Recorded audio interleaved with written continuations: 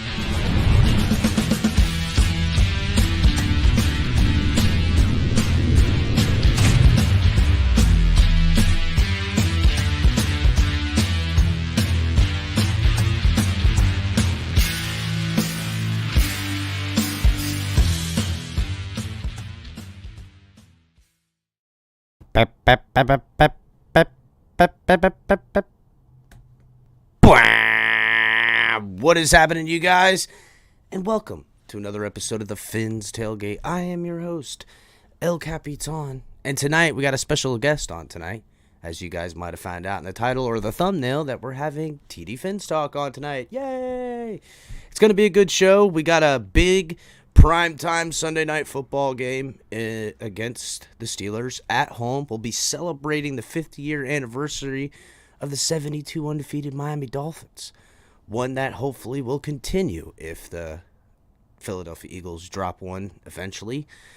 Going to be a good show. We're going to get into some of the details about that. Chitter chatter, pitter patter about some things. But before we do, guys, make sure on your way in, you guys are hitting the like button. Please help get the algorithm kicking. Make sure everybody's getting the notifications. And make sure everyone's checking out the content on the channel. Every week we do Tonk 7, which I'm going to get in touch with Tonk. He's still going through some tough. We might be switching it to Thursdays. That might work out a little better for him.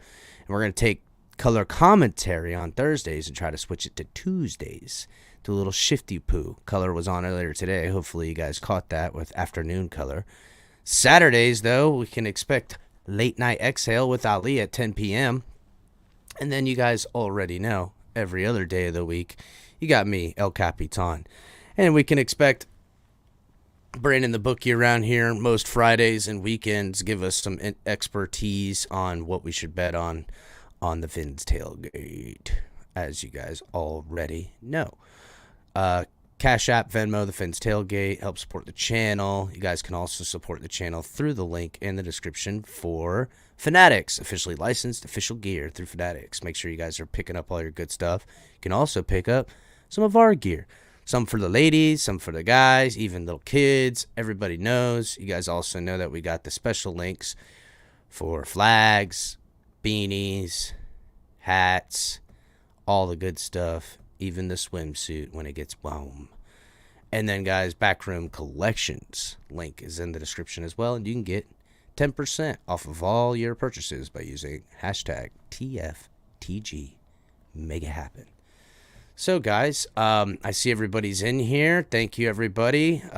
Carla was in here first, I believe. Upset that TD's here. I'm sorry, Carla. It's TD. We all love him. You can disagree. And sometimes his honesty is painful to the fans, but that's, is what it is. Color, Dylan, Bentley. What's happening? Everybody hit the like button. Dylan. Jersey Dolphin. Everybody. Miss Phins, how's it going? Ronnie. Everybody, make sure you guys are hitting the like button. Family in the house with Lewis and Bobby Supreme. Guys, be like Lewis and Bobby Supreme and become a member of the TFTG family by hitting the join button and supporting the show in that way. You can also support through donations, as you guys know. Everything. What's up, crypto in here? Bones, you right. Hit that like button. What's going on? New attitude. And I see you too, Bentley, creeping around in here. Cat for life. What's going on, everybody? Thanks, guys. If I missed you guys, I'm sorry. Adam, what's up? Guys, just hit the like button. Clement, what's happening? Glenn, watching over at Facebook. If you guys are watching on Facebook, Twitch, and Twitter, try to make the journey over here to YouTube, the Phins Tailgate, and hit the like button and subscribe here. So without any further ado, I'm going to go ahead and bring up TD and see how he is doing. What is up, TD? What's up, homie? How you feeling? I'm good, man. Thanks for finally coming by. It seems well long overdue before I hosted a show and had you come through. Just been, should have done it like 1,001 times by now. Just how it goes. You know what I'm saying? They told me y'all didn't want me over here, man. People like Carla told y'all not to have me, so I couldn't come. I know, Carla. Why'd you do that to us? I love you, Carla. So before we get into any Dolphin stuff, man, congratulations on the new addition to the family. Glad to hear the wifey's doing great. Baby, how's the baby life? I know you got a bunch of little squirts and everything like that, but having the new little bean around the house, how is it? She's great. She's actually right next to me sleeping right now. So if she wake up, she'll get an appearance with daddy. I'm doing daddy daycare. Nice. Special appearance. That'll be great. That's awesome, man. I no more for me, but I love babies, man. They're so awesome. Nice. I love babies. It's the greatest, man. I'm happy for you. Blessings to you and the family, of course. Thank you, let's get right into it, man. We got a big game on Sunday, and Tua's coming back. According to most of the fans, this is the end all be all. Tua's gonna come back. This is the difference in this Dolphins team. I hope they're right, because This game to me, now it's game 100 with having a record of 3-4, but it'll feel like it is officially off the rails, bro. It'll be a 4-game losing streak. As at this point now, we've been promised a victory, and it's almost been like this undertone of that. We held guys out to get healthy for when Tua comes back. It's almost like this tactical thing where we're going to drop games for later in the year. I don't like it, bro. It's a little too much.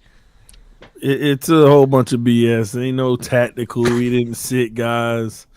At the end of the day, these guys are just banged up for real. But yeah, man, we've been promised this victory. I guarantee the victory, hopefully. We're gonna go out there. We're gonna rout them. I think we're gonna do real well. We're gonna put up some points. I mean, Pittsburgh is not a good team. They're not a good team. They don't have their number one pass rusher who wreaks havoc on anyone. The defense is still solid, but at the same token, they're not a good team. They're not a good offense. Our talent doubles theirs, in my opinion. Go out, do our job, win the game, whatever fashion that comes in. Let's get out of as head to the next week. We got 5 games straight that we should win all 5. Give the fan base enough to obsess and think, Tua back and we won 5 in a row. It's all because of him. And then after those 5, we'll see who it's because of. Then we'll be in the gauntlet that comes. Then it'll be everybody else's fault if we lose. That's right. After those 5. Yeah. Well, it ain't his fault. It ain't gonna be his. It'll be everybody else around him. Well, there is complete disparities of the team we had the first 3 weeks and the team we've had without Tua. Now we can, whatever. I mean, it's also, you got to think too, all those games, like especially the past 3, we go with a starting quarterback and then go down a quarterback and someone else has got to come in. And Mike McDaniel play calling has been very questionable at times. Now with talent off the offensive line, I don't know, man. I worry in a lot of ways. I've predicted a win. I think we're going to win 31 to what was it? 31-19, I think I predicted. 31-19, I think.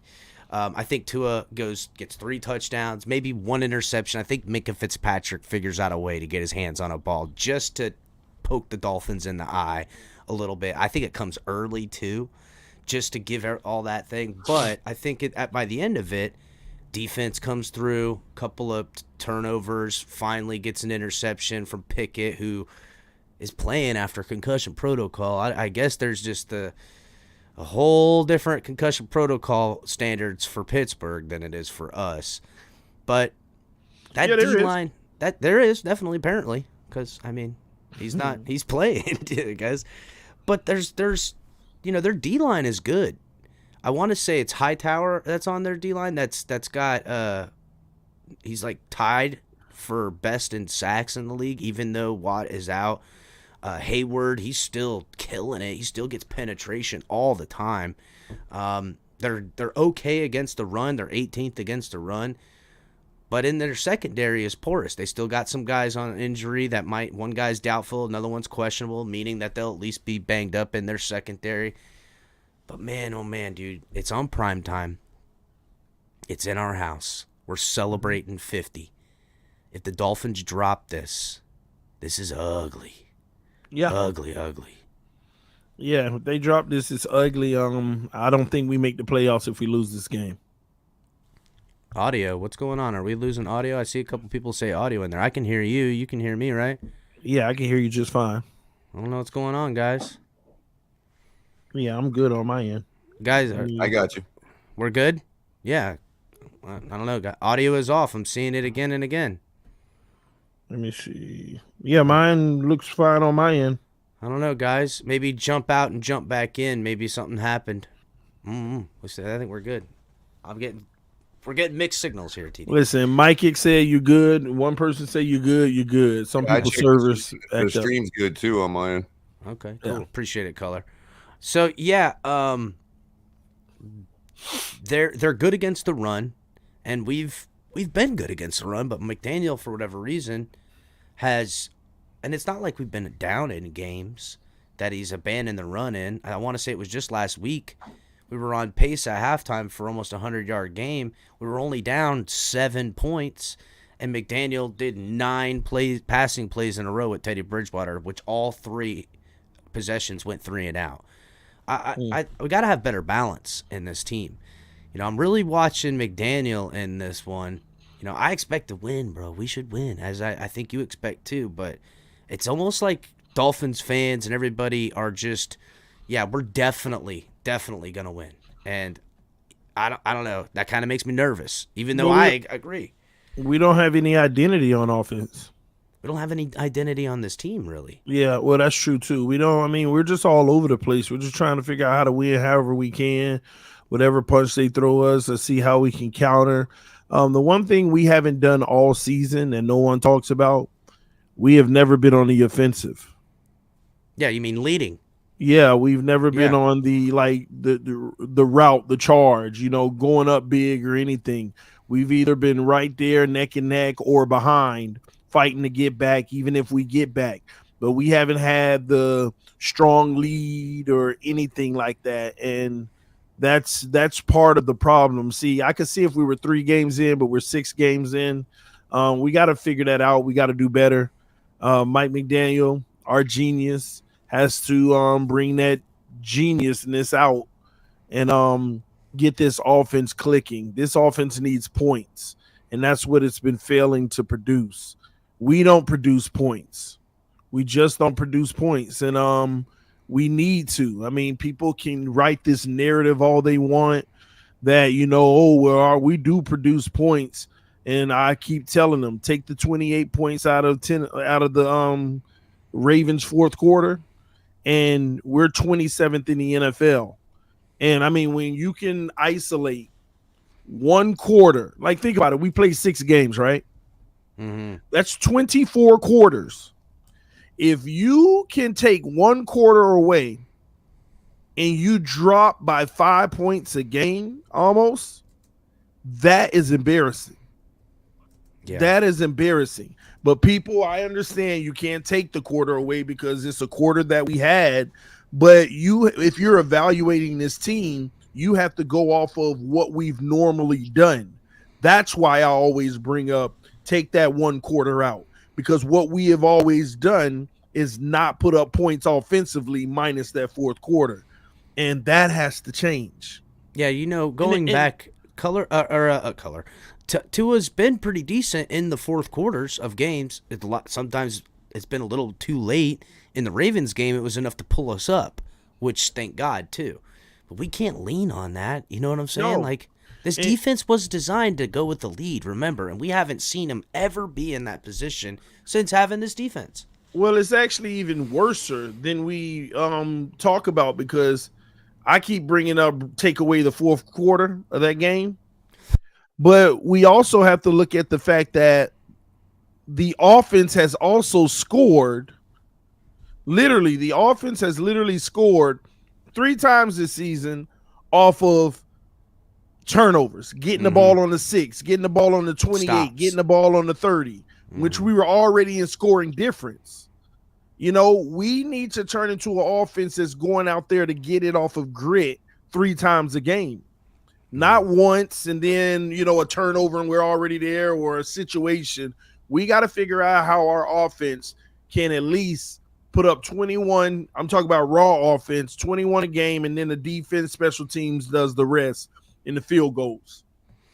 Yeah, Color actually, and he's going to hop up with it right now. I see he got it all ready. He actually broke it down and even kept in that fourth quarter from that. And you can see in the quarter, and 2 things are painfully clear. They come out in the game not implemented enough in their game plan leading up to the week as far as execution goes, and come out of the half still not implementing enough. They're able to make good in-game adjustments, you know, to see what's happening, make adjustments. They're doing decent in the second quarter, and they're doing great in the fourth quarter. And it's so odd. Now, I'd like to go back in the statistics and look where those kicks are being missed, what quarters, if they're missed in the first and third. We really could have a little something there.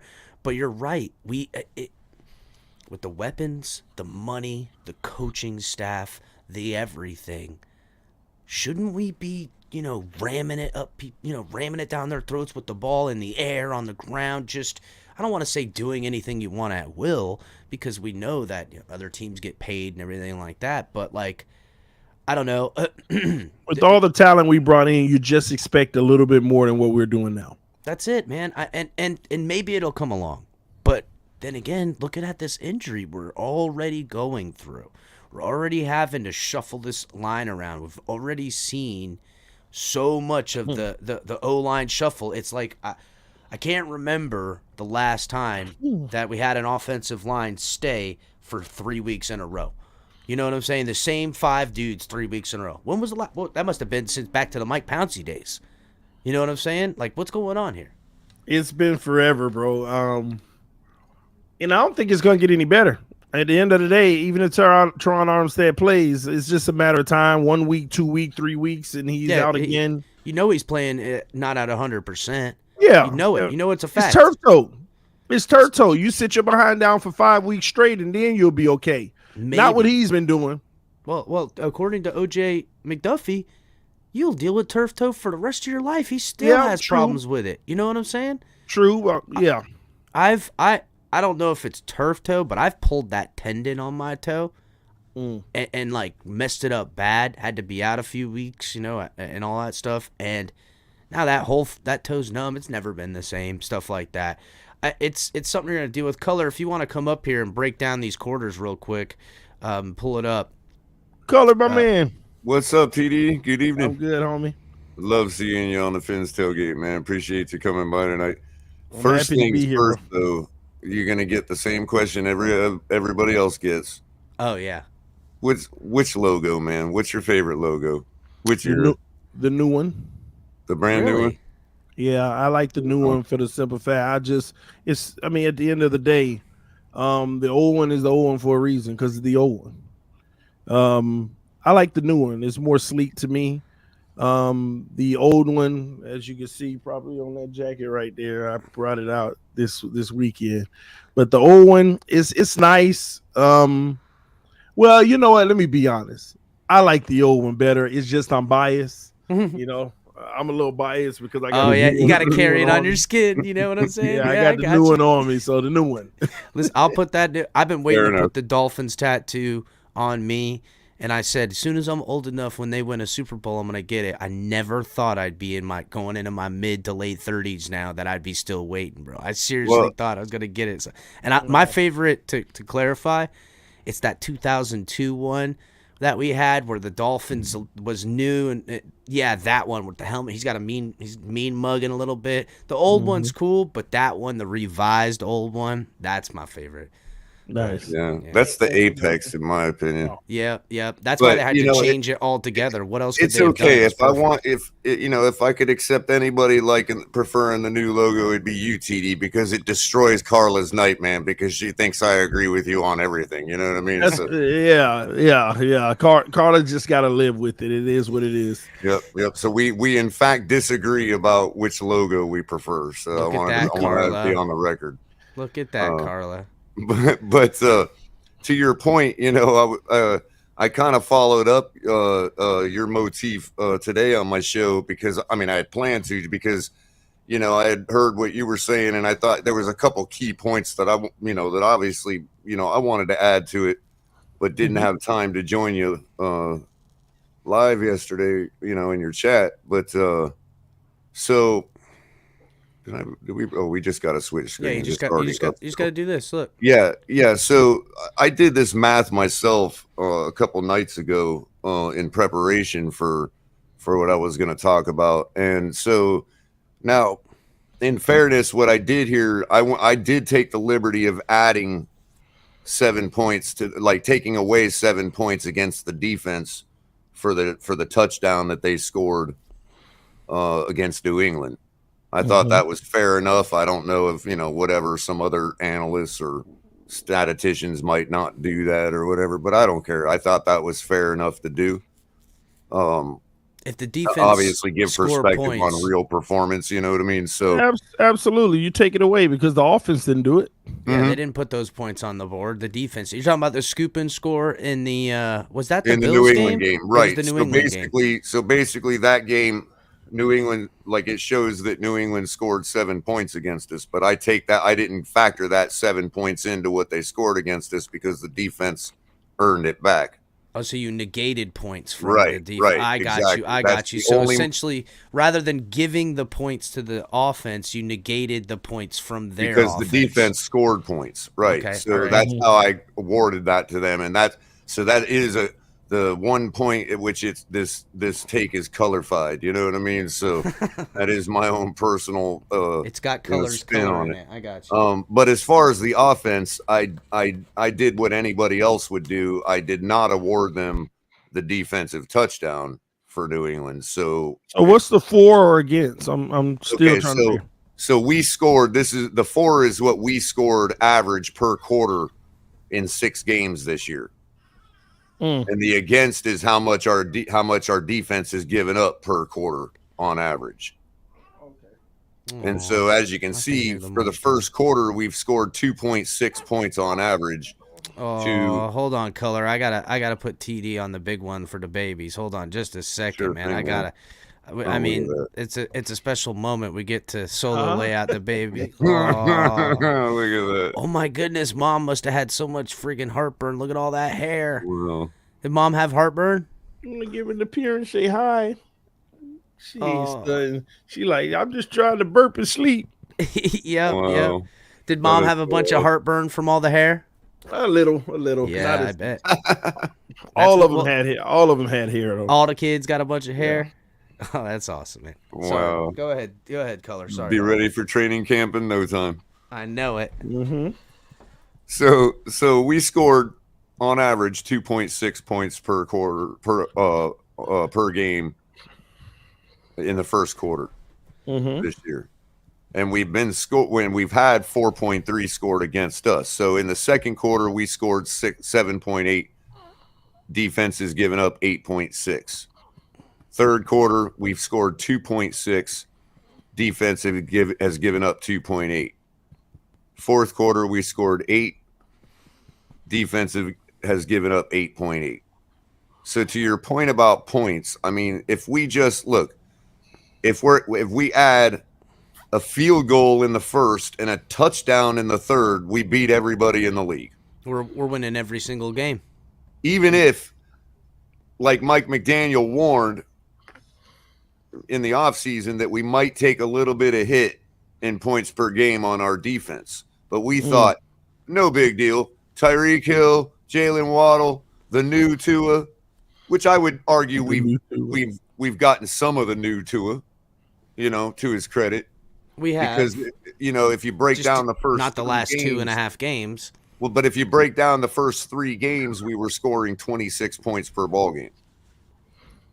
Now, I'm of the thought that's because everybody was healthy, offensive line, blah, blah, blah. But if they want to say it's because of Tua and Tua's back Sunday, then let her rip.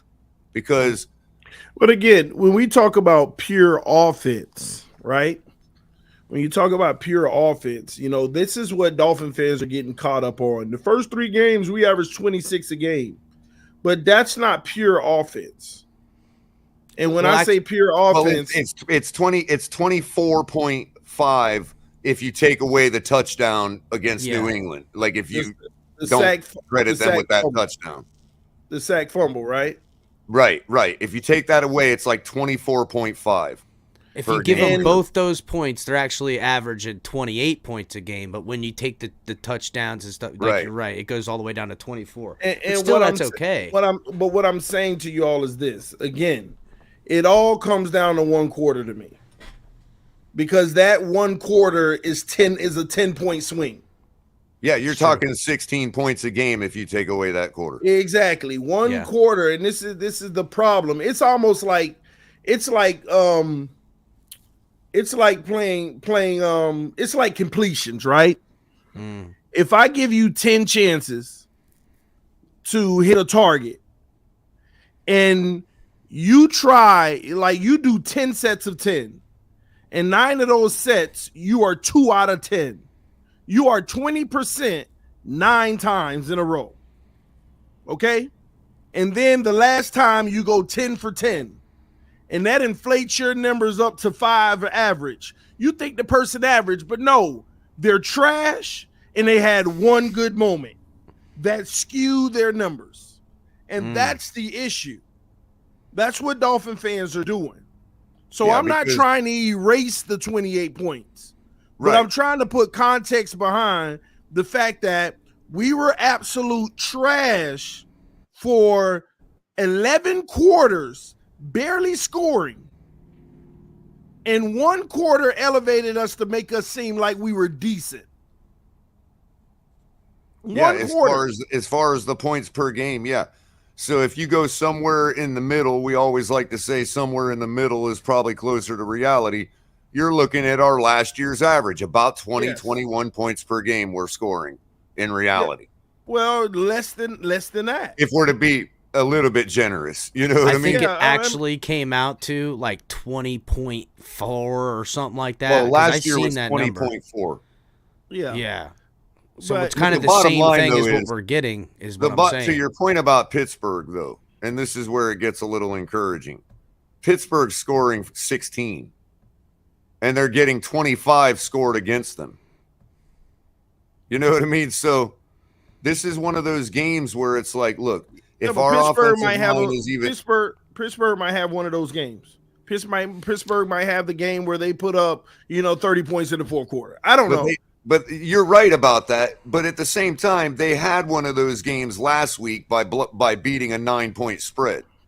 Yeah, they did. But but they still did that without offense. Not only that, it's hard. Did you see how terrible for any team? See how terrible friggin' Tom Brady looked in that game? Oh my God, bro!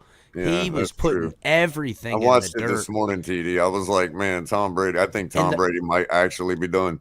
And the play call wasn't that great either. They kept forcing the run. He does that twice a year. Come on now. That's twice a year. You're going to start calling me Kellerman instead of Kellerman, like Max Kellerman. Brady's done every year. He says it every year. One year he'll finally be right. Listen, I say all that, but I'm starting Tom Brady in my fantasy this week. I'm looking for that Tom Brady bounce back. Well, I'm starting Tua. Yeah. I mean, I'm putting Tua in a couple lineups, so you'd be crazy not to. Oh, yeah, this should be the game he should do it, especially because they're ranked. My point, TD, is like all cylinders firing. This is a real chance to put a bad team to shame. Well, Pittsburgh's ranked 30th in against the pass.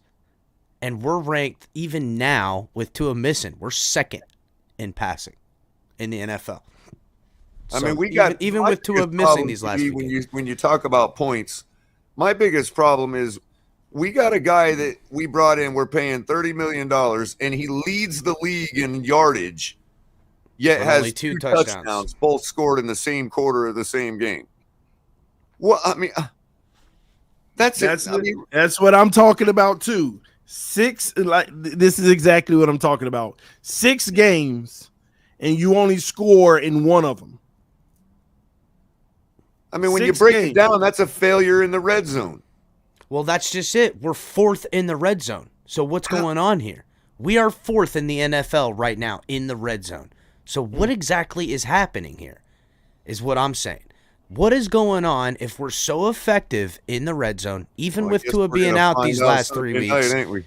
Even to me, and being we're 8th in yards and per game and stuff like that. We're still a top team. And when we had Tua the first 3 weeks, we were top 5 in all categories. I just checked. The line has now gone up to 7.5.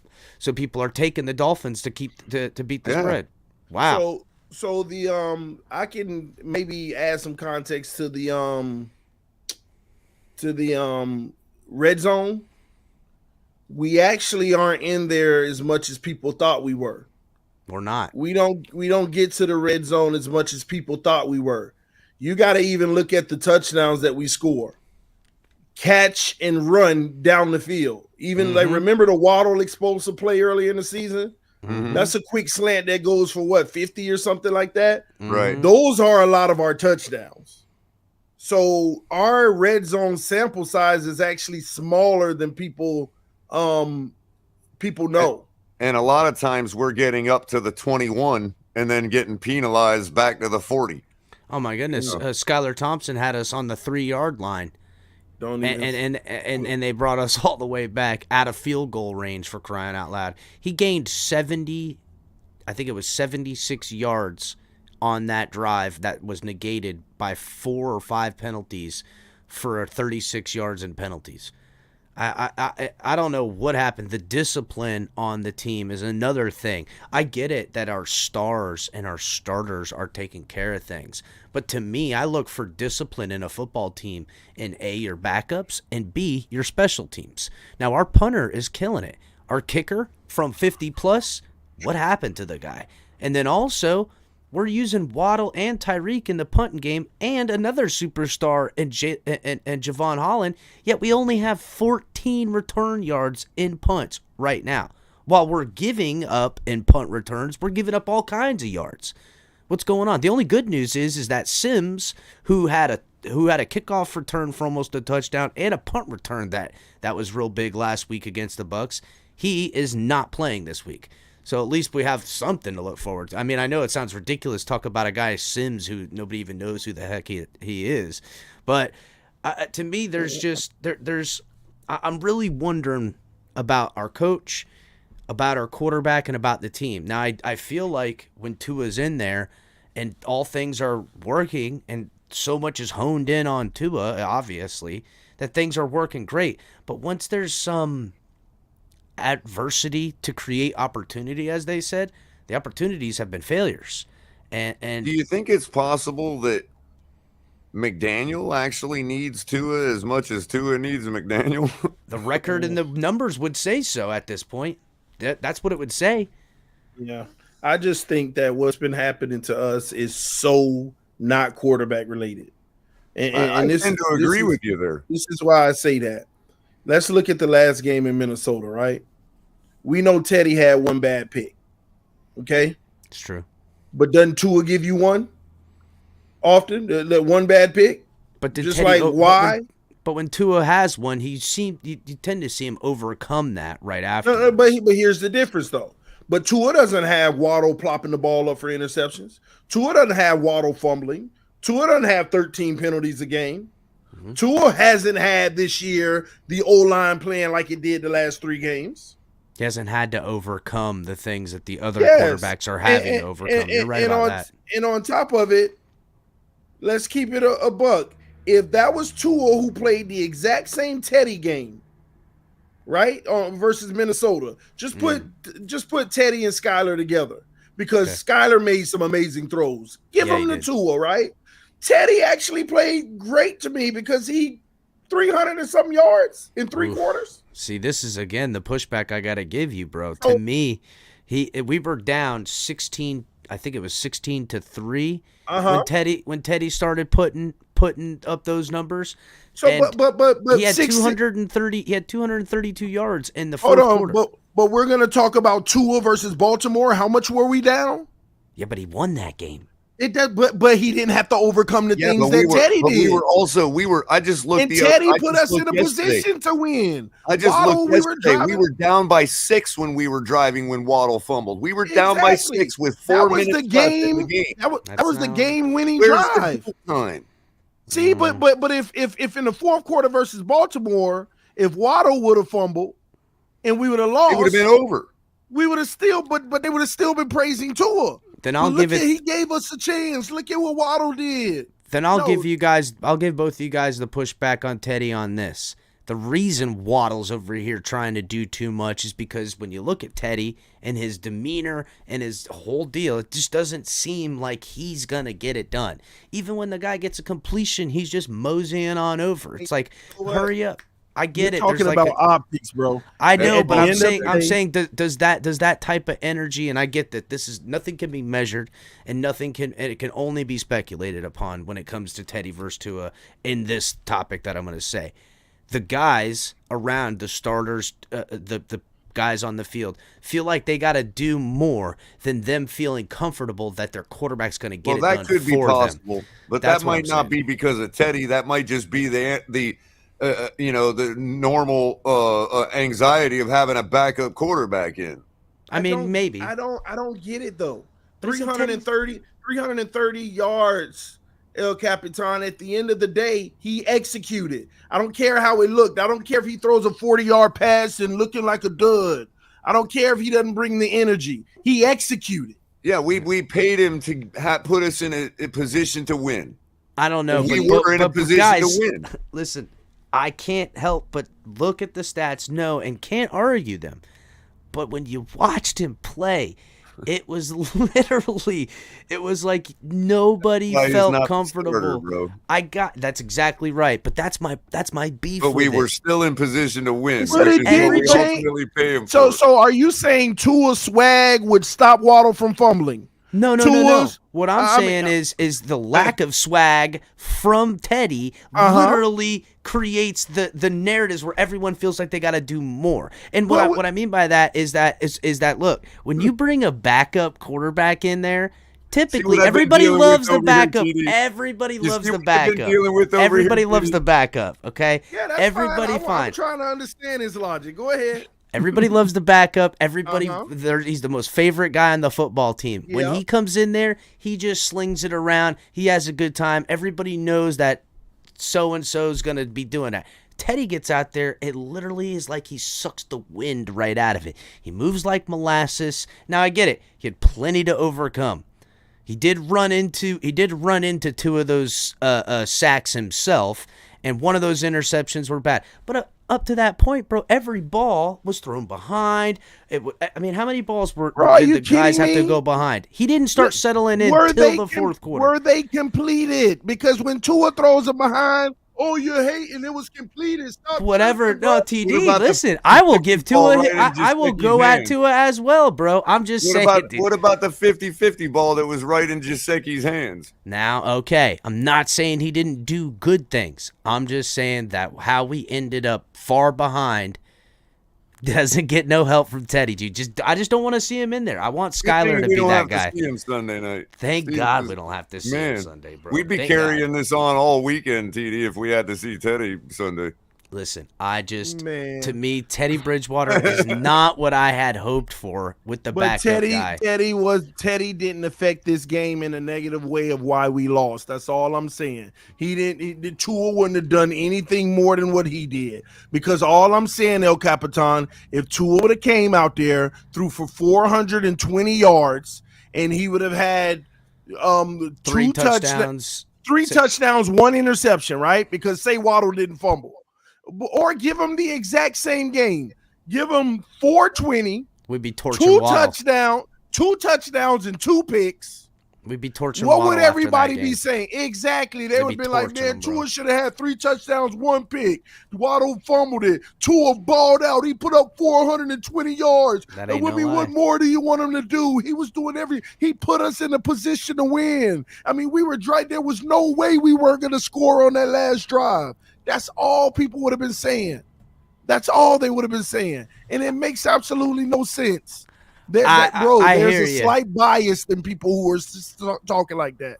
Teddy put up 330 yards in 3 quarters. And you know what? I hear you. I feel you. I'm being nice to say slight bias. I got you. No, Listen, don't I'm be nice sorry. around here. To me, ain't no being nice around he's here. got the baby.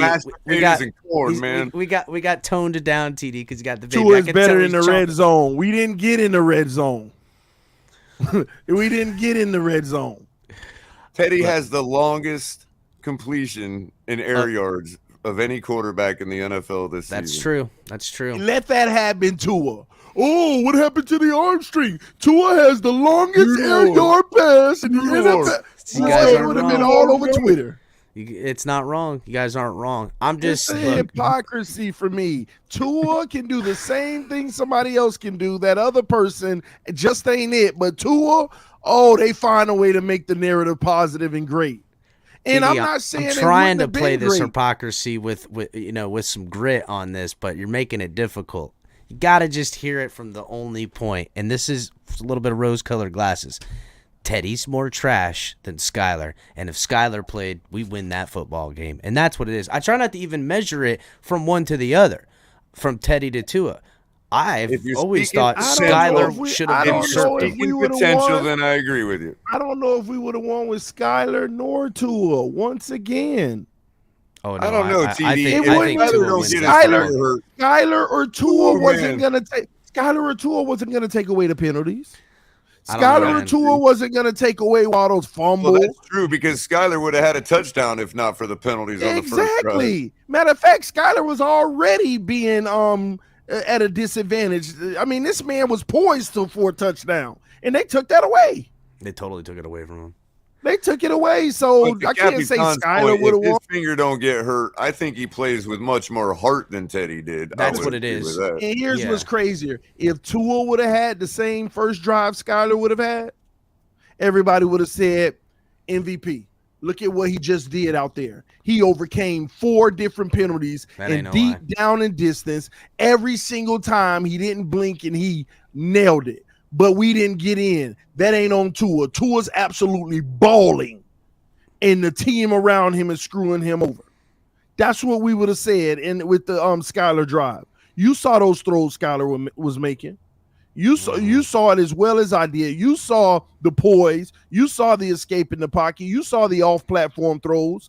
That's what we've been seeing all throughout camp, throughout the preseason. 3rd and 25. Every time the guy's taking the problem. field. He has checked the box every time. Everything that's more advancement of obstacle that's been put in front of him, he has checked the box all the way along the way. I think we'll see how his progression goes if these opportunities present himself, because he seems like the guy that's going to start seizing the heck out of him. If there's another one coming his way, he going to seize it. Go ahead, TD. And let me tell you another thing that Skylar did in his bad game, that Jets game, that nobody talks about, that Tua doesn't do. And Mike McDaniel talked about it, but I don't hear nobody in this community talking about it. Skylar Thompson, what did we do well against the Jets? The only thing we did well. Run the ball. We ran. Run the ball. Do you know why? Go watch the game. How many times did Skylar tap that helmet and communicate to the O-line and the receivers? Mike McDaniel said it himself. So much that those guys didn't know what he was saying because he had no practice and preparation. I saw all the miscues happen, not from him, from the adjustments from the players. No. Skylar Mike McDaniel said it in the press conference. They gave Skylar a lot of cover too, and he did such a great job identifying pre-snap and switching into a run. No, I'm talking about in his protections across the line, as you saw. There was obvious miscommunication in that way. But I'm talking about what people don't realize. These are passing plays dialed up. that a quarterback switches to a run because he knows based off of the defense, I got a better chance on this run. I could get more yardage on this run. See, a lot of quarterbacks don't do that. Dropping back in the end zone and taking a Sauce Gardner sack. Taking a sack or throwing a pick or trying to force it to Tyreek Hill in double coverage. That's something Skylar does, pre-snap reads and identification, that none of those quarterbacks on this roster does already. And Mike McDaniel praised it, but I ain't heard a soul mention what Mike McDaniel said. I don't know. He said, "Well, I mean, I like when Skylar takes he sees everyone's downfield and covering, and he looks at some backs and he turns upfield and runs. And he got some wheels on him, bro. That kid is as advertised. What I saw in college for his speed running the ball, he has it. It's a shame he hurt his finger, man. It really is. He wasn't supposed to play this year. He's being groomed for the future, and people are going to see that in 2 years. And at the end of the day, another thing that Mike McDaniel said that was 100% correct about Skylar that nobody wants to talk about, just like Tua, you got a guy who's open 25 yards down the field, and it's like you're supposed to be in bed. It's like a 25-yard opportunity, right? Mm-hmm. And you got a 6-yard opportunity underneath. Mike McDaniel said he will always take advantage of the harder play. And that's what he loves about him, because it could be made. And that's where you don't check down if that tough play is there, but it could be made. And he's going to always pull a trigger for the bigger opportunity. Which he showed in college. I do appreciate that from him. And it showed in the other games that when he did, going back to the Jets game in particularly, where he got the pass interference penalties downfield. And those are the type of shots that I think, first of all, a lot of times you got to train young guys to take those shots. Typically, they don't come in willing to push it down there a lot. That's one of the as advertised things I love the most about Skylar. But going back to what you said, if Tua would have won this game or not last week, I don't know, just because of how he performs in the fourth quarter and how we've looked these past few games going into the fourth quarter, I think we pull out in these last three. I think we pull out at least 2 of them. I don't think we lose to the Jets. I don't think we lose to Cincinnati. In the third quarter, and that could have made the difference in the game last week. I don't think we lose against Cincinnati. Then again, after halftime when Tua was injured, they came out extra strong. That wouldn't have happened, I don't think. And then the Jets just, they took advantage in the fourth quarter when it was too little too late for the Dolphins. And last week, I don't know, the team just, it was such a bad offensive line. You're right. I can't blame everything on him. The offensive line was so terrible last week. So, TD, in the Jets game, have you figured out an explanation for your own self as to why we have a rookie tight end in a crucial situation, in a crucial drive where we haven't even taken the lead yet? I know why, but go ahead, TD. Instead of the guy that, talking about the Jets game when Connor came in there. Be able to catch the ball because that's all he can do as a tight end is catch the ball. Tanner Connor came in. Because last year you knew if Gesicki was in the game, we were going to throw the ball. So now they remember McGenius, right? I think that they do, because I've been watching Gesicki and his how they use him. A lot of passing plays, he's not on the field. He's on the field sometimes in run plays more than pass plays, because they don't want to tilt their hand. They want you to guess what they're doing, especially when they need it. And that play where the tight end dropped that ball, you see he was open, right? Mm-hmm. He had a huge opportunity. Yeah. And you don't think Gesicki's reach would have given him the ability to get enough separation? Yeah, but he wouldn't have been open. The defense would have honed in more. But who else would that have left open though? In other words, the throw could have been. Well, it just depends. But at the same token, Color, at the end of the day, that guy's still supposed to make the catch. Yeah, well, that's true. They all get paid to do it. I think the reason we saw Tanner Connor come in for that passing play is because that's how far down into the play sheet they had to go, that they're looking for any plays that Skylar Thompson ran with someone to call, and Tanner Connor on this play is something that they know he's actually done in practice that they've done. that's a fair argument. That's what I thought when I saw Tanner Connor's number be called. Same thing with how the play calling went in the Jets game. They were literally, calling trick plays. They called like 5 different trick plays in that game. So I guess the real question is, just think about it. Just think would about it it have real been any quick. Hold on, different with Tua under center? Hold on. Just think about it real quick. When you bring a backup or third string quarterback into a game, typically you're down to your nitty gritty and you're only going to run a trick play to try to get in anyhow. So that's how we find ourselves in the beginning of the fourth quarter and late in the third quarter running trick plays with this guy.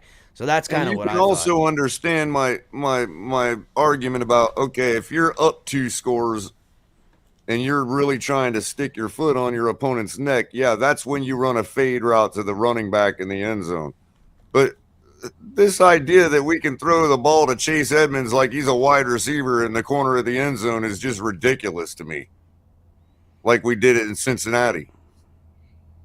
I don't know. Little stuff like that, TD, is what bugs the heck out of me when I'm watching a game. I'm like, we got 9 guys on the field that are paid to catch that football.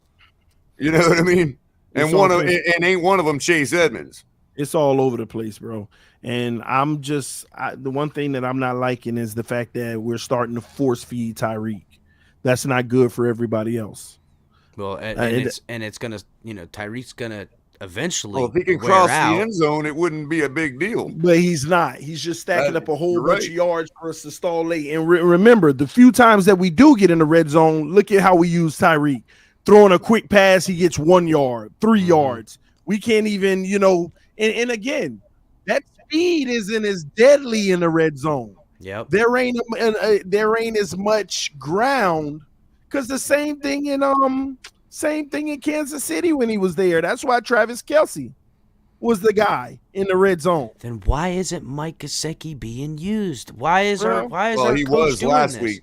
He was last week. Finally, I mean, look. For one of his 3 touchdowns on the whole season. Is this the week, finally, this game on primetime, which would be amazing too, because it would show the world their defense coming gives out party. 25 points a game. No, that this team plays complementary football, that everybody on all sides of the ball, kicker included, and punt return included, fires on all cylinders. Because to me, if this team, I think so too, man. This would be one of our most impressive wins. But again, it doesn't impress me because we're playing Pittsburgh. Well, that's true, GD, but it has to be done. It's true, but it has to be done at some point. Yeah, it's going to be done. It's going to be done. We have to show we can do it to this type of team. It's going to be done. It's going to be done. Buffalo beat them like 30-something to 3. It's going to be done, bro. But I want to see us do it to teams like Cleveland. I want to see us do it to teams. I want to see us do it to teams like New England. You see what I'm saying? Sure, absolutely. I want to see us do it to Buffalo when we go against them again. Sure, I wish it would have got done to the Jets like we should have. 49ers. But we haven't even proven we can do it against a team like this. I don't know. That 49ers team is looking pretty deadly. They added Christian McCaffrey. They're selling all the way out to try to win this year. They don't have any picks next year. Any. And that's that's why we got to win 5 in a row. That's why it's getting scary. If we don't win 5 in a row, you look at the back end of the schedule, man. Yes. Man. The Packers, who knows what kind of Packers team we'll see when we get there.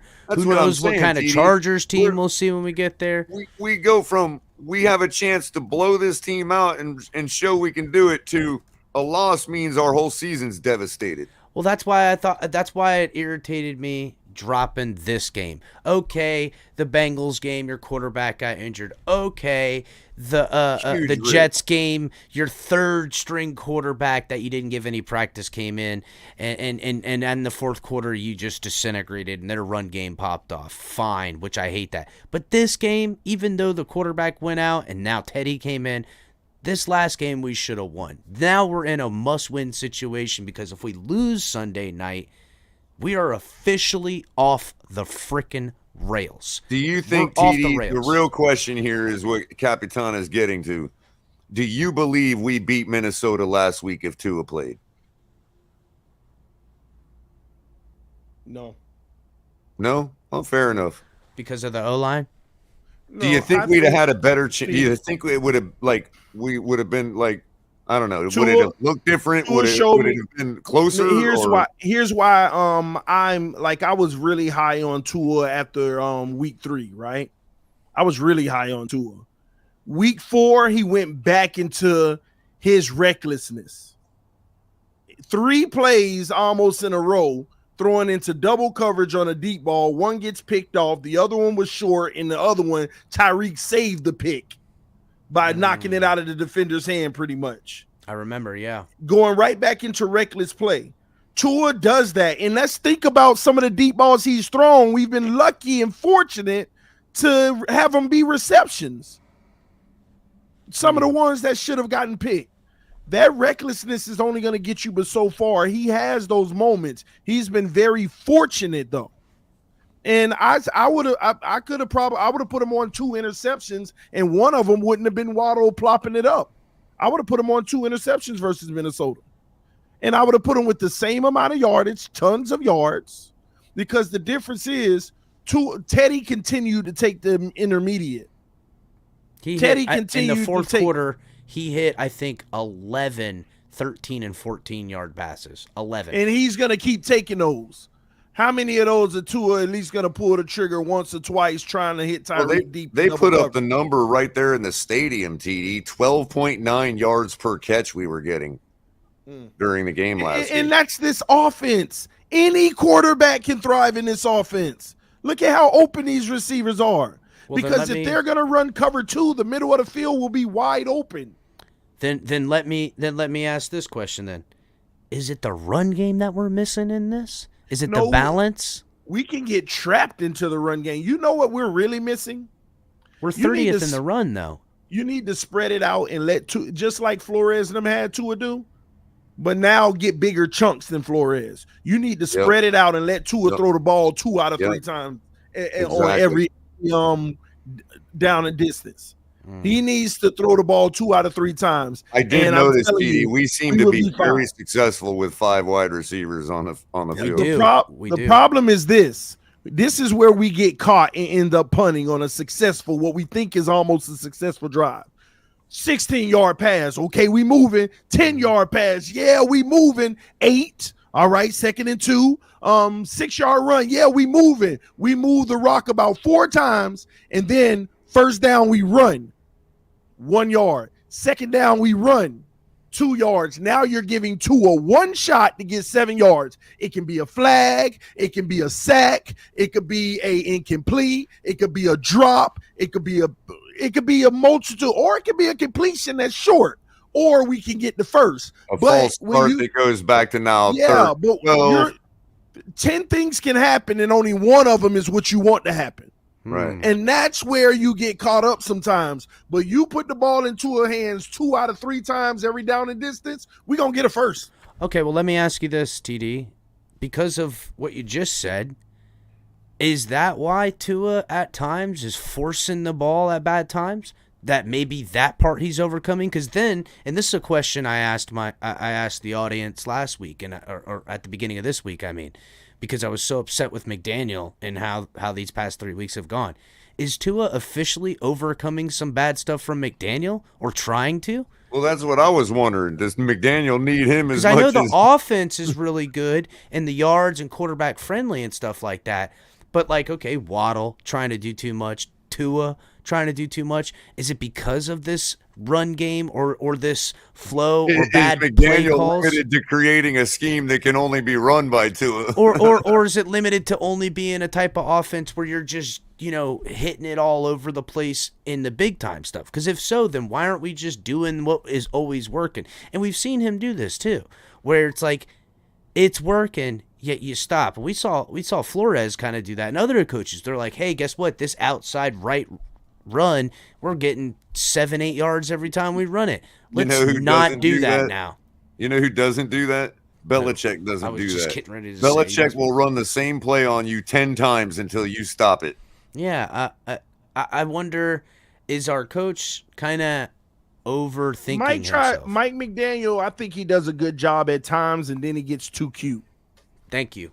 That's a good word, man. We've used He that gets one too around cute. Use here. that too. He's getting too cute at Look, times. these are all things he can fit. I mean, I believe he can we fit. got to be honest, y'all. Look at the first 3 games. How many times we went forward on fourth down, And even in our own territory, and it went our way. Now you're doing this fake punt stuff. Now you're going for it. Now certain things ain't going your way. Yeah. But I don't like sometimes you just got to be sound. I understand giving your team confidence, but sometimes, man, don't let that come back to bite you.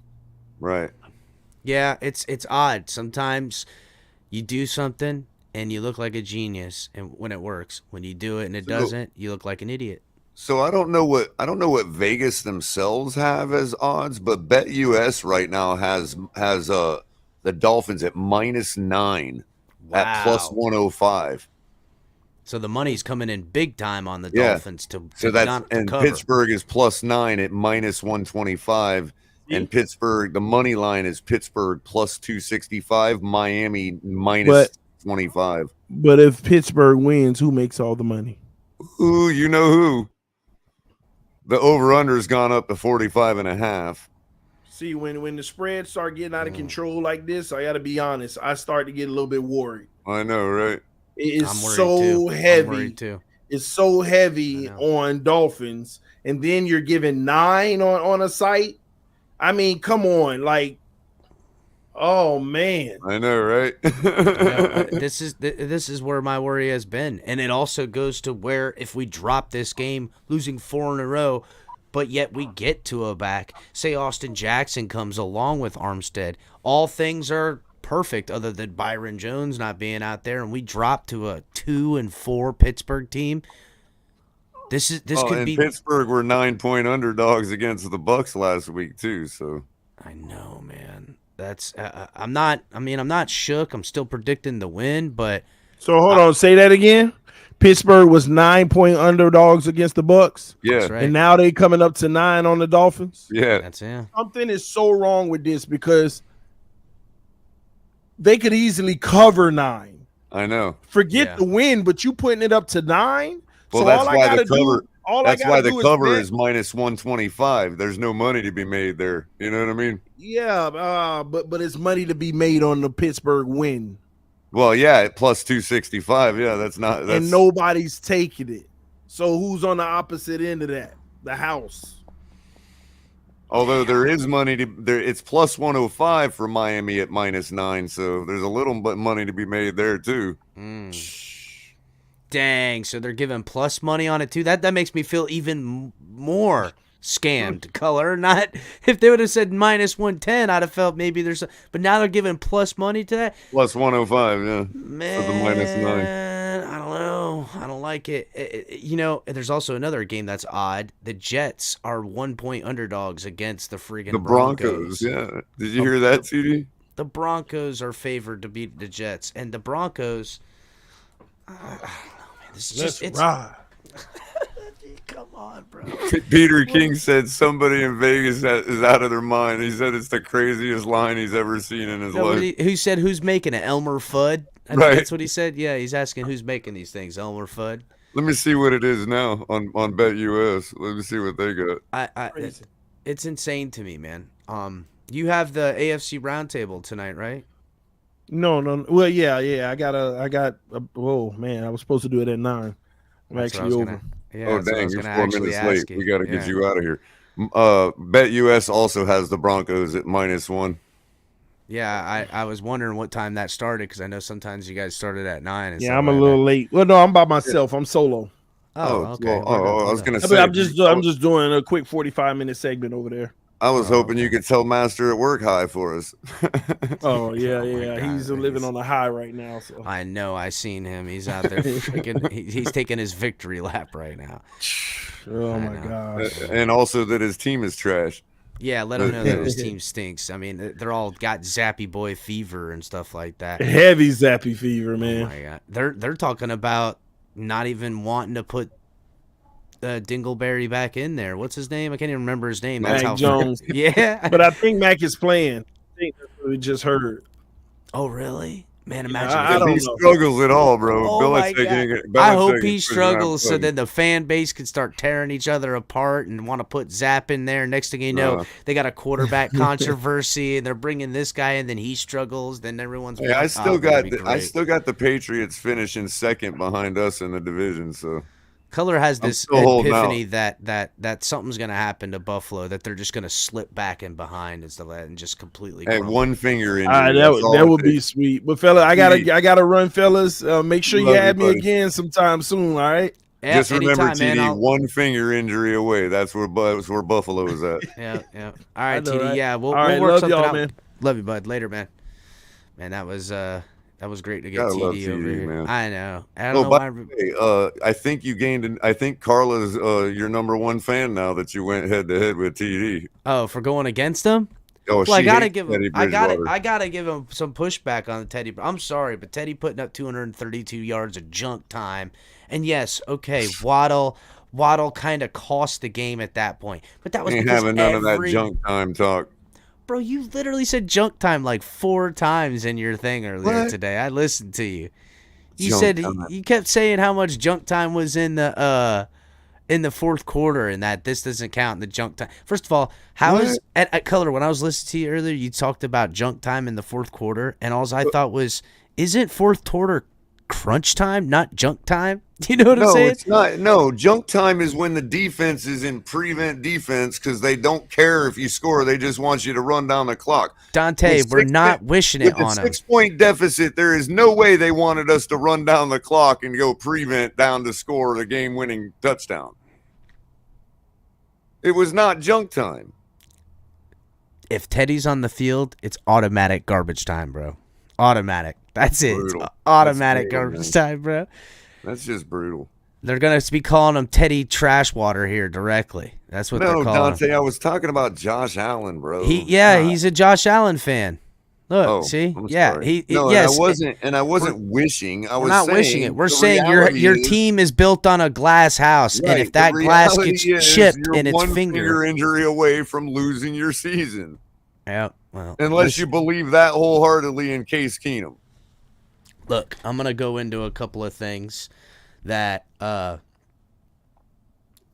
matchup stuff against the Steelers. I'm also gonna go into a couple of offensive things that we need to have happen, as well as some defensive things we have to have happen. I'm probably even going to make a little short clip of it at one point in time. Maybe I'll just do a little short and blah, blah, blah, blah, blah, blah, blah, blah, blah, blah, blah.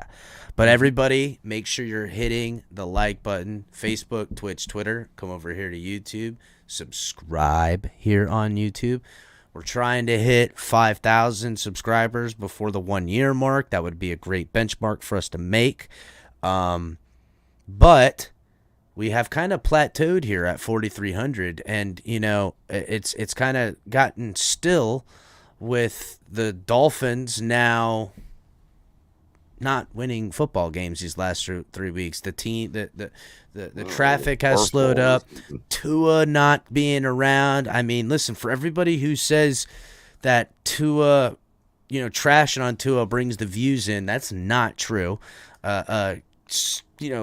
Kissing Tua's balls brings the views in, I will say that. And there's plenty of people all over that will get absolutely viral for just making a kiss Tua's butthole fucking video.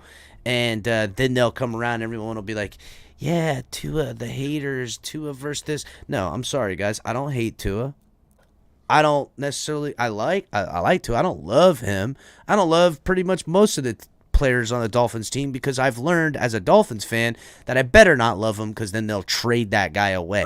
So that's where that comes. I don't know him enough to like him or hate him. He could be a complete asshole for all we know. But he could be the nicest guy on the planet. I don't know. I don't know the guy. Colin getting his shoeies ready. Yeah, guys. Anybody who has some extra shoes, preferably a pair of what we need sent to the Phins tailgate. We need a nice high heel shoe that I can get to Colin. Colin lives within an hour to me, so if I can get a nice used high heel shoe so he can start taking the shoeies for victory with his brother, That would be What are you great, trying to Colin. give Colin a high heel shoe for? Because it's just, I mean, I don't know. It just seems right. Weird. Well, you're taking a shoey out of something. It might as well be a nice high heel or a stiletto or something like that, you know? Right. Rather than some dude's old shoe. At least it's kind of elegant. I don't know, man. Yeah, and DTA Killer. Yeah, guys, like, share, subscribe. So, okay. You make it a football cleat. Oh, I kind of like that. I like the ambiance of it. Maybe we can get a pair of Dolphins football cleats and just make it happen. I seen somebody bedazzled or bejeweled or whatever the hell they call it, some high heels and Dolphin stuff, and I saw those and I was like, damn, I need that to get to Colin. I thought about you, Colin, when I saw him. I said, wow, that would be a perfect shoey to come out of. So I'm glad you got in the chat. Okay, so guys.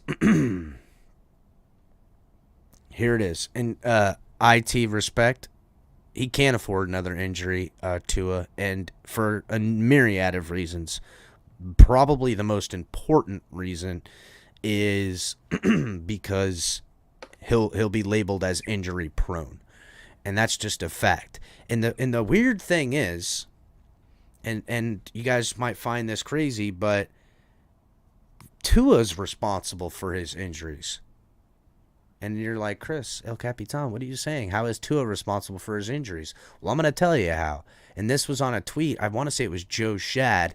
But other than the Buffalo Bills injury where he broke some ribs or fractured some ribs, and it was kind of a dirty hit. Not necessarily the hit was dirty, but drilling him into the ground was kind of dirty by AJ Epinesa. But I digress. His major injuries going back to college and now have all come when he's held the ball too long. And here's what I have. When he took his first ankle injury, he held it for just under 4 seconds, which was 3.89. When he injured his second ankle injury, which was even worse, he held it for just over 4.5 seconds at 4.55 seconds. And then the last two injuries he had that were major, the hip injury, he held it for 5 seconds. That was in college. And then this latest injury from the Cincinnati game where he got, body slammed, he held the ball for 5 seconds then too. Now I get it, and I also don't mind it so much because he's trying to make plays, and I kind of like that.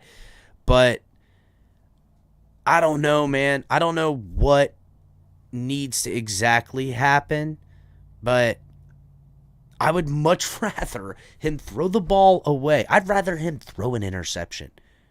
And that's crazy. Than take a hit that's so brutal when a 300-plus pound dude can get him and slam him to the ground. Because I'm sorry. It's my quarterback. I'm sorry, but that's my quarterback. No, the reality is that the kid can't withstand those types of hits. Now, I'm not saying he can't withstand quarterback hits, because he obviously can in the pocket, getting tackled, getting sacked, so on and so forth. But being just freaking manhandled and slammed to the ground, or getting two of them just straight on his ass, where he got his hip injury, I just avoid them. And then they're easier to avoid rather than anything else. And the one thing he needs to do to avoid them is throw the ball away. Live to fight another down. That's how friggin' Drew Brees, what's his name? Steve Young, even now Tom Brady, obviously, how all these guys are playing later in their career, in their late 30s, early 40s, playing football, is because they get rid of the football. And that's really what's got to happen. He's got to go ahead, and it's odd because it's the one piece of friggin' evidence, or not evidence, it's the one piece of, what's the word I'm looking for? The one thing that Nick Saban said in negative about him was that he tries to make plays when he should just throw the ball away. And it's cost him, and it's gonna cost him his career if he's not careful. And that's kind of where it's at. I don't want to harp on it too much because honestly, I don't begrudge him for trying to make plays. I just wish that he wasn't getting injured on those plays, but because he is, stop it. That's all. Just stop. Don't. We as a fan base, as a team, as a community, will forgive you for not making big plays if you throw the football away, because I would rather take those maybe big plays you'll get holding on to it 5 seconds or whatever versus to you maybe getting injured. And to me, he's one of those big play try injuries away from becoming injury prone. And damn, dude, if he takes another concussion, I guarantee that's it. He's probably out for the rest of the season. And who's to say also, if he takes that concussion, whether he comes back, say, next year or later this year, that the NFL won't be all over him and us for that matter. They've already shown that they're willing to. Who's to say they won't do it this weekend? Look, Pittsburgh has a hard time scoring. Our defense can get you the ball back. Don't push it. Just get rid of the ball. Color, to me, this game, Tua will get 3 touchdowns, no problem. Just doing him. Not just doing regular what this offense can do. The defense, because the offense can move the ball with Tua and without him for that matter. Right. The defense can do something here. Color, their offense, the Steelers' offense, is ranked 30th in points, 29th in yards, 25th in passing, 28th in the run. Our defense is, well, it's not that great, honestly. It's 27th in points allowed. It's 23rd in yards, 25th in passing, and 11th against run. The problem is we can get the ball back. The problem is those numbers are highly skewed against the defense because of the lack of time of possession at times, lack of execution from the offense. Josh Allen and Lamar Jackson. Well, Josh Allen didn't put up those points, honestly. But no, yes, but he put up a lot of yards and running. Yes, you're right. But against the run, which has been our biggest bane of our existence, we're 11th against the run right now, which is crazy. The Steelers' defense in their back end hasn't been that good. They're 23rd in points. They're 29th in passing yards allowed. They're 30th, or excuse me, they're 29th in yards allowed. They're 30th against passing yards. Now, they are 18th against the run, but that ain't that great. Right. And Capitan, let me illustrate it this way. If it wasn't for expecting Tua to throw the ball away a little more, I'd have us scoring 50 points. That's it. I think that there's too many mistakes. We're going to have that much opportunity Sunday because I think you give being that bad. You give Pittsburgh and any team for that matter more opportunities when you take those chances and you give more opportunity to or more of a propensity for injury against my quarterback. Let Morstead throw your interceptions, for lack of a better description. You know what I mean? Yeah, let's just leave it. Just let him go. I would rather live to fight another down because the execution in this offense that Mike McDaniel did bring here, it will work. Just give it time. I wish it would work earlier and more often, especially in the fourth quarter. That, to me, is the key on offense and defense. Coming out in the first quarter in football games, firing fast. If this team can start getting it together and coming out fast, that's the key. We would literally beat every football team. If we could come out and score a touchdown on that first drive, and then, before we're out of the first quarter, put more points on the board, whether it's a touchdown or a field goal. If we score 10 or 14 points in every first quarter, we will win every game we score 10 or more points in that first quarter. There's nobody on earth as a football team currently constructed against Dolphins that can come back from that type of deficit. Our defense will tee off on you. Our offense can keep up with you. And that is it. That's it. We need this to happen. It's got to. And I need. There's a couple of things I put on here. Has there been any new news on the injury report?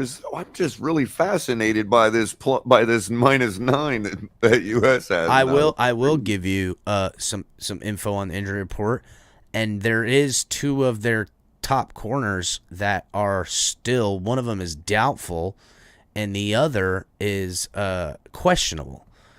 Let me read it here to you. So their wide receiver and special teams guy, who I told you guys already, Steve Sims, he's out. He didn't practice all week, and they've ruled him out. Now, last week, he had a huge kickoff return that almost took it to the house, put him right in the red zone, and they scored on it.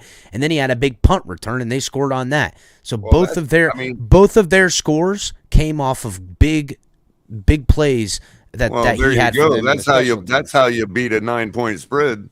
Mm-hmm.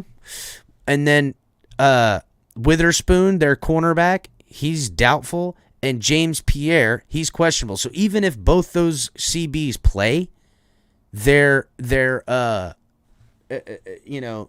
still going to have to go against some of the best wide receivers in the NFL. Yeah, and then also this is like going against Philadelphia's third team, like in camp, man. And then also, Color, they've gotten back Levi Wallace and Cam Sutton, both cornerbacks, one coming back from a concussion and Levi Wallace, and Cam Sutton, he's coming back from a hamstring injury.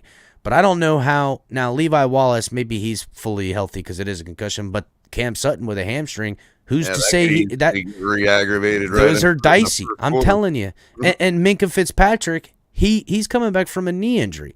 These guys, it's not like, look, they asked their back end of their defense to do a lot, and they asked their front end to do a lot. Their linebackers, are where taken out by taking the top off of him. He's not as fast as our guys, so I ain't. That's true, but they can get pressure just bringing 4.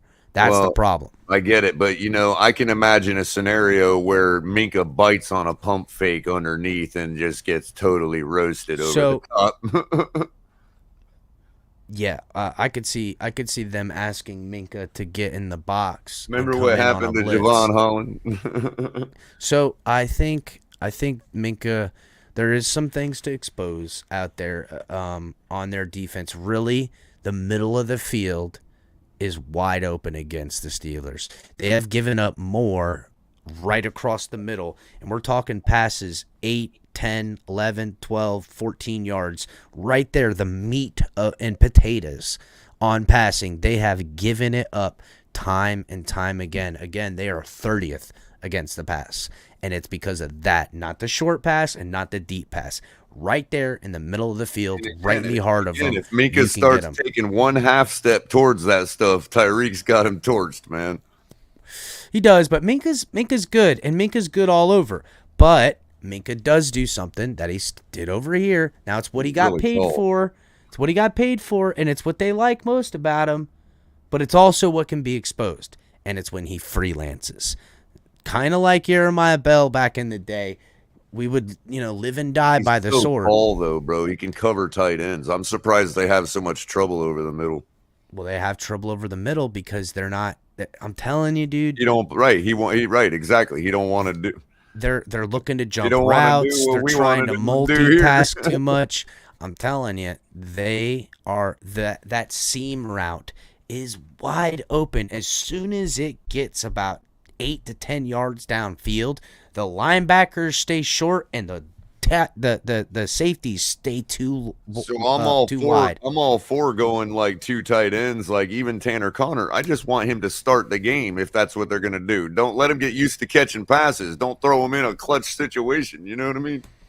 Yeah, I get it. He'll probably be fine. I didn't mean to put it on the kid for dropping the ball. I just think it was a bad personnel decision. I don't think it was Tanner Conner, like, hey, he's a rookie. But I'd like to see him getting more involved, like from the start of the game. Now, there is something, and I wanted to ask TD about this, but we'll get him back on. He runs real sloppy, which can really gain a lot of yardage in a short period of time, like Gronkowski, man. You know what I mean? This was something I wanted to mention to TD, but we'll get him on next time to talk about this. I'm wondering, okay. Kind of in these last 2 games without Tua, and especially the last game where it seemed like they kind of just accepted that they were going to lose in some ways. I know, Carlo agrees with me on it. It just seems like they were like, hey, Tua's not playing. Let's get these other guys some reps. Let's rest the guys that need it. That's a risk. That's a risky. It is a risk, but it only puts us at 500. But to me, it's a high risk because to me, you can't drop more than 3 more games this year before you're in. Bro, if that ends up working out, let's say we go 14-3. I will fucking Mike McDaniel. I mean, they will be making memes. I don't think they have enough computer screen space to cover Dolphins YouTube. Dolphins YouTube, Dolphins Twitter, Dolphins Facebook, Dolphins Twitch will crash the friggin' internet. It'll crash them. It will crash. Oh, we got Ali in the back. Let's bring Ali up. Here it is. Ali, what's up, homie? Dragon. Dang, I love the new hat, bro. It's not new to me. I just knew on the show. Yeah. Oh man, it's fire. It's kind of like mine, but yours looks. It's got like a little tint. Ooh, that's fire. Y'all kids didn't even get that, man. Like, look with the cat. When was the last time somebody used that? So, I was saying a couple of things that I'm looking forward to or looking to see, or that we need to see out of this team. I want to see Noah. I want to see Noah on defense. I want to see him playing press man. I don't want him to see him off man. I think he does better close to the guy, knocking them off their routes, playing sticky football. When he has to make me throw up. When he has to make up ground and then find the football, it's a liability. But when he's on the guy, disrupting their routes, and he is a little handsy, but he hasn't been getting flagged, at least not so much. I want to see him do that. Also, what does this defense do for Najee Harris? Now, I've noticed that Najee Harris, and in the run game on offense, they're 28th in run. But Najee Harris in the fourth quarter has been pretty good. He's been pretty good. They stick with it, and he's just as strong in the fourth quarter as he is in the first. We gotta. If we are out enough on points on them, we take that away. We take that away. Another thing from the defense that I want to see, and I believe it's gonna happen, we get another interception. We haven't had one since week 1. I think this is the day. This is the time we got to get it. We are -7 in the turnover differential. We have got to get that back on defense. These are some key parts of the defense. We had the scoop and score on the forced fumble. Color, are you sure it was the Patriots game? Yeah, it was. Okay, It was. okay. What's his name? Yeah, happened right. It was happened, Ingram. Melvin Ingram. Yeah, Melvin Ingram. Happened Okay. about 20 yards away from me. Full view. Yeah. Okay, all right.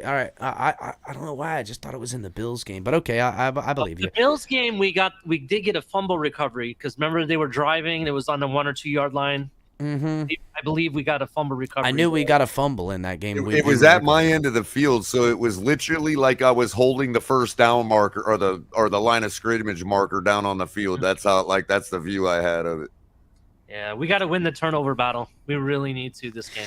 Pete says Ross should trade for Flores if we lose and fire Greer and McDougal.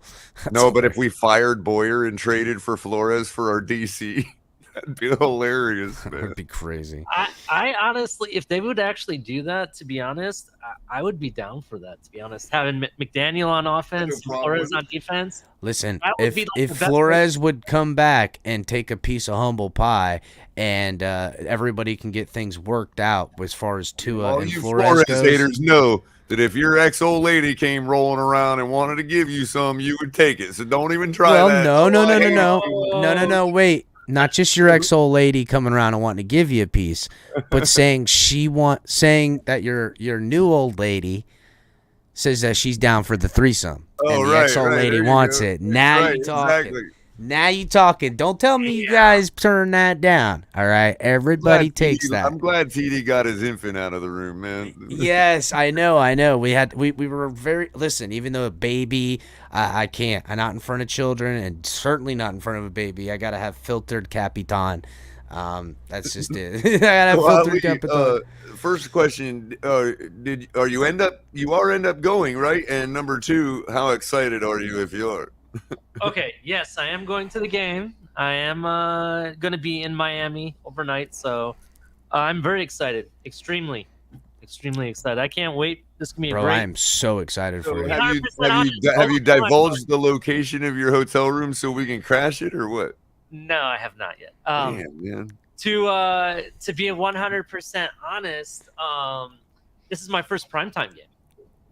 Oh, dude, really? you're gonna love it, bro. I You're gonna want absolutely 4 to 5 love games it, bro. to turn into a Ali. primetime Now I know we're winning. or even Ali. 4 o'clock game, to be honest. Ali, we haven't had a lot of primetime games, but when I was younger, we used to get them a lot. We used to get Monday Night Football a lot. Oh yeah, And I that got was to my see us whoop Buffalo's ass on Monday I did night, too. man. That was my first game ever watching us whip Buffalo's ass. I want to say I was like 7 years old with my dad and grandpa. It was probably the Joe same Robbie. damn game, dude. Probably, bro. It Was probably their quarterback like No, it was Kelly. It was Kelly, I think. Was it still Kelly? Yeah, Or it was still it Kelly. that guy? Who came in after Kelly when Kelly finally retired? God, I can't remember his name. I don't know, man. but it was against Kelly because it was all talked about and everything like that. But that was in Joe Robbie on the concrete, and the whole place would fucking vibrate like this. You could feel like your butt would. You could feel it vibrating in the freaking thing. It was crazy. It was nuts. I also saw Indianapolis on a wasn't in Sunday Indianapolis. night. That was It wasn't Jim Harbaugh. Indianapolis. It was Baltimore Colts then. Yeah. I it was on. Baltimore. Oh, I'm not that old. I was on the Iceman Yeah, channel. they were still Baltimore then. No. They haven't been Baltimore. Like, dude, they were Indianapolis most of my life. Oh, maybe. All right. What were you But saying? in Ollie? either case, Jim Harbaugh was their quarterback, and I remember we went out after the game. We were outside, and like Bro, I out have. where the Colts come out, and Harbaugh comes out, and he's like, dude, he's shorter than me, bro. He's like really, really short, man. It's amazing. Yeah, Jim Harbaugh. What What I were was you saying? saying is, I was on Iceman's channel about 2 nights ago, and we were just everyone was just hanging out, and I was sharing a bunch of photos from the old stadium when we had the orange seats and there was no overhang or anything like that. Mm-hmm. And I was like, "Oh my god, I love it!" With the old logo and the old dolphin tunnel. Was that they used to Sun run. Life?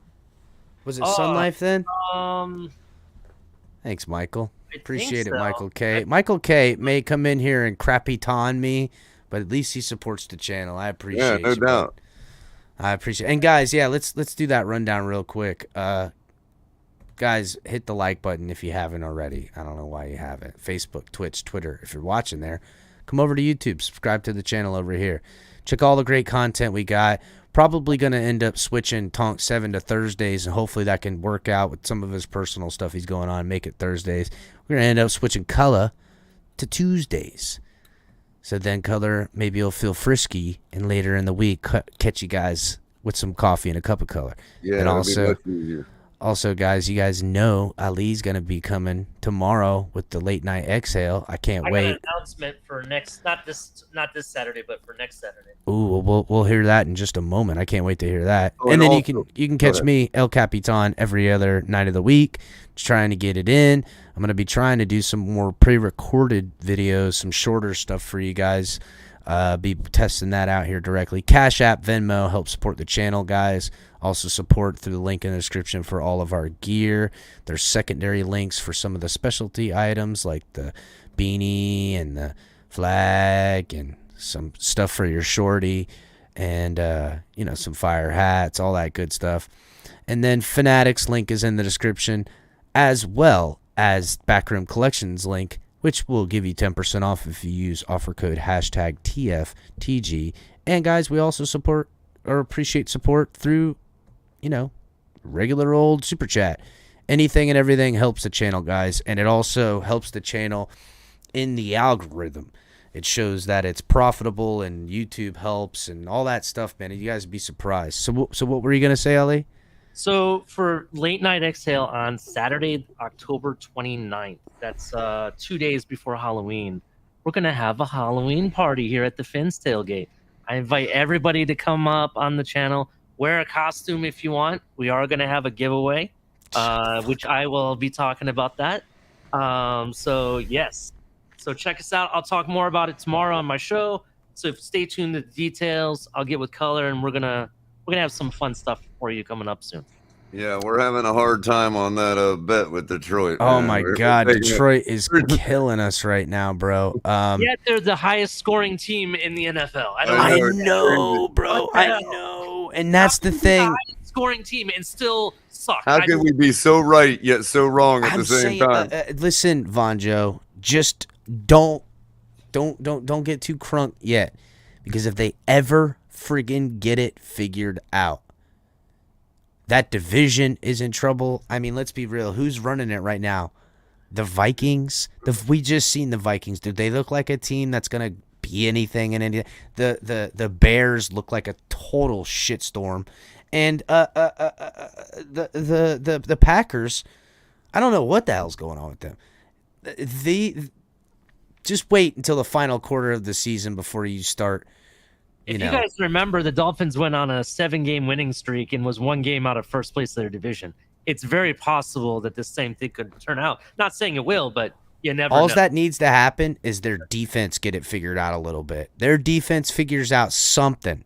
One playmaker emerges on that defense, and they're gonna end up winning that division. I know who their playmaker is gonna be. Who? Tua. Tua? On defense? He's saying he's calling for Detroit to beat us, dude. That's what he's talking about. No, Color, stop it. No, I couldn't help it, bro. No, Color. It's in the chat. I had to make Pete laugh. Pass the Dutchie. It's my turn.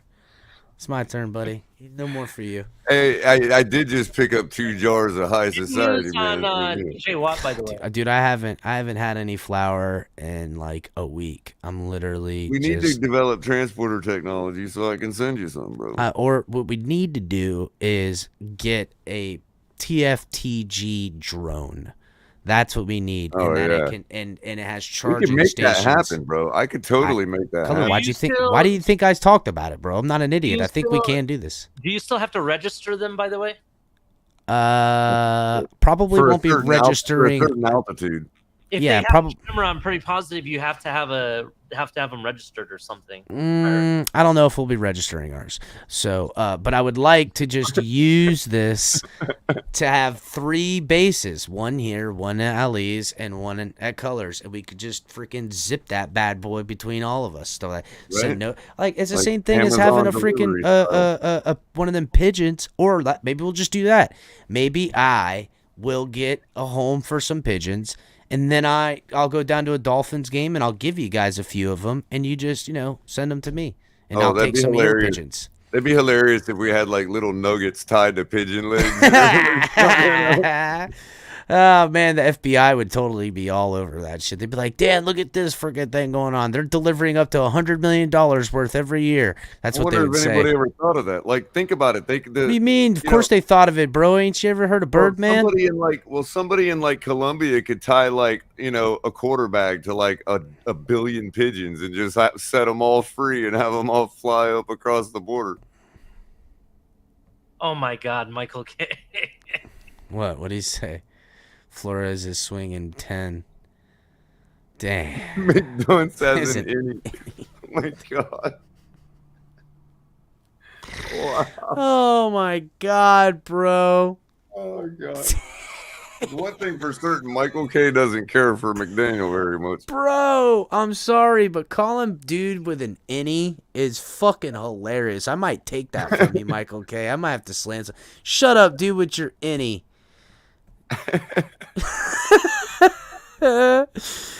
Oh man, you totally got Bro, an did innie. you hear? Was it tailgate? When was it we were talking about like the real issue in the locker room? For all we know, because look, Flores was in New England for like 15 years, right? And it's a northern state. It's drier. People don't always refresh their deodorant every day. You know what I mean?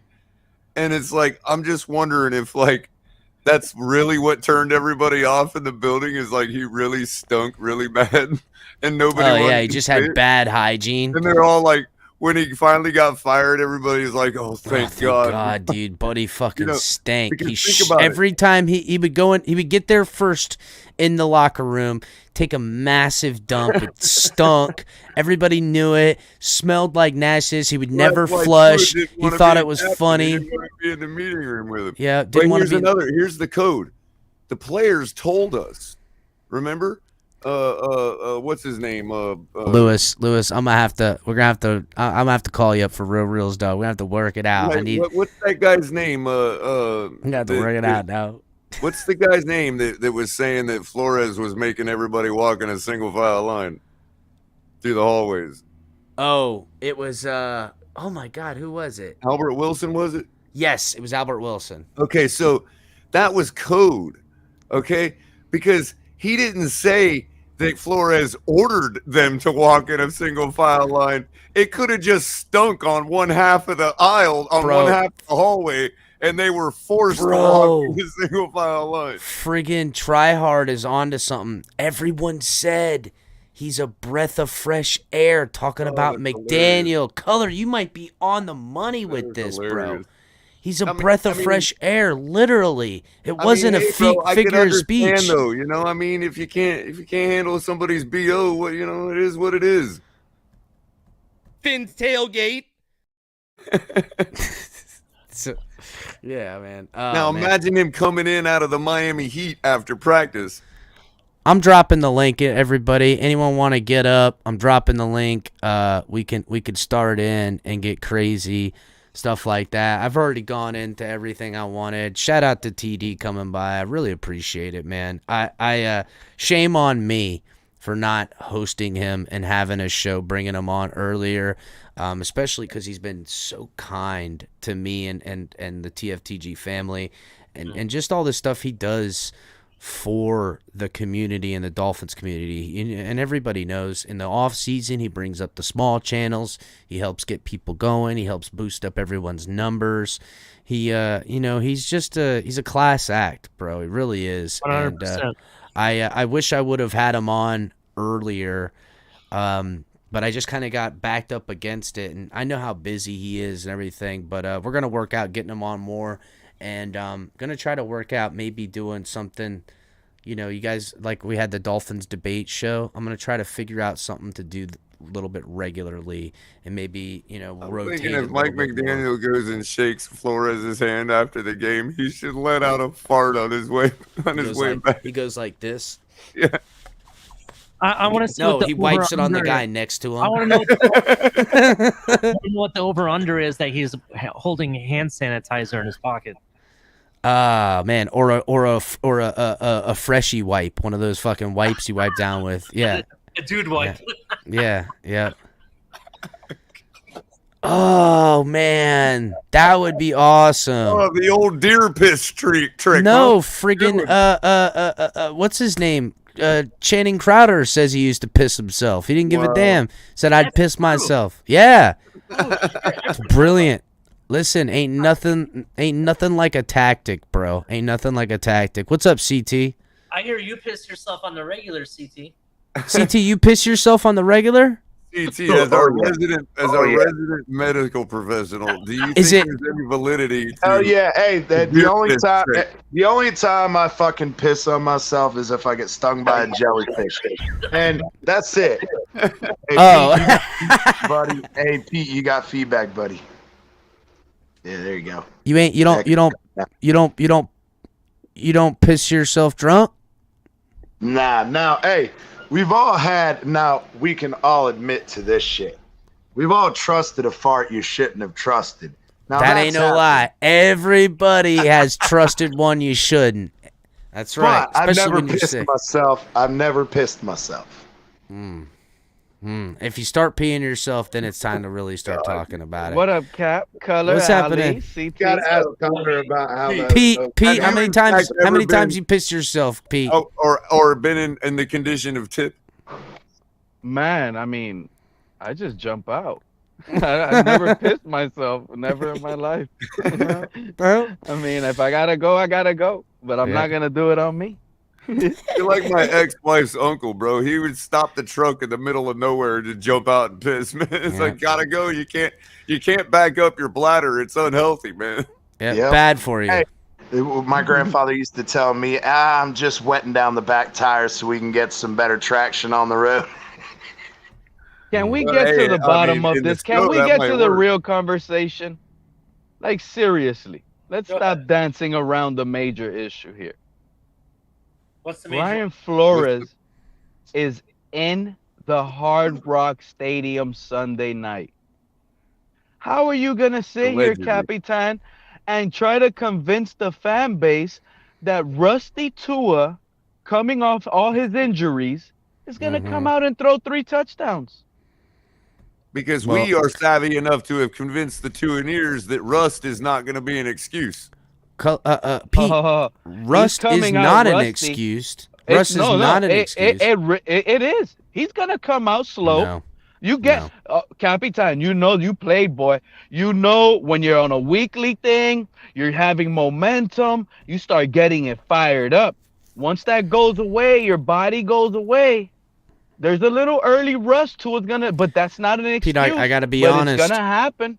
Never, other than the one time in Pop Warner where I got speared in my back and I was injured the rest of the year, I've never missed any football time. So, I don't know. Me either. I never missed any time, but I'm saying based on players that we've seen, every player always comes back rusty. That's why the rusty issue is the issue. When players take time off. Let me ask this question, CT. Maybe you can answer this because you know a little bit more about the protocols. So being under concussion protocol, as he has been for the past 3 weeks, they do allow them to do some work, but non-contact, right? So yes and no. See, you're supposed to, before you get to anything even non-contact, you're required to at least have 1 day of rest. That's the first day. The second day, you can do light cardiovascular work. So again, jogging, light exercise. But hold on, fellas. But isn't every injury different to every single player?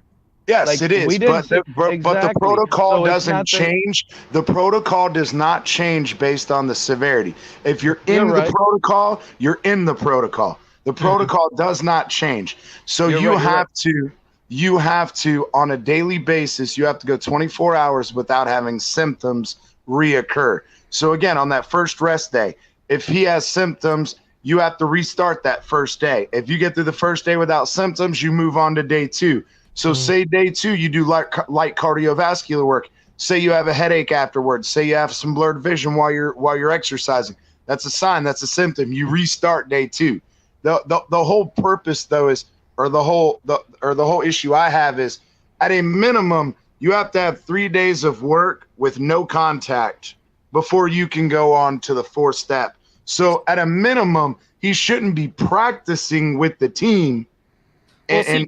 My question is throwing the ball considered contact? So no, if he's just again, part of that day 3. So when you move on to day 3, you're moving on to what's called sports specifics. So you're still doing cardiovascular stuff, but you can start throwing, you can start doing other things, but you still can't have contact. The only time you're allowed to have contact is the 4th day at the earliest. Okay. That's why I'm really asking, like, if he's throwing the ball to his receiver still without any contact, is that, like, would he still have that much rust? That's what I'm correlating. A lot of rust, Ali. Yeah, because he's missed 3 games, dude. See, but what I don't understand about that, Ali, and just hear me out real quick. I apologize, but here's my thing. It doesn't really matter if, in all reality, they're non-contact anyway. They wear a red jersey. They're not allowed to be touched. So at this point, day 3 really isn't any different than day 4, and day 4 is no different than day 5. Does that make sense? Yeah, I understand. I understand what you're saying. Yeah, it's kind of fucking weird. Where Pete's coming from, that he's going to have game rust because he hasn't been playing the game. I get that, but I kind of think, especially early on in the game. I understand that, but I think the fact that he was at the last game on the sidelines, as well as throwing to his receivers, I feel like that rust may not be as much as what we may think it may be.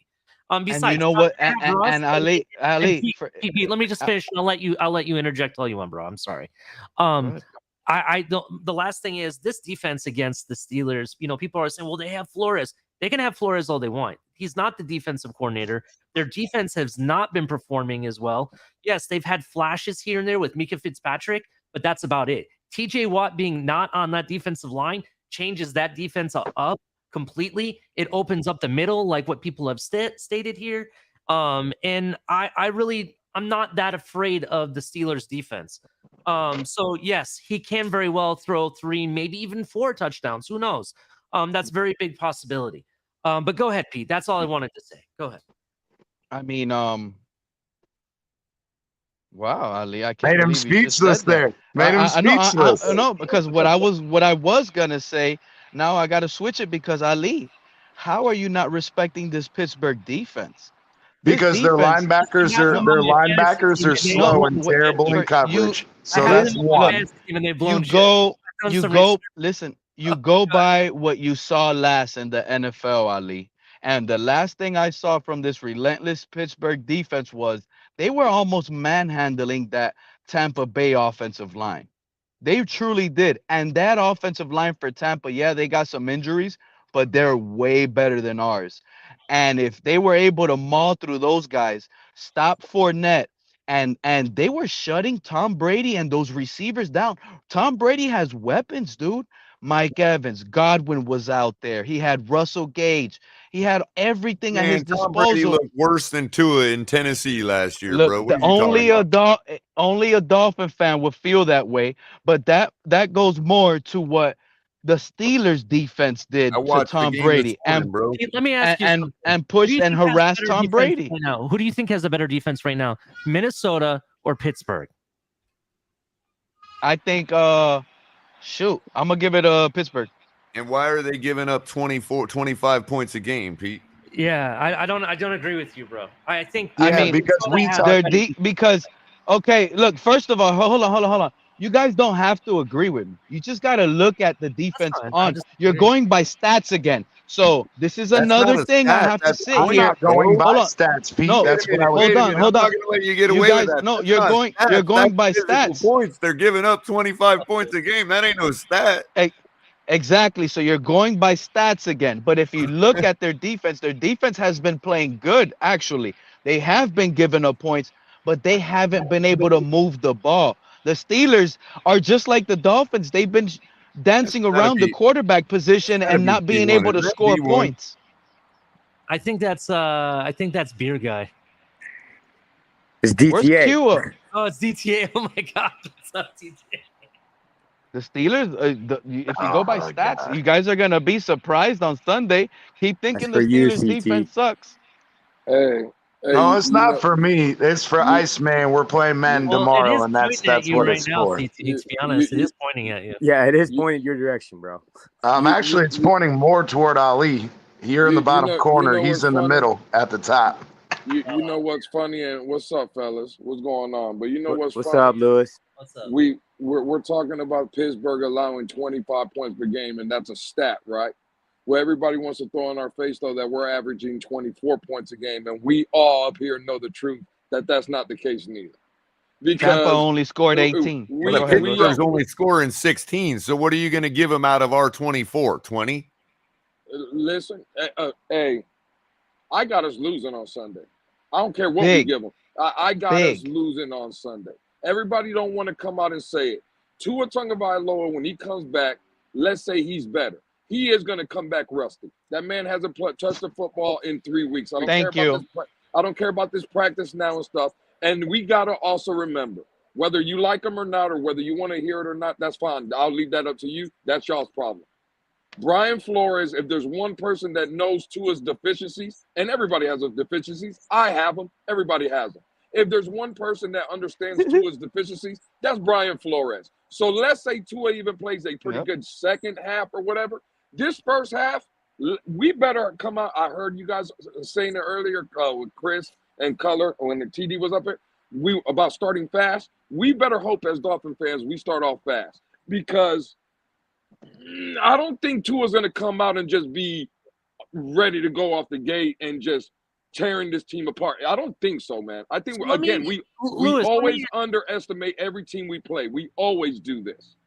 But Lewis, here's the other. I heard him talking about the Lions already. Flo credit for what he's going to do to Tua, but you guys realize he's not the one calling the plays, right? Ali, but this, okay, no. Hear me out. Just hear me out, okay? And you can interject, bro. Okay, I got you. you can know somebody inside and out, but if you're the person not calling the plays, it's really not going to help, because the person that's calling the plays needs to know you inside and out.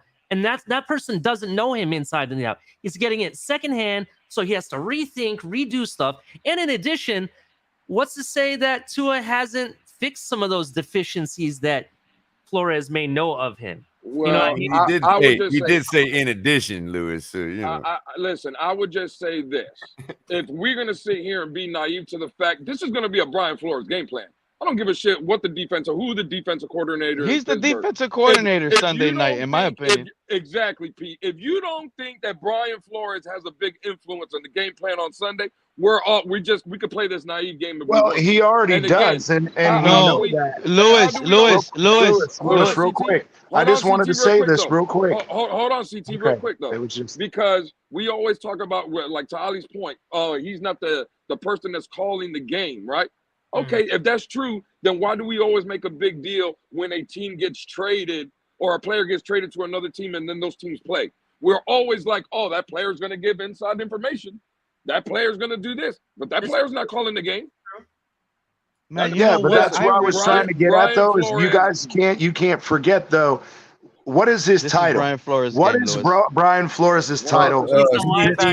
Senior defensive assistant. Senior defensive assistant and linebackers coach, bro.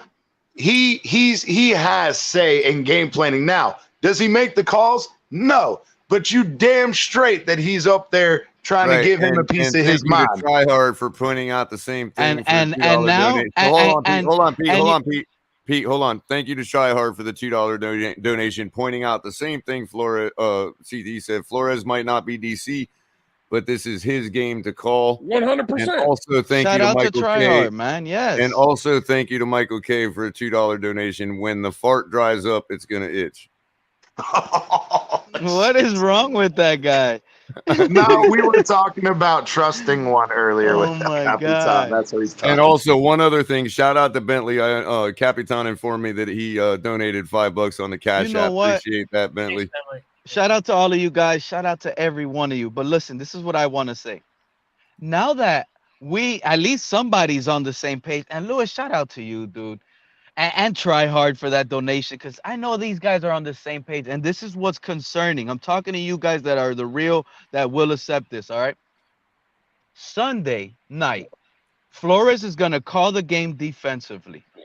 Mike Tomlin is going to have an easier job Sunday night, not having to pretty much worry, because he's going to trust Flores to call the game defensively. So he's going to get time to focus on the offense and get Pickett more ready and put up points versus this. And Flores could also have a big implication against this defense that's left his fingerprints all over it to help the offense as well. Dude, this game is all Flores written all over it. Not only defense. I think he has a little bit offensively to say as well, how to beat his old defense, who they can't even mimic themselves. That's a good point. Wouldn't it be funny if Boyer I smell blowout. Blowout. We're losing big, guys. I don't know. It's like, that's nasty. You can't sit here and say, though, just the same way that Brian Flores knows to his deficiencies, right? And if Flores is going to call that game or be heavily influencing the game plan, don't you think that Tua also knows where Flores wants those guys to be? I mean, he did go up against his defense and hold on, I'm not finished though. And secondly, everybody wants to talk about, whether or not Brian Flores wants to admit the shit or not. He's amped up for this fucking game. But we also have to understand that Tua is going to be amped up for this game, and so is this team.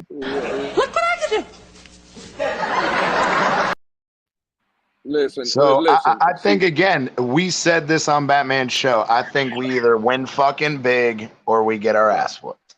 CT, listen, but to that point of Tua being able to practice against Brian Flores, listen, everything that we've ever heard about our practices when Tua and Brian Flores were here is that the defense used to dominate Tua. Am I right, bitches? Well, also part of that is because we didn't really have a stable offense to actually run. So of course they're going to dominate. We ain't got a stable Hey, offense. Lewis, that chick on the right totally is all in with you, bro. Am I right, bitches? And Lewis, Look at her. She's totally bought in, bro. Absolutely, Color. And Lewis, don't forget at that time that defense was running as a top 5 defense. Yeah, and that's just where I was getting at when we sat there and talked about the bullshit. You're dominating the offense every freaking time. Just being honest. Yeah, and that's where I said again when you guys try to bring up, oh, in the off season, yeah. Well, we got a fucking a third-year defensive coordinator running essentially the same system. Yeah, he may make minor tweaks on his own accord now that Flores is gone, but that doesn't change the fact that they're 3 years into this system, and we return nearly everybody, player-wise and coach-wise, to that defense. I expect, just like even when you bring in a new offense and defense, you always expect the defense to have the upper hand at the beginning of camp. It's as it goes on what starts happening. You know how bad this game could derail so fast? Hold on, Pete. I got to answer that. We got exclusive footage of Josh Boyer in the offseason in the draft room. More wine, more women, more table.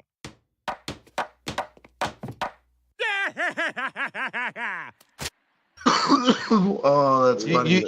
You know how fast this game could derail and get out of hand because of Pittsburgh's defense and Flores knowing Tua? He won't give him nothing early on. He will literally crowd the line of scrimmage, play every defensive cornerback on the line of scrimmage. He 100%. will not allow nothing I seem to remember one Mason Rudolph burning us with that same scheme in Pittsburgh on a Monday night. Yeah, listen. Same Mason Rudolph that kicked Miles Garrett between his legs. All right. I'm just saying, we're getting a little too happy-go-lucky because Tua's coming on the field. Look, I'm not. This is a 2-4 team we're facing, and this is a 2-4 team we're facing. We'll have less guys to beat in the secondary. Lewis, you have to understand, I'm not being happy-go-lucky because Tua's back. Not at all. I'm happy-go-lucky because I know that Steelers defense is being overhyped by you guys. That's what I know. Oh, okay. That offensive line, in addition to it, that offensive line is trash that they have. Okay. And our defense can hold that up, not a problem. The only person that's worth a damn on that Steelers offense is Najee Harris, and that's a fact. Oh, okay, Ali. Let me ask you a question, Ali. Okay. When we were going into the Cincinnati game, what did we say about Cincinnati's offensive line? They weren't playing very good. You're absolutely right. What happened when we played them? That's the difference. Go ahead. What happened when we played them, Ali? Did we even sniff the quarterback in that game? Let me ask you a question. No. So it's always like happened after I saw Burrow tie his cleat during a snap. We're always shitting on the other team and making it their corners are out. Listen again. I was in the building, Ali. So were you. So were Color. We had a great time at the Buffalo game. Their whole secondary was out. What did we do to them? It's not like we were lighting them up. It's like we always find these. And again, I understand that we're fans. And I'm not even saying you're wrong. Hopefully the predictions are right. But what I'm saying is we always come out here every week and find the flaws for the other team. And for whatever reason, we're the ones that can't exploit them. I don't care about what other teams do against those teams. I don't care. It's what can we do? Because again, when we said, well, Joe Burrow's been the most sacked quarterback when we played Cincinnati, we didn't even sniff him. So, the corners and the safety, both safeties are out for Buffalo. We didn't throw for 400 yards that game, and Tua was there. McDaniel was there. But we scored 3 touchdowns in 19 minutes of action. Let's see what I was trying to say. And one of them came with a straight Brandon Jones sack, and the ball was at the 2-yard line. Mm-hmm. So really, the offense if we're gonna do it like that, and we want to keep it like we always say, we're real talk. Well, real talk is one of our drives started first and goal from the 2-yard line. And it wasn't Buffalo, and it wasn't that Tua did anything. It was against the Jets. No, that was against. Remember, it was a blitz where Brandon Jones coming off the edge and sat and strip fumbled. Melvin Ingram picked the ball up. It was at the 2-yard line. Yeah, That was against, that's what you're talking about. Right. So really, the offense driving the ball wise only put up 14 points. Now again, Color. No, I'm just kidding. Yeah, I'm just saying, Color. Listen, at the end of the day, with that Chase Edmonds on that when we scored the touchdown against Buffalo. Listen, I'm kidding, man. You know that ain't me. Anybody can hand the ball off to Chase Edmonds for a 2-yard touchdown run. Anybody can do that. You know what I'm saying? It's like I'm just. Trouble is, Chase Edmonds can't run for one. But also, Lewis, do understand that my prediction to the game is not a blowout. I think we're only going to win 17-10. To be honest, that's what my prediction is, because I think the defense is on both. What did you say? Yes, 17-10. Color, mark it down. We don't even. That means our points per game average is going to go down now, Color. If that happens. Yeah, that will. Wow. I got 20-10 Steelers. And I was just told that the Steelers are like almost last, right, Color? They allow like 25 points. So we should dude, this is. I don't want to lose this game. I really don't. Sounds like you don't even want to pick against us. Because you know what, man, I feel like we should just roll. Like if Skylar or Teddy's healthy, roll with that. That is the better play. That gives us the best chance of winning. Like that's not even a joke. Flores and their defense will have to go back on the sideline and say, "Yo, what's going on here? Hey, they said we were gonna see Tua. Hold on. Look what they're doing now. They switched everything up. Boom, boom, boom, and boom. Now we're ahead 21-6 in the first half. And Teddy Bridgewater has 280 yards passing because we just blew him out of the air. They just completely, played everything wrong. They thought they were going to face everything short and quick with Tua. Next thing you know, we dialed it up perfectly with Teddy or Skylar. You guys pick your poison. If I had to pick, I'll pick Skylar. But we can't just take this loss, man. And it'll be, look, man, you Tuaneers don't hate me because I just said that. But listen to me clearly. I'm not talking to the guys on the panel. I'm talking to the ones on the chat because, they're probably going at my throat. This will be better for this young guy. Whatever do you mean, Pete? This will be better for this young guy, sitting him. Because after, like I told you guys, after what I saw Tom Brady going through last week, it is truly concerning if we're going to put Tua out there versus that, bro. At home in our stadium. Be honest. That's concerning, dude. You saw how Brady was getting hit? I'm just saying. Daddy loves you guys. Wait, Tua, one more week. We got to get this dub. The only way I see us winning, if you ask me. If you wanted to find out how we win this game, keep Tua on the bench. But then what do we do next game? Is that going to be the excuse next week, too? You ease them in. Yeah, it probably will be. But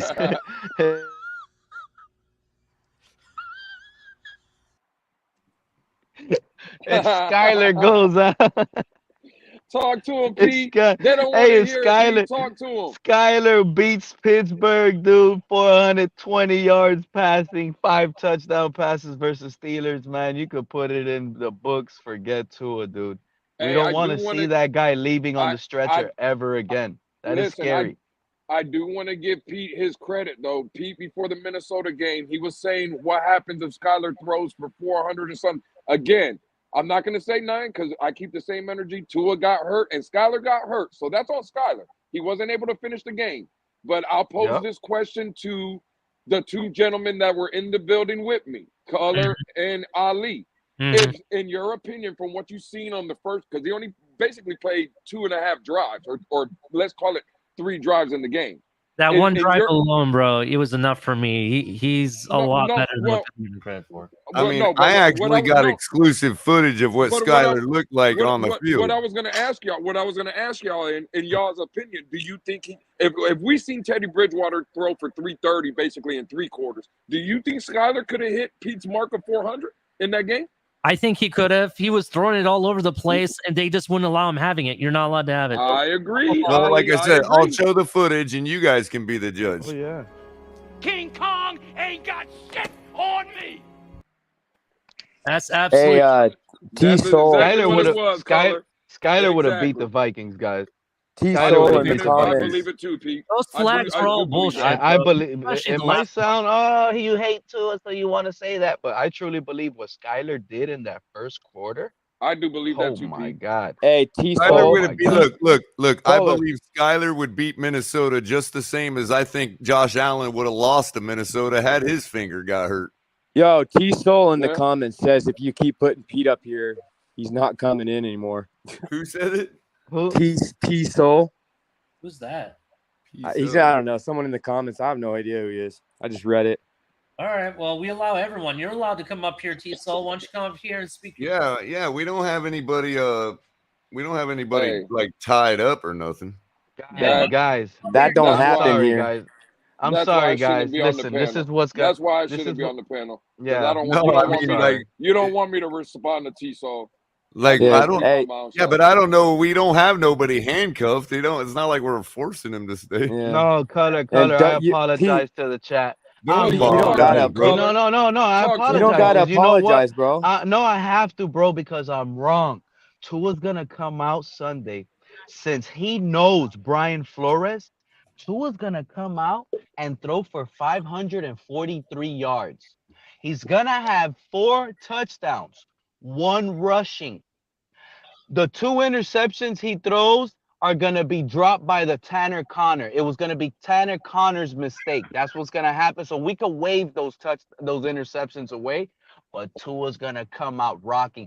And the reason he's going to happen is because those 2 interceptions, they're going to happen in the first quarter, right? Back to back, just like that Arizona game that happened yesterday, back-to-back interceptions. That's what's going to happen. The first snap of the game, Tua's going to throw it to Tanner Connor. Connor's going to drop it, land in this guy's hand, pick 6. Next snap, pick 6. You're gonna have guys like Lewis and Pete saying, bench Tua, he sucks, but he's gonna shut me and Lewis up. He's gonna come back at the Hard Rock, throw for another 6 touchdowns. This is what they want to hear. Color, by me saying that, you just gained 6,000 subscribers. Phins tailgate. And Color, real quick, just so you can have my back on something, because Lager Hop is also in the comments saying Lewis is mad because people are happy because of Tua. Color, who was the one this offseason that was telling everybody that he wanted to see Tua, barring injury, for 17 weeks, no matter if he was playing bad or not? Who was that gentleman saying that, Color? Phins tailgate. Lewis. Hey, that was me. So Lager, I was happy too. I want to see Tua too. So I'm not mad that people are want to see Tua. What I'm mad at is, again, the blind apologists for anybody. I'm not even talking about Tua. See, I said I believe Skylar Thompson could have won that game. Now, if you want me to say that I also believe Tua could have won that game. Tua wasn't available to win that game. But Tua wasn't available. So I was riding with Skylar. And in my opinion, Skylar would have done the same thing that your quarterback would have did, which is win the game. Skylar also, I believe, would have won that game. Are you happy now, Lager? Are you happy with that comment, Lager? Sorry to interrupt you. Aquavision, appreciate you, buddy, for the $10 donation. Who says always a good stream. Appreciate that. Sorry to interrupt you guys. Crypto wants the link if you can drop it for him. Well, Crypto is gonna have to hack his way into getting it. Nah, Cap just dropped it. We don't want Crypto up here. We already have Pete and Lewis making terrible takes of us losing. We don't need Crypto really, CT? Oh, really? CT, you see, you're better than that, CT. I'm just giving y'all shit. Don't get butthurt. You're better than that, CT. Hey, CT, don't play to the masses, man. Don't fall to the trap of the masses. You're one of the good ones, CT. Nah, I'm just giving y'all shit. It was just fun. Yeah. That's because I rub off on Batman him. to kick Hey, crypto off all the time. we have too. been looking at the big picture. We've been blaming McDaniel all week. I've been blaming them for 3 weeks.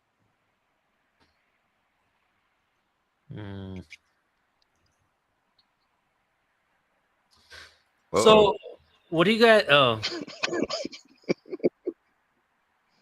Jim Jones, Mr. Oh my God. Did you bring the Kool-Aid, Crypto? Apparently, listening to all the Dolphins fans in the last couple of days, I've solved the mystery of Jim Jones because I've figured out now how he was able to get everybody, those kids, to drink the Kool-Aid. Oh shit! It's Talk to Aqua him, Aid to Crypto. you. It was always mysterious. Now I can listen to the Dolphins fans. I know why. What's that? You just missed the perfect meme opportunity ever. The Kool-Aid guy. Oh yeah. That would have been classic. Yeah. Now it's too late. Phins tailgate. It's never too late for that one. Yeah, it's never too late. I don't think it's gonna make me throw up. Y'all still haven't figured out where that came from, have you? I cannot figure it out. It's been mind fucking me for a while. I cannot remember the name of that fucking movie. It's not a movie. Yeah. Oh, it's a show? No. Wow. Hey man, what's up, fellas? Y'all see that score on my profile picture, man? That what the score gonna be right there. What's the score? What is it? What is it, TB? I believe that say 30 to 15, right? Oh, I mean, I got like 31 to 15 or 38 to 17, one or the other. I'm going 17-10. Defensive holdout, both for both teams. Yeah, I'm going 2010. Okay. I'm gonna start getting like Batman. I'm gonna wait till the kickoff before I Hey, start. Louis. I don't want to make nobody mad. You know we've cut it off 24 hours before Yeah, kickoff. that's 24-hour rule. Hour before kickoff. Hey, Louis. What's up, TV? Because what's good? all you guys' predictions are making me adjust mine now. Hey, Louis, I ain't mad. It doesn't matter what you think. I said 20 to 27, Miami. What happened, TB? What were you saying, TB? I say I ain't mad at you for saying we gonna lose, bro. I understand your lack of faith, and all the whole fan base deserve the feel that way. But the reality is, we gonna go out there and beat their ass. I know you're really speaking from that pain. And to be honest with you, bro, I just feel that shit so much. But I'm also gonna stay committed to what I said earlier this year, and I said this on the panel before, right? Let me finish this. No, go ahead, rock. I said when we motherfucking turned around and beat the motherfucking Ravens, then the next game we came out and beat the Buffalo. I told myself, bro, we got a chance at any game.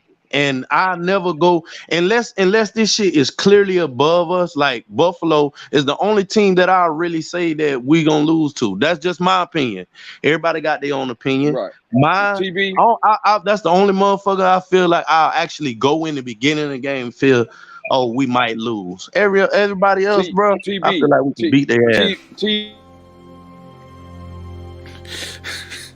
Left side. Strong side. TB, just let me respond to that real quick. Go ahead, brother. Go ahead. Listen. On Sunday, you can ask Color and Ali, Crypto. They all been in the building with me. I'm gonna be Dolphin geared out, rooting for my team. But there's just a way I was raised and the way I came up. You gotta earn it with me. I gotta earn your trust. See, the reason I'm a member to the Phins tailgate is because Chris, Color, and Ali earned that trust. I know that they're going to come up here and speak the fact and give us the real about this team. You know what I'm saying? So with me, you got to earn it. And again, I'm always going to root for my team. I'm always going to bleed aqua and orange. But at the same time, if I don't believe in something, and again, I still have question marks about Coach McDaniel. It's more the coaching staff with me than anything. I'll be honest. And until those guys prove it to me, Again, I'm going to root for him every Sunday, but I am going to give him the business because I can't be, and I'm not saying this towards you, TB. I'm just saying in general, my opinion, I can't be one of these blind apologists or a fanboy, like I like to call them, where everything is peaches and cream with me, where I'm just going to believe everything. No, you got to earn it with me. And once this team earns it with me, then 100% I'll be out here just Monday through Sunday talk about the Dolphins. But until that point, bro, I got to keep it real to at least, even if it's not factual, at least I got to keep it real to me, how I feel. You know what I mean? Yeah, it's all about opinions. That's why I was saying this really opinion based. You know what I mean? Because guess what? All us up here, couch GMs, we all making suggestions on changes and trades and all type of shit that we don't have no fucking business talking about. These people get paid hundreds of thousands and millions of dollars to speak on this shit for a reason. We just fans and we got opinions and feelings. The reality is they out there putting in the work. When we say that shit look trash and he got blown over, and it was clear that he looked trash to us and all that, man, that dude goddamn, he ain't out there for no reason. Yeah, some of them coaches fucking up and they need to put the team in a better position and stuff like that. We all agree on that. Every fan base has those same opinions about their team every week. Even some 100%. Buffalo fans and Chiefs fans, they not fucking happy when they win. You know what I'm saying? They like, man, we could have did this better. Man, we could have did this better. That's every fan base. You know what I mean? So that's why I don't take it as disrespect or nothing like that, because I want to see my team win. And I think the talent that we have, we can line up with any roster out there. I mean, tell me.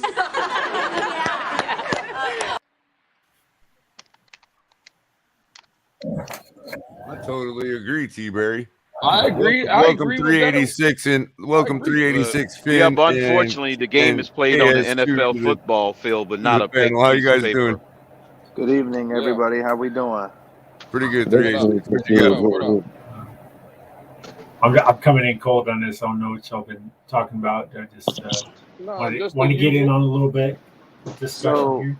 I'll say this. I just got done watching the highlights of the Steelers-Buccaneers game, and you got guys on that Steelers defense from that game that a lot of people have never even heard of that just got brought up on the practice squad, and they're out there giving Tom Brady the business. A bunch of nobodies, right?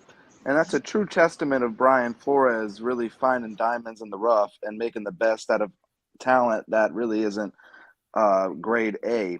And with all of their defensive starters pretty much coming back this coming Sunday, I'm quite concerned on some of the fan base kind of going, okay, since we have Tua back, we should be all good. But in reality is that, you know, they just gave Tom Brady the business with a bunch of backups, and their starters are coming back. And, you know, so that's kind of what I'm just going off of. I just got done watching the highlights 5 minutes ago. I just want to say something real quick. Assessment. Hey, to your point, bro, we definitely, I think the league undervalued Brian Flores, man.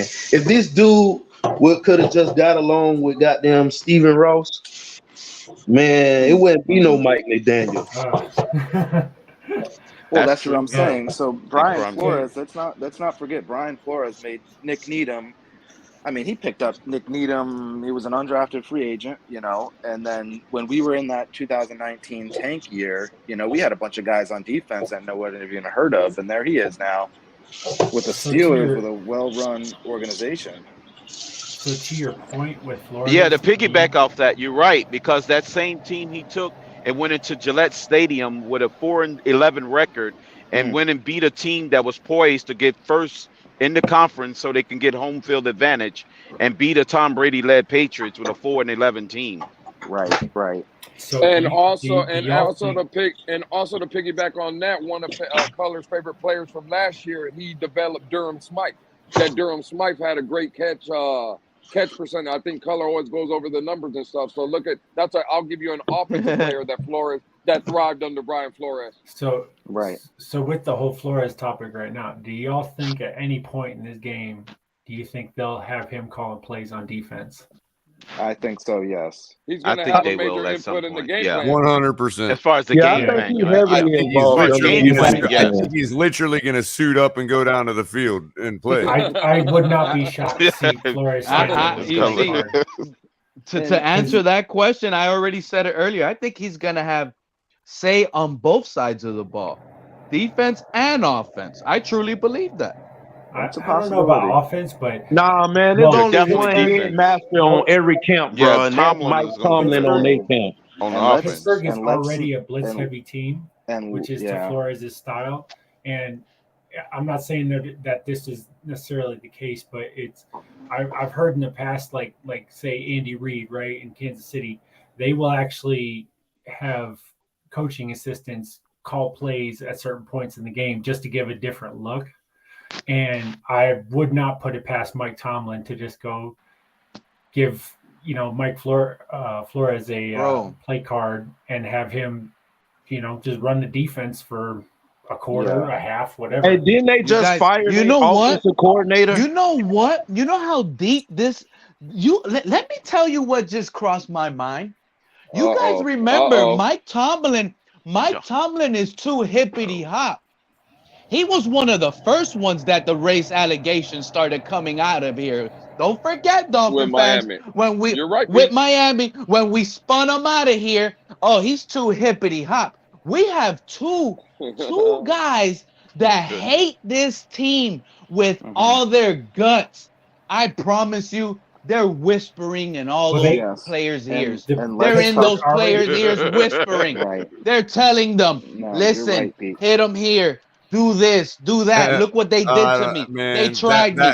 Look how they treated me. They're using that amongst the players. They're saying this in the locker room, and they're saying, Flores, tell the players what you went through over there. And Flores is telling them and exaggerating it. Bro, that would be against the rules. There's a lot of things that are against the rules, Color. Hold on, bro. Doesn't matter. Thank you to Lager Hop for the $5 donation. Lewis, you remind me of Chuck D. I got a fan in Lager Hop Color. That's all that is. That's just a fan. Lager's cool. Hi, Lager. I got a fan. Don't worry about it. Got a fan. Lewis is picking up fans along the way. Let's also talk about that. Let's also talk about a fanboy. That's one of my fanboys, Color. Najee Harris has a lot of experience also with playing with Tua. So he also behind the scenes can be giving insight to Tomlin and Flores. I think this shit's so funny, all this shit y'all saying. We're thinking too hard. But hey, didn't they just fire their offensive coordinator though? Yeah, they did. Look, yeah, they did. The thing is, okay, though, is like what you mean they trying to upgrade? We ain't got no gimme games ever. Like this is their get right spot. This is their get right spot. This game needs to be like we need to be going into the fourth quarter and it needs to be shored up. Like we need to be just like we got. I 1000% agree with that. Am I the only one? This game and the next and the two after. If it's a 2-point game going into the fourth, we're in trouble. No. Hey, wait, guys, real quick. We got 9 of you on the panel, so we got to knock out somebody else besides me. So that'll leave 8. We got to decide. I can get knocked out. I'll knock myself out. No, don't go out. Don't go out. I'm about to go out for Capitan. What I'm saying is that T-Soul says, I'm here to be the moderator and the host of the good shit versus the bad shit. Do your fucking job. So what I want to know is, raise your hand if you guys want to be the good shit and if you want to be the bad shit. We need 4 guys to be the good shit and 4 guys to be the bad shit. I'm definitely part of the bad, Color. I want part of the bad. I'm definitely part of the bad. I'm all about. I'll be part of the good because someone has to. I'll be part of the good shit. I'll be a part of the bad since I've been negative for the most part. All right, well, just making sure that we have to be balanced with good shit and bad shit. So I'll be the good. I want to be good. Right. Did you get his approval? I don't got no How do you like this, T-Soul? That'll leave us with 2 moderators. How do you like them apples? Nah, Pete, you're with me, Pete. You're with me, Pete. I want to say positive, high things today. All right. Captain's here to be the anti-shit. You guys don't know how to be positive. Coming up in this what it is, bitches. What Oh it man, do, Captain? I'm killing it. You know what it is. I was dealing with some stuff. I got a copyright thing I gotta handle. Don't worry, it's not a big deal, but just a misunderstanding. Listen, man, that purple jacket hitting hard as fuck. Watch out. Copyright. Fins tailgate. I know, man. On Monday Night Football this week or something? I always put the purple, Joker jacket on for some special stuff. Show up. Yeah, I mean that purple jacket's the reason we lost to the Vikings. You can't be wearing the Vikings No, it's colors. not. I can't be the reason you win and the reason you lose. It's got to be just the good, dog. So, I mean, listen, I ain't the reason for any losses on ever. the good side. El Capitan's on the good side. I mean, I'm in the middle. Good shit. That's where I'll be literally like in the middle, on the middle. I'm switching places with crypto because that's where I'm at. I've got plenty of good and plenty of bad. Because, I mean, look, it's too early to say anything definitively, but I don't like trends being started either.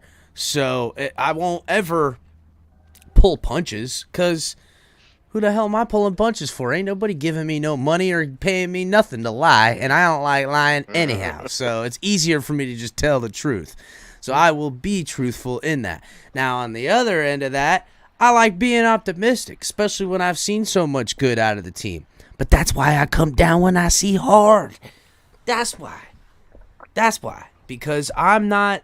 Listen, this team was clicking pretty decently in the first 3 weeks, but even then I thought it was underwhelming as far as what kind of offensive scoring I should see. We're getting the yards. We're ranked second in the NFL without Tua these last 2.5 games in passing.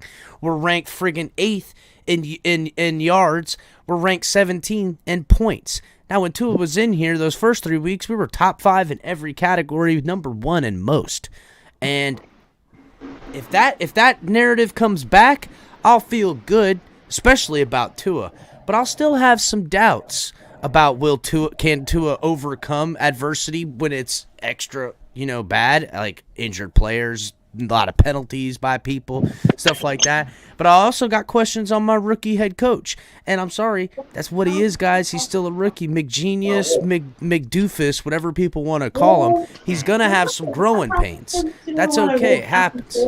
It's McFraud, Cap. That's McFrog. Wait. Oh, damn. I can't believe nobody said McDuce yet because he's shit.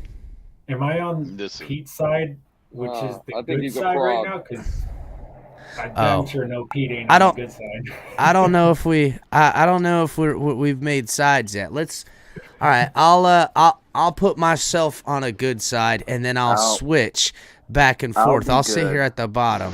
So we'll make left side is good, right side. I'm on the good side.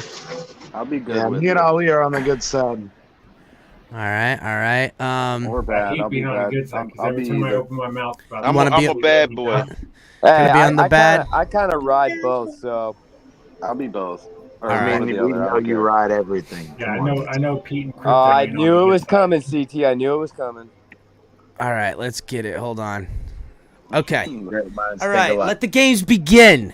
Right now, I'm on the good side. I'll switch both sides, and we could switch. Well, that's how I'll do it. Or color, he's in the back. So maybe as people, the right side being bad, the left side being good. Let's go ahead and make that real quick. Hold on. Let's go ahead and do that. Hold on. You put me on the bad side. My name carries weight. Jeez, man, I'll be bad. I was silent anyways. You know why I was so silent? Because I was thinking so hard of what positive I can say, and it was so hard. You're on the right side. You're on the right side, Pete. Don't worry about it. All right, so there we go. We got good on the left and bad on the right. Now we got Alexander. What side do we put him on? Alex is on the good side. I would say Alex is fixed on the good side. So we've got a good and a bad side right now. On the good side, we've got Ali, CT, myself, Alex, and KS2 is on the good. On the bad, we got 386 Finn, Crypto, DTA, Lewis, and Pete. So, where do we begin? Let's begin how we're going to kick the living shit out of Flores on Sunday. Oh, against Flores. we're Good. Flores? Perfect. Perfect. Okay. Thank you, Alex. You heard that, Lewis. Let's start with the facts. The wide receivers that the Dolphins have are much more superior to whatever Pittsburgh has. Talk about it.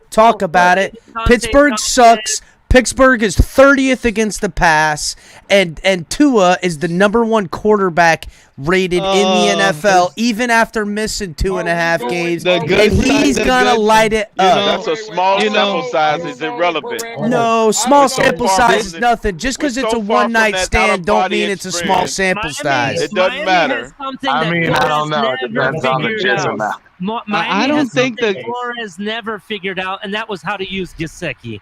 Are you guys out of your mind? Wait. On top of that, the Steelers are looking for a get-right spot. This is their perfect get-right spot.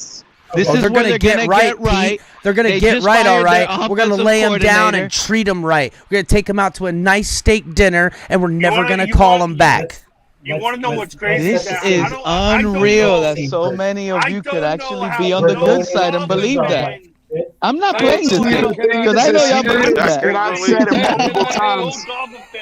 How many times? We have the players to beat. All right, hold on, everybody. Hold on. One at a time. Let me try to direct this a little bit. Go ahead, Alex, and then we'll let the bad side respond. Go ahead, Alex. So I don't get how no Dolphin fan cannot feel confident about going into this game Sunday. Talk to because him. I sure as hell feel confident going into this game against Pittsburgh. Lewis, you play hype on the bad. I got a question for the good squad. Because do you understand the words that are coming out of my mouth? I got one simple question for the good side, and please let me finish because I would love to hear y'all answer this one. Because I believe you're McFraud as a head coach. This offense is between two players. So let me ask you motherfuckers. You think you can do this to me? McDougal. Tyreek Hill has 65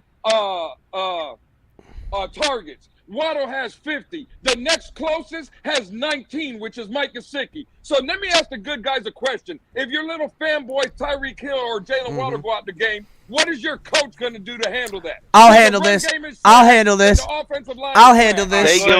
Hold on. Let me handle this good side. I'll tell you how he handles it. By next man up. You know why? Because that's how we're throttling everybody. They think they're keying in on two guys this whole time, and they will. And that's the whole point. We're playing the long game, Lewis, not the short game. You really believe in the next man up with this coaching staff? Can I say we just picked up a shell from the streets. If we're talking about targets versus efficient passes. Hold on, not interrupt. We'll give. Okay, all right. Okay, listen.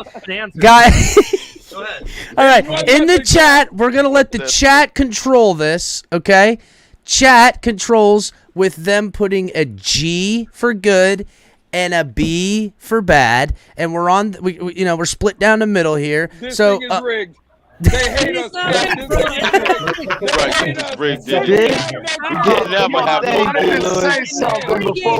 want us to hate us because they ain't us. This is a fact.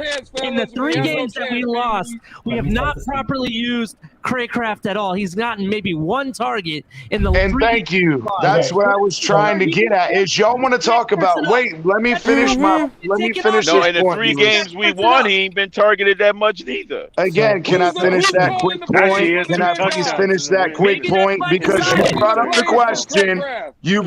question. And I'd like to answer it. So again. Go ahead, CT. CT with the response for the good guys. Go ahead, CT. So again, you said after our 2 Golden Boys, right? So it's hugely ironic that Craycraft comes out and has 2 touchdowns back-to-back weeks. Oh, wait, who was throwing in the ball? Oh, Tua, the guy that fucking knows this offense, and there's his players better than anyone. And on top of that, we're going to talk about the fact that, again, What happened? Loves you guys. Coverage, please.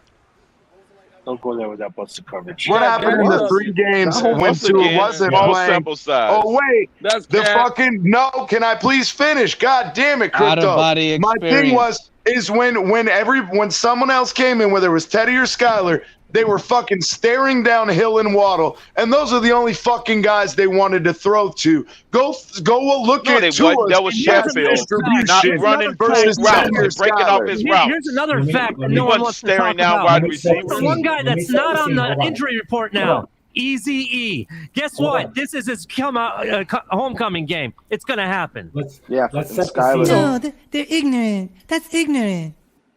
Real quick, We'll see and I how wanna many and I wanna targets let he I wanna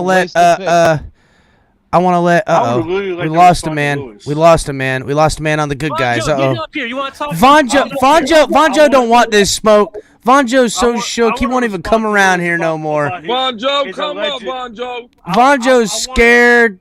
He ain't coming around. Go ahead, Alex. Next man up. He's gonna come. Okay, you know. I gotta roll up. This is a good no combo. disrespect to you and no disrespect to anybody. I understand that you guys have your own opinions, and I understand that you guys want to sit there and spew things left and right. I totally Is this for me, understand. Alex? Yeah, you Lewis. It's for you, Lewis, spewing shit. Lewis. Okay. Lewis.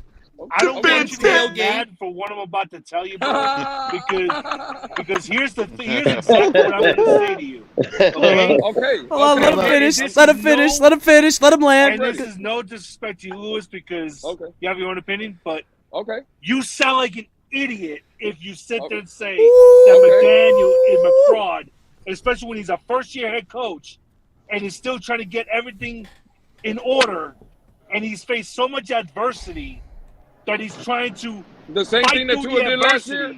Are you reading the spiel from last year for Tua? Flores in his first year. Hold on, y'all. Hold on. First-year head coach is irrelevant in that. Hold on. KS2. Let them respond. 4 burnt toasters in a row. It doesn't take me to be a genius to know that the 5th burnt toaster. Hold on, Alex.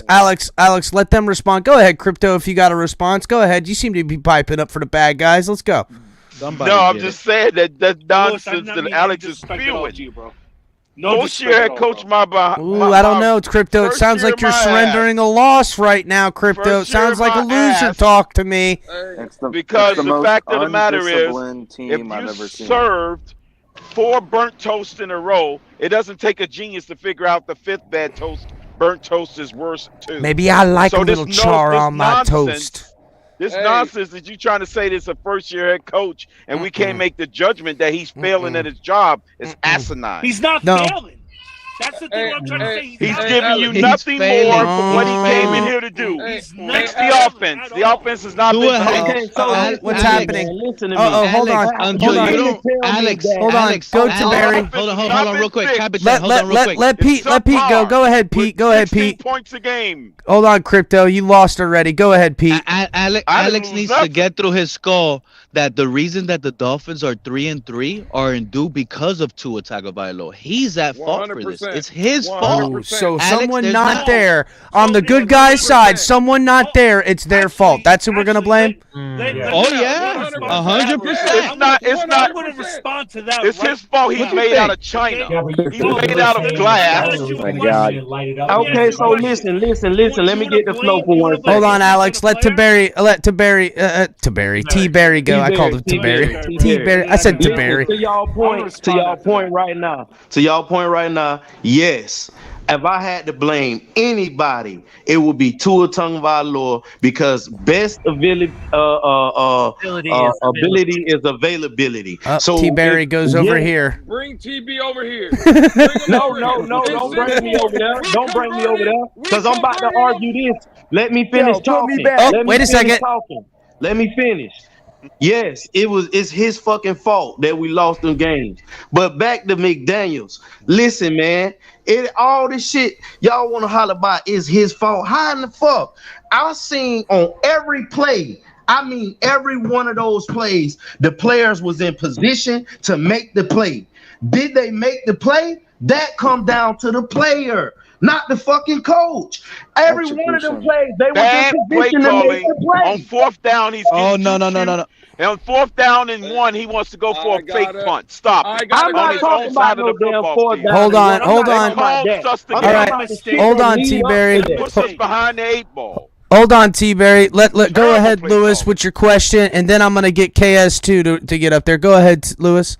Well, to TB's response, I agree 100%. Why, if it was so to your narrative though, why was every conversation we had last year about Brian Flores and not the players then? Why I don't agree, bro. I wasn't on that side of the train. Oh, we got Capitan. You can't have it both ways. What did I There say you go, to Cap. you? Come over, Cap. You know you want to have fun. You better You jump see, you over that flip train floppy, track, Cap. You flip floppy, man. Exactly. Also, Oh, look at that! Who's on the wrong That side of right now, rail, Pete? That third rail is a dangerous rail. you find out if a coach is super talented when the facing adversity in regards to injuries. You find out good coaches can make wins out of injuries. Talk to him, Jay. 386 Finn talking some fucking genius shit right there. You see? Oh shit! 386 Finn's talking some fucking smarts. This is what I said. All right, hold on. Let's let KS. Hold on, guys. Didn't they make the play? Hold on, T Berry. KS2. Go ahead, KS2. Hold on, Pete. What? Go ahead. All right. No, because I hear T-Berry loud and wrong. Lewis, because I heard you respond. What is Go. gonna happen? Let me ask you guys. Hold on, Ali. I want to hear from KS2. Go ahead, KS. So this Sunday, this is what our 5th game What of happened? Sunday Night Football ever, right? We get to wear the throwbacks. We're gonna be looking good on Sunday Night Football to come out, make a statement win. Okay, because I don't want to see no nail biter. KS2, man, you're losing me, dog. I'm going on the other side, man. You're not giving me right reasons, bro. You're losing me, dog. You're losing me, bro. You're losing me. Don't talk about uniforms, dog. I need legit. Don't tell me how they're gonna look. T-Berry. Let him finish. Hold on. Let him land. Hold on. Let him land, and then I want to hear lead from. on heads, right? Simple as that. That's all you need to know. Now, I lost my train of thought. All right. Well, Kate, KS2, you're killing us. Two of the. Hold on. I want to say something real quick. Alex, I've stayed quiet for a little bit. Yeah, go ahead, Ali. Let me get this real quick. Go ahead, 2019, we're not even going to call that a season because we all know that was a wash and we know why, right? Talk to him. In reality, was Flo's first full season with the real team. He started 3-3. McDaniel started 3-3. Where are all the fraud for Flores? Where's all the fraud, Coach fraud there? Where's all the hate there? Yeah. And it's 2020 he did. In 2020 he did. He's talking about compared to No, he's not. If you guys listen to him, he said 2019 was the wash, so he's counting 2020. In 2020 he was 3-3. And I want to ask you: will we ever see McDaniels march across the field to try and fight another coach or player? Never. Listen. Now hold up. I got this one, boys. Watch out. I don't need my coach to be able to fight now. I like it, I'm not going to lie, but I don't need a guy who I'm perceiving to be a genius as being a guy who handles his problems. No, I don't need a guy that perceives to handle his problems with his fists because that's not necessarily needed. In fact, a guy who's smart enough will get someone else to fight his battle for him and control the whole thing puppet master style. So I don't need that. That is no indictment one way or the other. Did I appreciate... No, it is not. You ain't got no boss status like that. Whatever, Pete. Pete, I've heard McDaniel could talk to ladies and make them orgasm just talking to them, bro. Don't tell me that. He's on the stage talking. He don't don't even know. With his eyes closed. Hey, can I respond to Ali's point real quick? Hold on, Alex. Go ahead, Lewis. And to just Ali's point real quick, yes, they were both 3-3, right? But Flores was 3-3 with a trash O-line, just like what Coach McDaniel has now. But the only difference is we were throwing to Devontae Parker, and your coach over here has Jalen Waddle and Tyreek Hill. And what did you say? And it's actually better than last year. And it's amazing to me how one coach had Devontae Parker to throw to, one has Tyreek Hill, and they both end up 3-3. It's funny how that works. And Flores had to deal with the guy that forgot how to call football. The old guy, Chan Gailey. Chan Gailey didn't. Listen, first of all, with Chan Gailey, we were averaging more points per game that year than this guy. Maybe Flo. McDaniel's averaging 25 points a game. No, he's not. No, he's Alex. God bless it, Alex. Now look what you did, man. Look, now I'm over here on the other side. Thanks a lot, Alex. Why don't you go back to Twitter to look? Why don't you go back to Twitter what I put up there? Hey, Alex, when you're eating your Lucky Charms at night, do you still fucking go to see if you can find the pot of gold at the end of the rainbow? Get the fuck out of here. No, Good guys. Big pot of gold. How many times? Listen, good guys. All off season. I remember the good guys. Hold on. I remember the good guys. Wait. I remember. Go ahead, Pete. Go ahead, Pete. I remember the good guys all off season telling us that we got Chase Edmonds. We're gonna have a heck of a backfield. It's gonna be awesome. I heard a lot of the bad guys saying, "No, why did we even use this money?" Man, I'm on the good side. I can't let you finish that statement because I never wanted Chase, especially not at the price that we bought him in. No. Chase Edmonds was the next best thing. Miami was gonna feed us, and McGenius. Hold on, don't get mad now. Don't get mad now. Don't get mad now because I remember McDaniel was gonna unlock the running game. And we were going to utilize the passing abilities of Chase Edmonds. This guy's dropping balls, good guys. I agree with you. He dropped the ball. Man, not just balls. Okay, hold up. First of all, agreeing with me. I refuse. Hold on. I refuse to let Pete hold on, Alex. I refuse to let Pete have fucking Chase Edmonds be a fixture on the good guy's side, especially when we're talking about passing. So don't even try to give me him in this chessboard. Don't even try to do that. Don't even try to fucking totem pole me.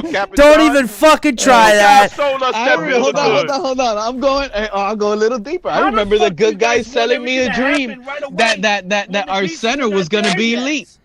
How many times did Flores beat the Bills? The pieces are not there yet. How do you expect everything to happen overnight? Hold on a second, Alex. What pieces are you talking about? Hold on.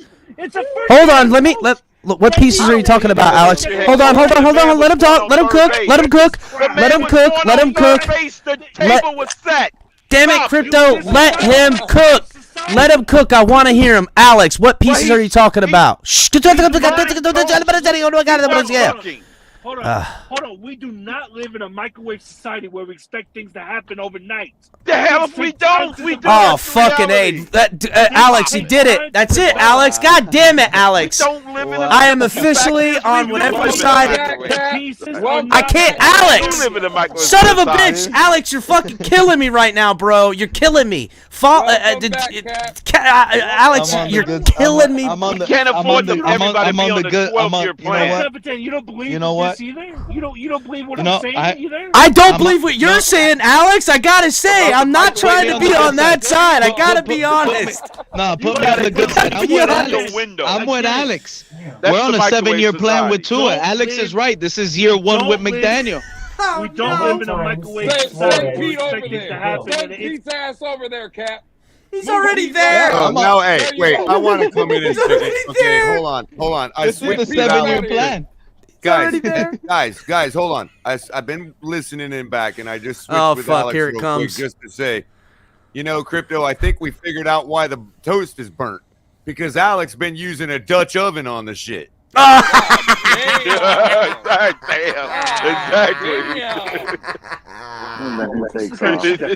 Oh, no. Oh no! Color do it. You know what? Color's always rubbed me as the one night stand king. You know, he just hits and run. He hit and run right now. I don't even see him on the screen. All I'm gonna say is McDaniels is on the hot seat if we lose this game. This ain't no lie. Yes, he is. That ain't no lie. Alex. Steve Ross would probably fire him on the coming out of the freaking tunnel. You see what the good guys think? The good guys think Black Monday's gonna come in after the season. Black Monday's actually gonna be after Sunday night. Flores is going to expose Tua and all his limitations. Oh my God, Michael K just fucking. Where are you guys? They know the blitz is Talk coming. to him, Pete. Pittsburgh is a Flores top 5 is here team to slay Tua. They know the blitz is coming. I appreciate it, Michael K. We appreciate you, Michael K. The Special Olympics? Michael No, K. we don't appreciate that. I appreciate the donation, but We appreciate it. Special Listen, Olympics, we're my all God. special up here, Cap. We're all special up here, Cap. who is? Who's the top 5 blitzing team? Pittsburgh. They really don't blitz that much, but they do a blitz effectively. You're right That's about that. because when Watts went there, they had to compensate for him. And this is going to be, and this is going to be, They and this know the is blitz going to is be, coming. and this So is you going to think be that the they're best. not ready for the blitz. They're gonna be ready for it though. No, I got to push back on that KS too because they got Greg a rookie Little's quarterback, not gonna be ready. and they're not. You mean us? We're gonna be ready for the blitz, or they are gonna be ready? Dolphins will be ready for the blitz. Dolphins will be ready. Yeah, I expect them to blitz us. You expect Eichenberg to pick up I a expect blitzer them to and blitz, somebody yes. stunting. All Somebody right, crossing look. in front of his All right, face. hold up. I'm back. I agree luck that with they that. will I blitz. hope so. I agree that they will try their time. Now listen, Pittsburgh doesn't really blitz all that much. They hang a lot of guys in the back. 41%. And this will be the first time Tua plays a defense. This will be the first time Tua plays a defense that's not injured and depleted. Flores is whispering in their ear, hit Tua hard. Yeah, this is his first time This is not gonna playing. be his. This is. I Gonna don't be know if his JJ first- Watts is Watts playing. No, he's TJ not Watt playing. is the guy who plays anyhow, and I think he's out for a couple more weeks. All right, okay, all right. Let's center it back in. Fitzpatrick playing is gonna the get whisper 3 song. 6-6s.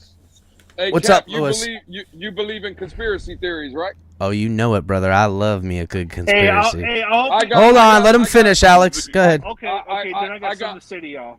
I got a conspiracy theory Saturday night at the team hotel in the Pittsburgh Steelers. Flores is going to be walking around there with $300K, nothing but hundreds in his pocket. Bounty Gate 2 is coming. I think Flores is walking around the hotel. You want to know what I think? I'm gonna trump you. Passing out hundreds. I'm gonna trump you with another conspiracy. That Saturday night Flores is walking around the hotel room, but it's with his wang hanging out, and he goes to jail late Saturday night for exposing himself to the public. That's what happens. Wow. Come on. I want to bring it back to that. football real quick, though. Is everybody wants to talk about the Steelers defense, right? One of their fucking main issues, granted, we have to account for, yes, they had to blitz a little more often because of Watt being out. However, this linebacking core is absolutely atrocious in coverage. Yes, Do you they have watch Minka, football? which Tua is doesn't fine. have a great arm. Oh my God! But see, Don't give me that shit with the two and Tell him, Alex. Tell him about Tua's got the best deep ball in the NFL. Hold on. Let him know, Alex. Tua's got the best deep ball in the NFL. Tua could make the average quarterback look elite. Remember, Noah Igbenogany in camp was looking just great. Oh my Yeah, God, yeah, please, and man. so I swear to just God. think it's funny I that believe you need a Tua's the back- highest you know- rated quarterback, you know and what? against the blitz, he's been incredible. It against don't the matter. blitz. Over 6 games, set up one of it those would be Gator totally games, right? different. He came down to earth immediately in the Cincinnati See, that's game. where we can He was play a 50.2. Schrodinger's not crypto. He could Crypto, play Go ahead. 50.2 Let him know, ratio. CT. Let him know, CT. 60.2. 50.2 was his QBR No, I was saying let him in know, the not Cincinnati let him game. go. No, listen. no, what no, CT's no, trying to okay, say is so you my could. thing That's is, Occam's again, razor, CT, because he could have been just. No, it's not. Occam's razor's a little bit different. No, it's Schrodinger's cat. And Thank you. Schrodinger's Thank cat you. is you'll never know until you open the fucking box, right? Well, we can't open the box because Tua wasn't there for 3 games. So you can say, oh, in 6 He games, was there oh, for and 2.5 we would've games. gone back to First of all, you're statistical gaslighting average. because No, you he can played say 3.5 games. Let him know. Let him know, games. CT. Let him know, He played CT. 3.5 games.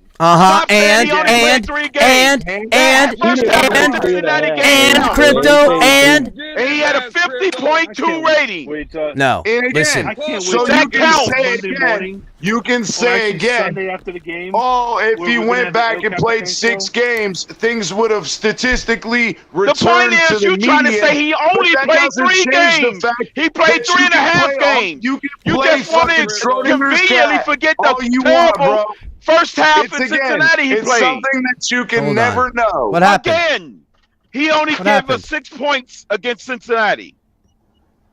Goddamn, talk to him, Crypto. Okay, I got this, boys. I got this. What's your point?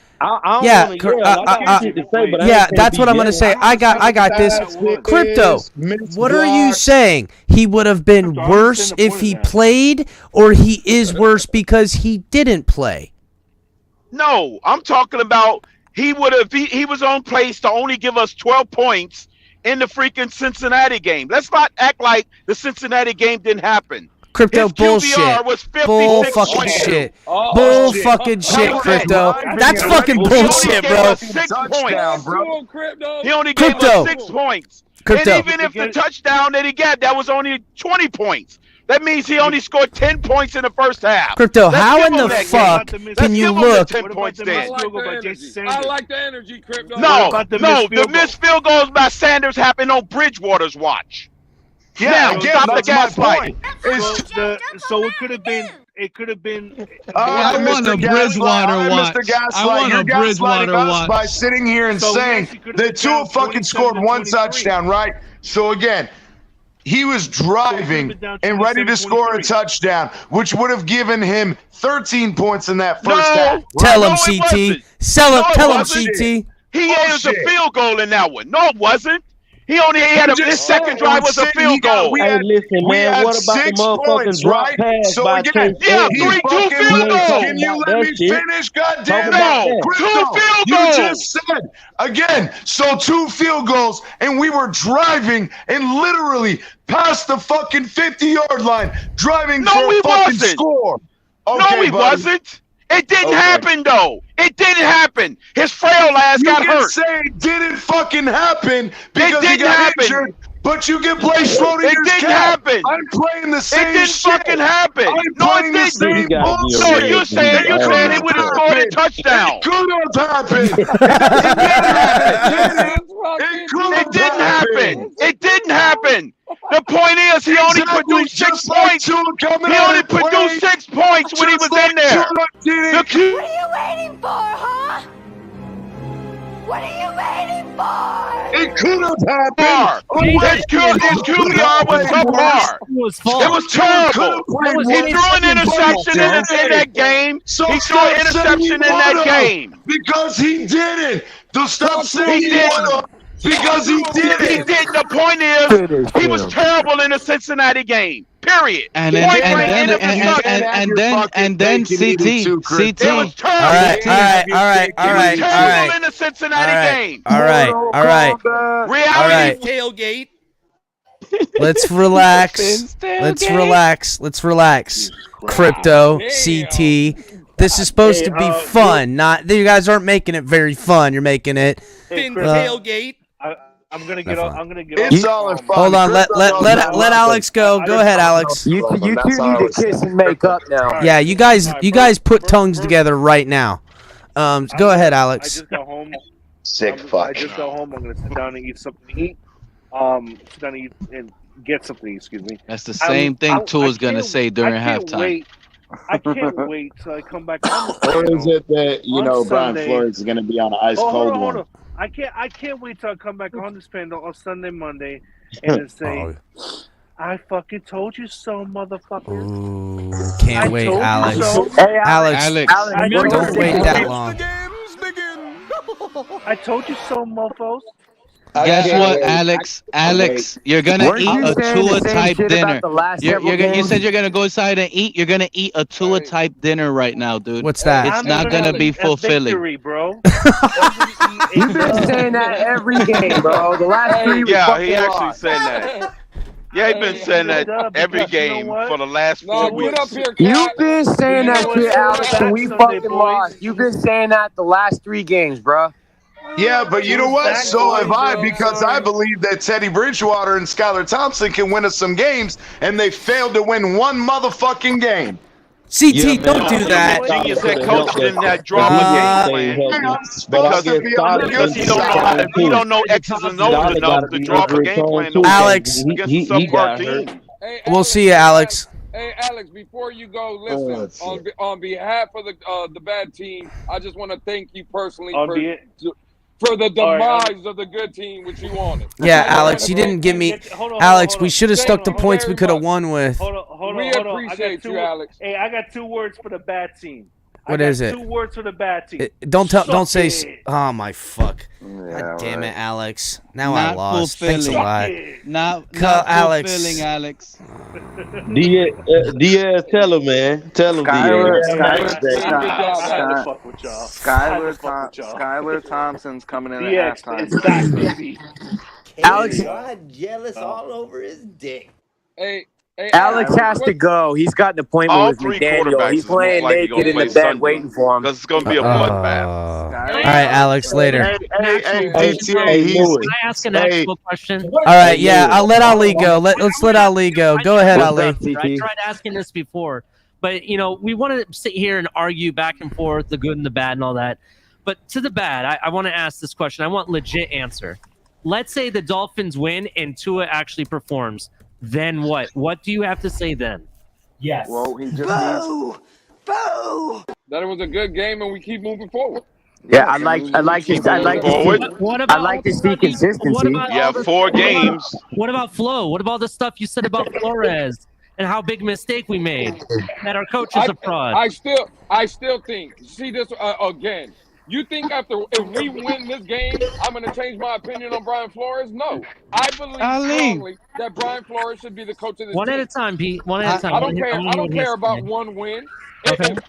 If the Miami Dolphins beat Pittsburgh, that doesn't verify nothing for me with Brian Flores. I think Brian Flores got a straight screw job here in Miami. I don't think I don't think he's got to execute his plan. We're always talking about plans and execution and stuff, right? We hired Brian Flores to a guaranteed contract for 5 years. The man came in. He was a defensive coordinator. He's got the job done on defense. How do we know this year he wasn't going to get Parallel and Tyreek Hill of the night? How do we know that? Go ahead.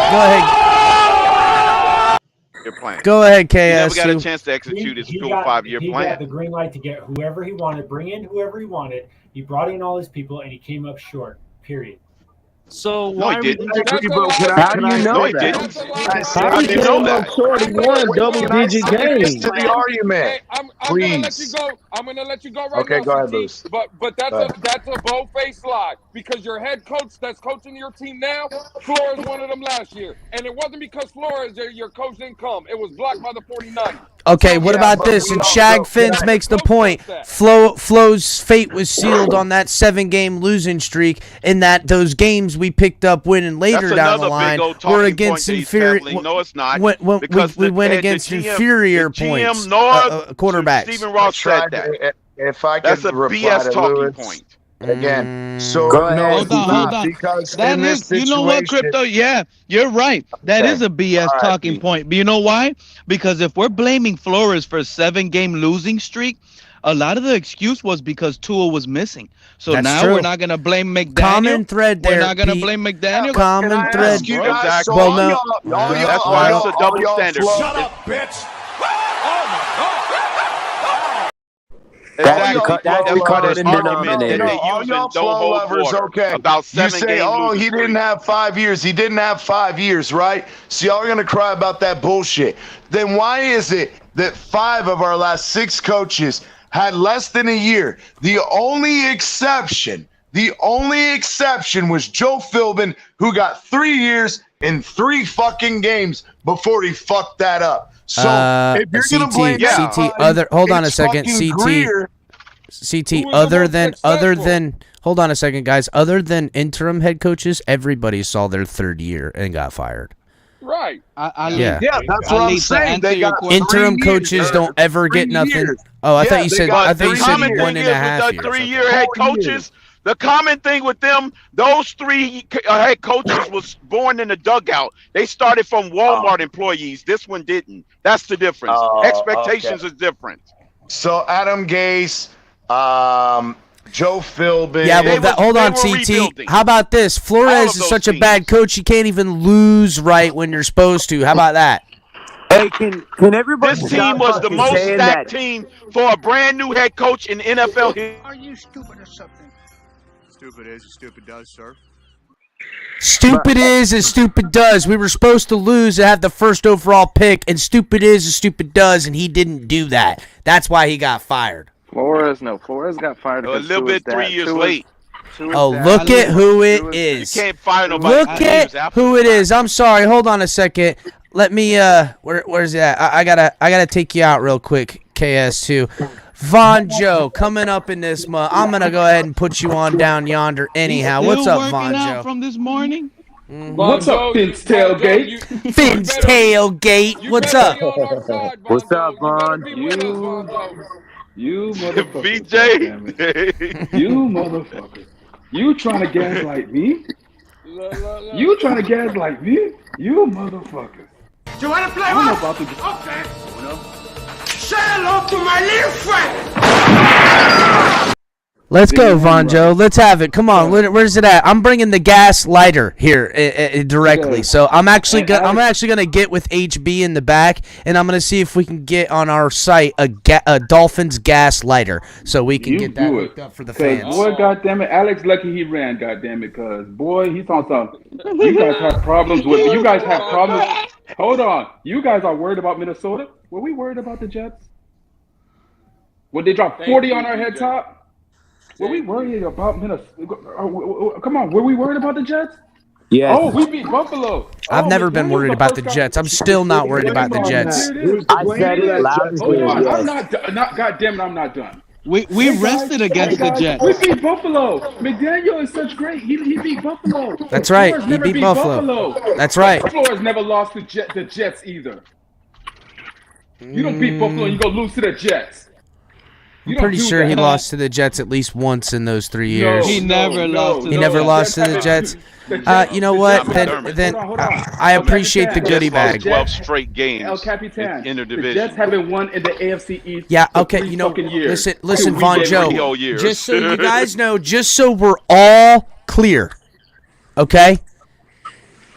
Mike McDaniel did Robert Saleh a fucking solid, making sure his boy ain't getting fired by the end of this year by dropping a game. He should have got him some. You can believe in that all you want. That's cap. That's definitely cap. That's right. He did his homeboy a fucking solid, knows he's going to get fired unless some shit like that went down. And now, look, now their team actually is on a little bit of a winning streak because of that, and you're welcome. That's what it is, and he sent them this. Hold on. So you don't even believe that yourself. Hold on. Let me get at CT. Let me get at CT for a second with this Schroeder's cat or Schroeder's All right, whatever cat. let's go. All right, because guess what? With Tua at our quarterback, we're gonna be playing Schroeder's cat. We played it last year. We playing it this year. Fuck, we might even play it next year because the motherfucker can't stay healthy. Okay, so we gotta live in this infamy of Schroeder's cat, black cat, red cat. Name whatever fucking cat you want. It's Halloween. Put a cat in a witch room and slide across a goddamn moon for all I care. Hey, Guess what? go, The motherfucker can't stay healthy. go Google Schrodinger's cat and you'll understand. You'll understand. Cat out of the bag. Actually, Why my does son got they the book. can't stay healthy when both other quarterbacks on the roster went out again during games? Yeah, That but they was both. my Trust whole me. point I brought Trust up. me. I brought Trust me. this I up already 30 know we minutes don't have a ago. fucking coach. So if We don't it's have a fucking Tua's coach. fault, We have a- no wait, No. Von Joe, if it's Go Tua's ahead. fault for getting hurt, is it Teddy's fault for getting hurt and pulled out of the game? Is it Skylar's fault that he fucking hit his finger on the offense? Oh well, It's all of them. We don't have a franchise quarterback. The ball all the way, so his Man, hand we don't would got hit an it. offensive line. Let's blame offensive line fucking and Skylar. coaching. No, Listen, it's You might the as well offensive put Tua line. out there by him fucking self because he's the only one winning games. CT, fuck that. I already said we don't have a head coach. We got a fucking glass blower building all these fucking glass houses left and right. All right, blowing a whole fucking, getting in the press conference and blowing a whole bunch of hot air at us. That's what we got. We got a fucking glass maker. I got this, Vonjo, and I pulled CT out so I could say it all before he jumped down my throat. You're not a fan. Go like another team. Caller. Yeah. Okay. So following CT's logic, since Skylar was pressured 48% of the time, and the offensive line was allowed to got pushed back into him to where his hand hit somebody's helmet and he hurt his finger. Yeah. Okay, so if that's the case, then Tua is responsible for his broken ribs against Buffalo too. So we can follow that. This is the issue, Color. Okay. This is the issue. Yeah. Everybody wants to sit here and say, "Oh, but what about Teddy?" Hold on. But what is the issue? Oh, Teddy's injury prone. Now y'all want to say Skylar's injury prone. And yet, when you're saying that, it goes. No, but wait, it goes back. It goes back. The fraud that we were blown. It goes back to this horrendous. Everybody thought we were going to be New England. Remember that? It goes back to this horrendous offensive line. He's not injury prone. Here's my thing is again. Okay, so hold on. So Pete made the point. It's the offensive line. It's not any of the quarterbacks. And exactly. And so okay. And the O-line, we didn't trade for anybody. It didn't get any better. Right. I agree with that shit, man. We need to fix this fucking O-line. Period, man. You good people do not want to have this conversation with the O-line. Don't go there. Don't go there, Capitan. Don't go well. What the fuck you mean? Don't worry. Don't worry. I'm not gonna do what everyone thinks I'm gonna do. Flip out, man. What? Pete's been saying the same thing all week. The O-line is the problem. And if you're concerned about Tua getting injured, then the O-line is the problem. And it's still going to be the problem. You're concerned about every. At least we all agree on that. I was trying to, 4 weeks in a row of quarterbacks respond to Color's thing, and I agree with Color. Who put this O-line together? I was being sarcastic in the situation of again saying, at some point you can't have it both ways, and I agree. The Tua was at fault for getting concussed in Cincinnati. He held the ball too long. But that does not change that in the first 3 weeks of the season, he was still taking shots left and right, even with a quote-unquote healthy offensive line minus Austin Jackson. He was still getting knocked the fuck around. There was still pressure in his face. Our offensive line couldn't pick up a stunt to save their life, and they still can't.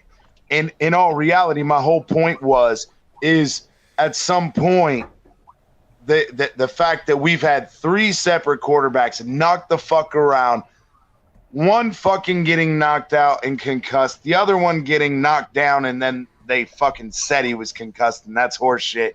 But then Skylar fucking hits his finger on a helmet. At what point do we all agree and say it may not be the only issue, but this fucking offensive line is the main issue? When McDaniel says it, Skylar, whether it's Skylar playing, Teddy playing, or Tua, the fucking offensive line is the major issue here. I think nobody agrees. What did your coach? What did your coach say? Okay, then let's stop saying we're going to easily steamroll any opponent. Then what did your coach say? I ain't never say we can steamroll any opponent. I said we got a shot at beating any opponent. So but that sentiment easily translates to we just steamrolling. We hired enough offensive line coaches. It mean right what I said. We got a chance. Well, Remember, of course, by definition, anybody got a chance. Hold on. Any given Sunday. Color. What did you just say? I said, fortunately, we hired enough offensive line coaches to have enough people to fire all year. That's the exactly Hey, that's agree with you. No, I actually agree with you. I'm very disappointed in Greener. We got 5 bodies, 10 eyes, ain't worth shit. And that's where I'm very disappointed. How in the fuck can we sit here and say that, we brought on all these guys because we knew the offensive line was an issue? Then you evaluate these guys. You tell us in the offseason, we gotta get a look at them, we gotta get our hands on them, and then we'll make a decision from there. And then you sat on your fucking hands, essentially, beyond Connor Williams and Teron Armstead, Right. you Now, sat if on your Flores would have brought hands in all and did those nothing. guys, if Flores CT, would have brought just in come all on this those side, my guys guy. and we got the He'd be same getting results, roasted. what would you guys be saying? You guys would still be be upset. You guys would be ridiculing Flores for bringing in so many cooks into the kitchen. Yep. No, And I let me think tell you, that CT. I'm criticizing the fact that the staff he brought in were unable to fucking identify the fact that these guys suck dick at blocking, how's that and any they different didn't from get how's that the any same different from result that- this- whoa, whoa, this whoa, whoa, staff whoa, is whoa. doing. How's that any Hold on. different I got a from question. Flores' I got a two question for offensive CT. coordinators? Hold I on, got a Twitter quick hand. question for CT. Hey, CT, let me ask you: do this offensive Bonjour. line, CT, does this offensive line, the 5 starters in front of us that we have, do they at least give you confidence that they can run McDaniel's scheme, the zone wide stretch, and run heavy offense? Because he's a genius at running the ball. Can they at least help us run the ball at this point? I agree with you. No, I don't. And the reason why is Liam Eichenberg. If you understand this system, they asked the guards to pull. They asked no. Let me finish, please. I understand what you're getting at. And so again, we asked the guards to pull more often than tackles or anyone else. The guard is the main pulling fixture in this stretch offense. And Eichenberg trips over people repeatedly. The one time he didn't trip over somebody, he fucking overran the hole he was supposed to be blocking in. Check this out. And Check this so, out. No. Let me finish real quick on this. Based on But that I you agree just said, that based on what you just said, almost lets me know Daniel that is this to coaching blame. staff is a I'm not complete failure. absolving him. Okay? I'm not Because if that is the absolving case, Daniel of blame. any smart person will put their best player in the best position. And Teron Armstead should be playing left guard then. Isn't he the greatest puller of all time? Isn't he the athletic freak? No. Connor fucking Williams is an athletic enough guard to fucking pull. But because for whatever reason, I don't know why they fucking insist on throwing. Dieter was average to slightly below average. I'm okay with that. If I have Teron Armstead at left tackle, I have Connor Williams at left guard.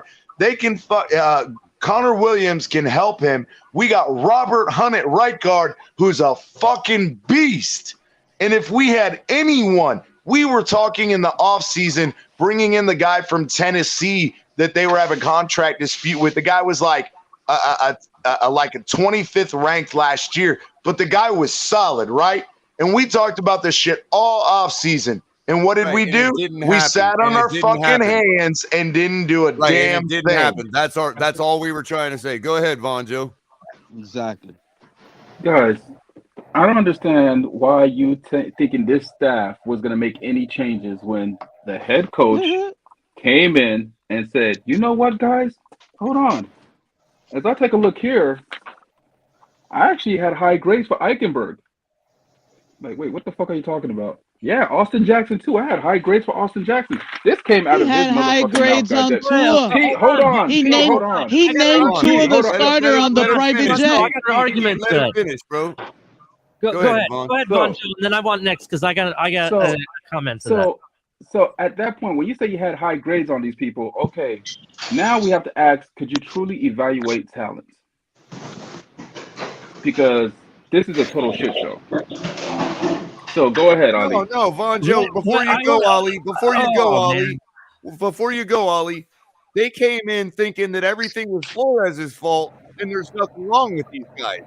Just like real quick before you go ahead, through the roster. The only problem was Devontae Parker. Go ahead, Ollie.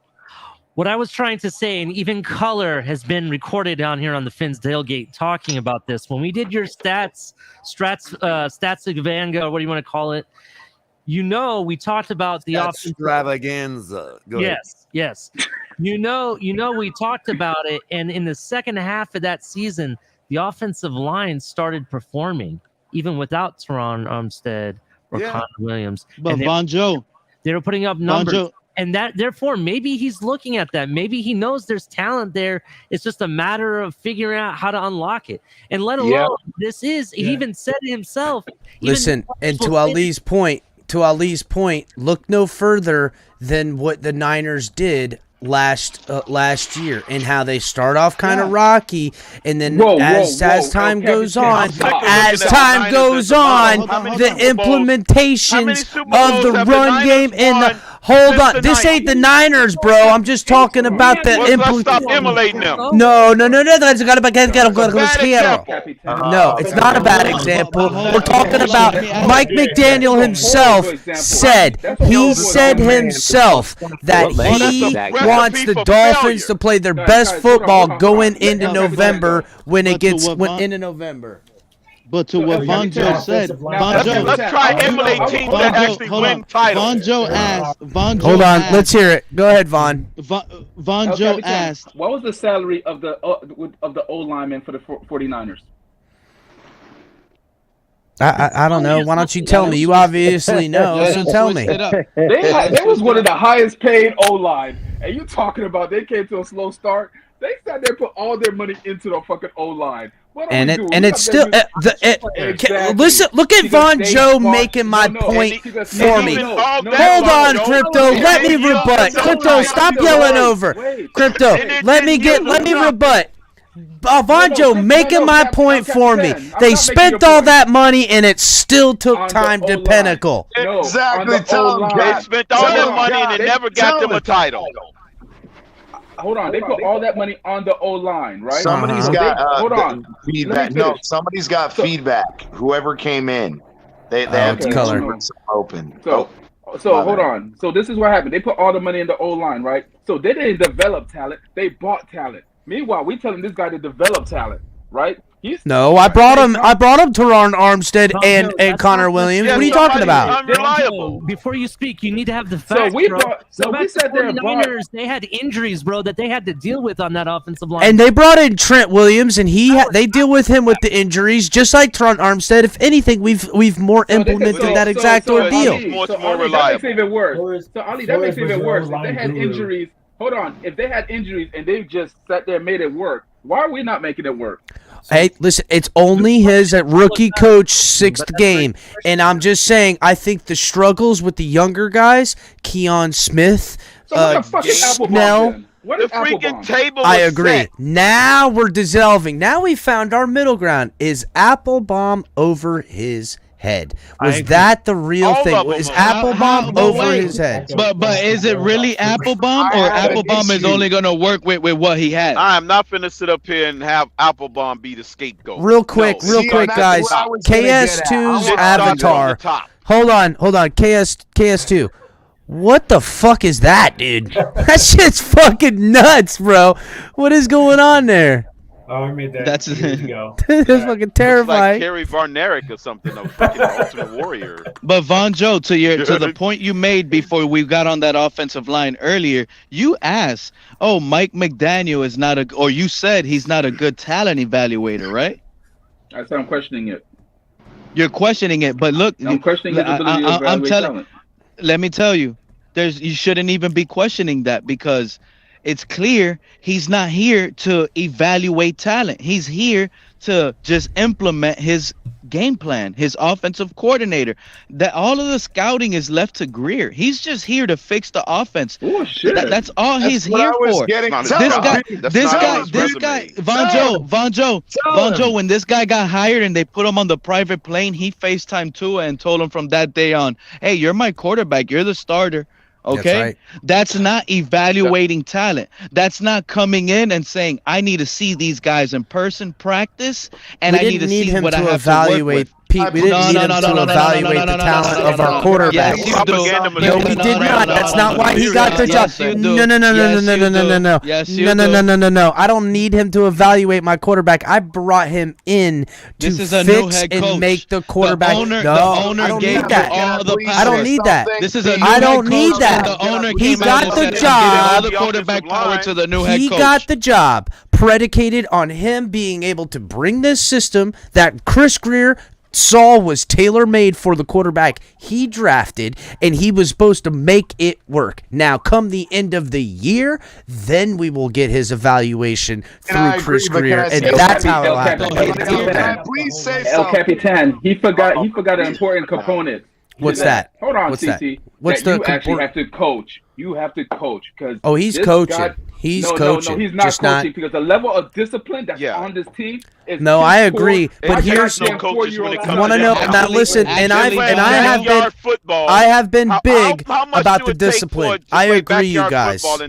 Actually, okay, hold on. That's basically what happened. I'm in gonna let Baltimore. Crypto go. He got told when he got hired. Hold on, CT was trying to rock for a while. That's what I'm saying. I'm gonna toss it to CT right after I say this special was point. the coaching when he I'm gonna throw away toss the it to playbook? Can I CT just right say after one this. little Go out quick there thing, and run please? Go ahead, Pete, and then I want to go, and then I want to throw it to CT. Go ahead, Pete, real quick. That's why the question that you really had earlier about questioning it, that's the biggest problem in my opinion for Mike McDaniel. Okay. Is talent evaluating. That's No, the I don't. biggest issue. Listen, I don't In my need him evaluating talent. I need him educating talent, and that's where the problem is coming. Not because We're he's both not raising our doing it. eyebrows, No, Bonjo. not because he's not doing it, but because these guys are having a hard time learning it because he is so brilliant and so smart that they're having a hard time understanding it. So it's gonna take time, boys. It's gonna take some time for these guys to get on the same level of a genius.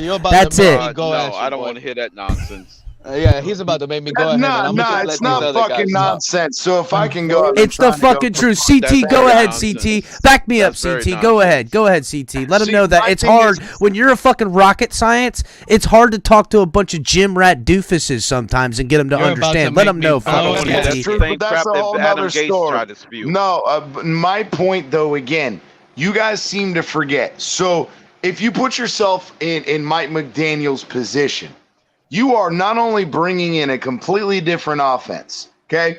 Yes, you were brought in by Which only Greer. takes 1 week to learn. Can I Go please finish a goddamn point? Yeah, please finish, So again- CT. Go ahead. So again, Greer brought in Mike McDaniel to bring the best out of the guys that he drafted to save his own ass, okay? So we're going to fucking move on that issue, but where we're going to go is Greer is also involved in saying, hey, he said, I'm going to talk to Mike McDaniel and their evaluations. And this is where I get pissed off about all y'all fucking Greer haters and Greer lovers, whatever. You cannot have your cake and fucking eat it too. So everybody said, oh, Greer is spineless and he just defers to the head coach and gives them everything they want. And then there are other guys on the opposite spectrum saying, oh, he runs everything. He tells everybody what the fuck to do. Which one is it? You can't have your cake and eat it too. You have the No, same person. Chris Hold on, Greer, let me CT. CT, I want to let Pete. I want to let Pete respond because he's leaving. Go ahead and land. Go ahead and land. So again, my whole point was Greer has his hands all up in this shit. It is Greer's fucking team. He hired Mike McDaniel and he has these players here. Go ahead, Pete. Pete, go ahead because I see you're gonna be heading out. I guess you're saying. What that mean for the previous regime that applies as well. No, you guys keep rocking. I'm gonna just back out because my phone is dying. I'm gonna be listening. If I get a chance to come back, I'm coming back. But keep it going, fellas. Good show, man. What a great show today, man. Thank you, And Pete. you know Thank you. what? Try to bring the good content. That was amazing. Friday smoke show. Man. And it's still Flores, man. We still love Flores. We miss We you, didn't even Flores. intend to be Flores, at a smoke show. do what you gotta do to fix this franchise. And I honestly believe if he takes Tua out, we're never gonna see Tua again. All he has to do is shut him out. That's it. Shut him out. Make Tua have a bad performance, interceptions, 3 interceptions, 2 fumbles, and then we're moving on, and then we're gonna see the skylight zone. Skylight is here for the future. Heads up. I'll be listening. Hey, Vonjo, I have a question because you brought up the discipline of the team. To that point, it's not like he has never taken down a great quarterback. Who has more penalties, the offense or defense? Because right now, based on my count, it's the defense has more penalties. And who does that fall under? I understand McDaniel's the head coach, but if they told him he has to keep the defensive staff that they have in place, what is he to do with that? Yeah, Von Joe. Cry about it. Well, he was zealous enough to take the job. The Rocks go with the farm. Real quick. You know what I've noticed, boys, is that the bad side is dropping like flies. Is what I've noticed. Oh no. Proves right there. You're kicking them out. Greer didn't have I'm his not kicking fucking nobody hand. out. But that right there proves my These shoulders point. are broad, It's baby. I can clear take out on of the all fucking y'all. handed. If you're saying Mike McDaniel came Watch in out, let me get this knowing jacket that off fucking before that. knowing that Boyer was going to be his coach. The rocks come with the Come farm. on, That's man. brilliant, bro. So hold on. Ali asked me a question. Hold on. No, I just fuck want your that. opinion Ali because asked you me a brought it question. up. Go ahead, Vonjo. Respond. No, it still lands on the head coach because we sat there and we went at Flores saying he only fixed the defense and he's a head coach, so he's responsible for the offense as well. Guess what? It works both ways. I don't care if you came to fix the offense. Guess what? You're supposed to fix the defense, the discipline of the team. You are the head coach, meaning you are offense and defense. You are responsible for both sides. So I will, give me Vonjo, I will concede this to you that McDaniel is probably having a little bit of a hard time micromanaging everything while implementing this offense, play calling, and educating all these guys on how diverse and how difficult it is for them to understand it. All great leaders delegate. My ex-wife's got herpes or something. I'm telling you, bro. Wait, what? I don't know. Colors off the fucking reservation.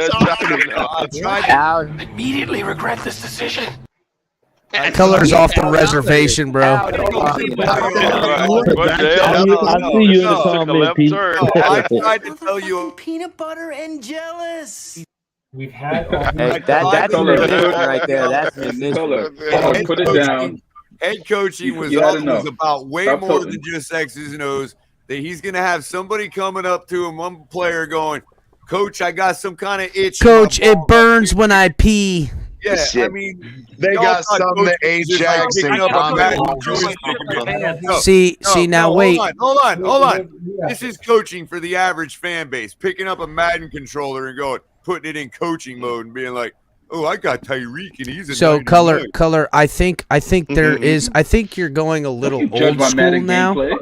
Hold on. I think you're going a little old school now because these players today versus the players we knew growing up are completely different. These guys, much less, even 10, 12 years ago, much less they need to be monitored because they're going to be going out to the strip club. Huh? Well, just hold on. Let me finish. Need to be less monitored as if they're going out when you go visit Dallas, that they're at the strip club. Ain't no monitoring on the bad side, bro. I'm on the bad side. I don't know what you're talking about. I can't. None of this flip flopping like El Capitan. I will flip flop anywhere I damn well please. By the way,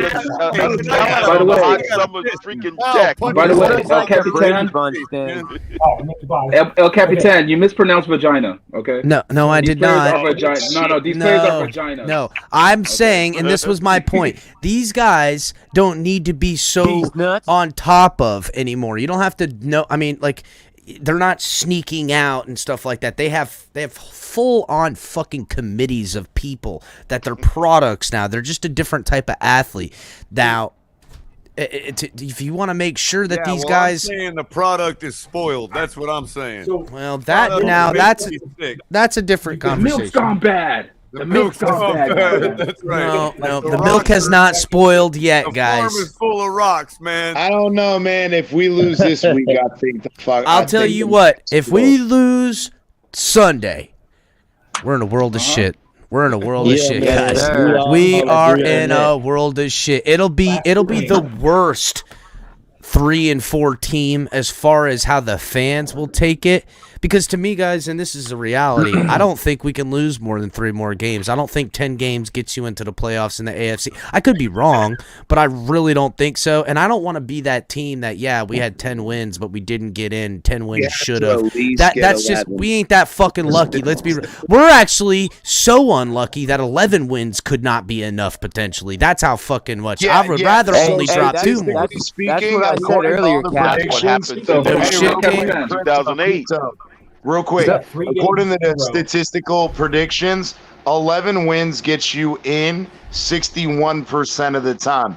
12 wins gets you in 23% of the time. No, 12 wins does not get you in 23%. I think you mean 10. I think you meant to say 10 wins get you in 23%. 12 wins gets you in 12 wins. 60% of the time, it works every time. That doesn't make sense. I was reading the chart. No, I was trying to read the chart from top to bottom. I got you, It bro. was supposed to be bottom to top. No, I read it from top to bottom, and I should have read it bottom to top. My bad. It's all right. 11 wins get you 24. 11 wins get you 24%. 12 wins get you 61. That's how big of a fucking difference between 11 and 12 wins is. I still think you're reading it wrong, CT. It can't be 12 wins only. 11 wins only gets you that now. I'll send you the thing. So you're telling me there's a meme, boy. You can't be a Will time. I can't remember the last time an 11-win team didn't get in the playoffs, especially now that there's three. Especially, but now there's three. Now there's three. This is, again, it was. Because it's the AFC. I got you. But now there's three wild cards. So 11 wins should get you a wild card position. It really should. And if it doesn't, it'll be us with the 11 wins not getting in because that's how fucked we get every year. El Capitan, you want shorter the cat thingy, or however you pronounce that shit? Yeah. Let me see your cat. Let me see your pussy. Pause. Shorter than his cat, right? Check this out. Major pause. So, if we miss by one game, again, who do you blame? Because our quarterback missed 3 of them. I blame whoever opened the box because we could have been in or out at the same time. And if nobody opened the box, you know who I blame? Easily imagine that we were in. I'll tell you this, Vaughn Joe. I would blame the coach because the concussion protocol changed when my quarterback went into concussion protocol. Okay, so that second game they held him out to is on the NFL more because any other time in the world he would have been out in that freaking in last week. He would have been in that game. Hold on, Color. Let me finish. The fact that we almost reserved that fucking Viking game as a loss, the way it was called, played, felt, the whole feel, everything. Marketed the whole bottom to top, bro. Do you guys know it was Fan Week last week? Does anybody even know that? Yeah, that wasn't there. Out of town fans week. It's out of town fans week. Yeah, it was fan. Yeah. Yep. People all over the world. It certainly didn't certainly didn't seem like it. Certainly didn't show it. Inside the stadium, the out-of-town fans did show up. They were all wearing purple. They were all wearing fucking purple. Exactly. The only Dolphins fan in purple that fucking weekend was me. Okay? And I was the only one representing the purple, straight stealing it from the other teams because that's how I get down. Well, my point is that if we miss one by one game, I will inevitably go back to this game last week that we lost that we could have easily won, and I will put that blame on the coach. Now, if Tua misses more time later in the year, it immediately falls on him. He misses one full game. He goes down in a game but comes back the next week, so be it. But if he goes down in a game and misses that next week and we lose that game, it'll immediately fall on him. Well, think about how unlucky we really are. Technically, there was an infinite number of universes where Tua did play last week and we won. And we got so unlucky. We're in one of the universes where he didn't play. Oh my God. Right. Listen, I'm if this and if that and could have this and could have this and that and that. If there is a bright spot, he did get clear to play. Well, the bright spot is that there's an infinitely number of us that got to enjoy a win. T. Berry made my point for me. Thank you, T. Berry. He was cleared to play that Sunday. We just ruled him out as a team. One of these days, Color, we got to do a fucking alternate universe show because, again, we could talk about Occam's razor, Schrodinger's cat. It doesn't matter. All these what ifs, what should have been, what could have been, all of it's irrelevant because us, who we are now, are only experiencing our reality. So it really doesn't matter. Collapse the wave function. That's right. Exactly. Yeah, exactly. The wave function will never fucking exist beyond a point in time where the point changes. Yeah, exactly. Once the point changes to the next point in the future, the wave collapses. It's done. It doesn't exist anymore. Well, it's collapsing here too many times. I feel like the goddamn end of the world when it came to Have you ever seen the bright spot we had in the last 3 games was we still lost at the end of the day, but the quarterbacks that came in that were frankly ill prepared still they were effective. You know what I'm saying? Like we put up how many yards? 450 yards against the Vikings in a loss and everything. So it's to McDaniel's credit, the quarterbacks are ill prepared, but they're still being effective with no practice during the week, no reps during the week, and they're coming in and showing out during the game, coming in cold. So I just bright spot there. It's like that's to McDaniel's credit that he can basically, make something out of nothing there. Yeah, to your point, that go back to what I said earlier, man. The coach can coach his ass off. He put the players in the right position, offense, defense, special teams. But when they don't make the play, the coach get the blame. You know what I mean? They ass need to take most of that blame. Like Eichenberg need to be replaced, man. Let's see what the fuck Robert Jones got. Yeah. Who's responsible for replacing the guy that's not performing well? Replace themselves. The coach, bro. Okay, then. The players don't automatically volunteer to leave the game if they're not performing bad. It's the coach's job to take them out. But all 3 of those games, we're in striking distance. So either way it goes, it's still the coach's decision. Not like Tanner Connor. Even if somebody's not playing. A rookie, you might want to keep Gesicki in there, man. Hey, the coach sit there and takes a look at the guys that he have, and he put the best 11 on each side. I mean, even Exactly. We'll make it work. The final score of the Jets game. Eichenberg must got the talent, but it ain't at that fucking spot where he playing. I called this color. Did I not? Then you're making color. How many times did I say that this team is not doing it right? If Eichenberg isn't our right tackle and Austin Jackson's our left guard, in which case we expect Teron Armstead to miss time, and Austin Jackson kicks out in a replacement, we put Dieter in at left guard in relief. I mean, that was always the plan to me, because although, yes, Eichenberg would then be his blind side, maybe that's what they're thinking. But Eichenberg played a lot of tackle. It's the guard that's the new position for him, and it's the guard where I see him struggling. He doesn't have the anchor to be that guy, and he doesn't have the footwork, apparently, to pull effectively.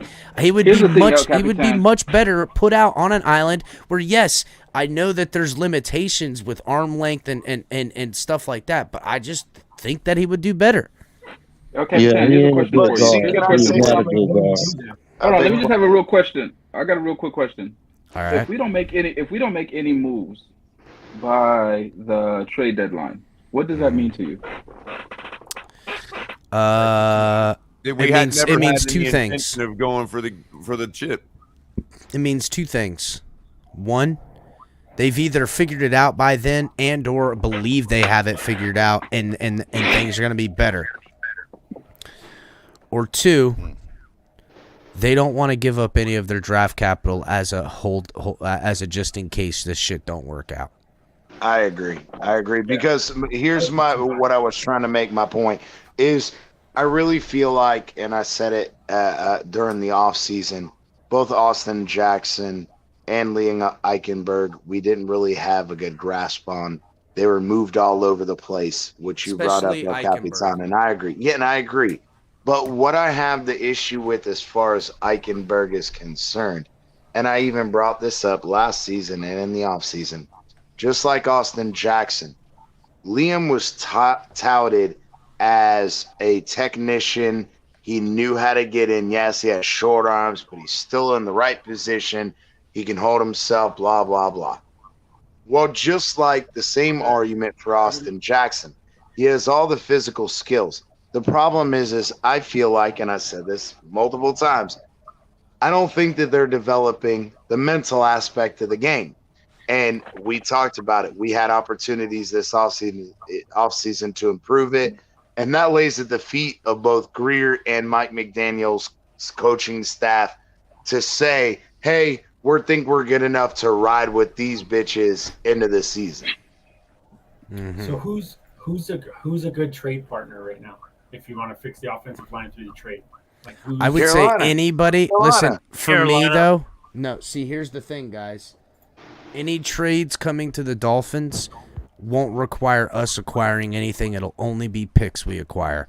And I'm looking towards Mike Gesicki as the guy. I would say Christian Wilkins, but I don't think they'd be so dumb to get rid of Christian Wilkins with no ability to replace him. Now, if by some reason between now and the trade deadline, Raekwon Davis starts freaking just playing with his hair on fire, then I might feel different about them getting rid of Christian Wilkins, because to me, Christian Wilkins, you could get a massive overhaul with him. I agree, if you were but to trade him. But I don't think they want to get rid of any of these guys, because I think, hey, why would I?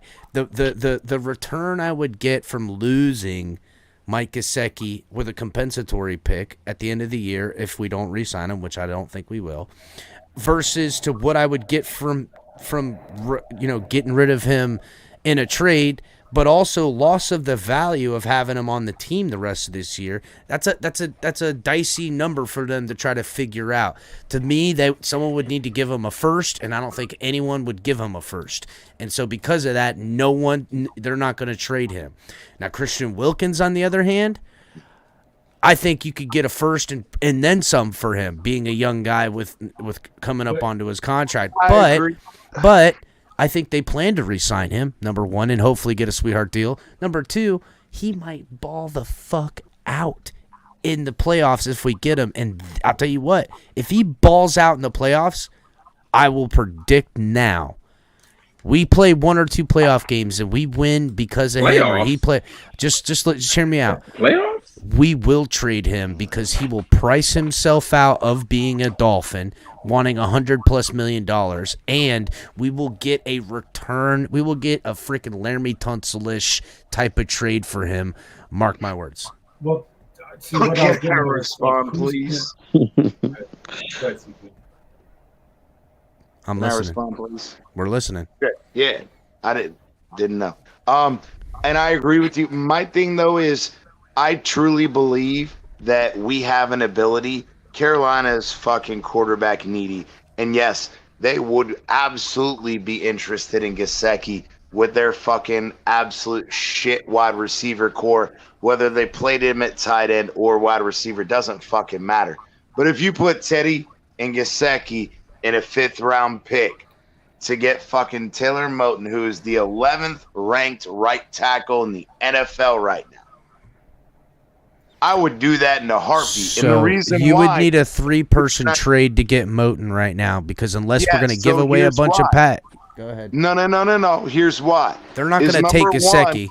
Can I explain why? So even though Teddy, whatever, the remainder of his contract, we gave him the $4 million guarantee or $6 million guaranteed, and he has 10 on his incentives. So we're gonna eat that 16. But if we trade Gesicki, even though it is guaranteed, if you trade him, they're gonna take on the rest of his contract for the rest of the year. So you save money a little bit on those two guys leaving. But in reality, the issue at hand is we knew in the offseason that right tackle was going to be an issue.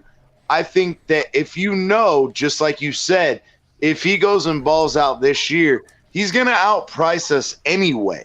So why not get rid of him where the Dolphins have already fucked themselves, because we tagged him in the offseason. Had we traded him, that's when his trade value was highest. We've sparingly used him, which has dropped his value dramatically.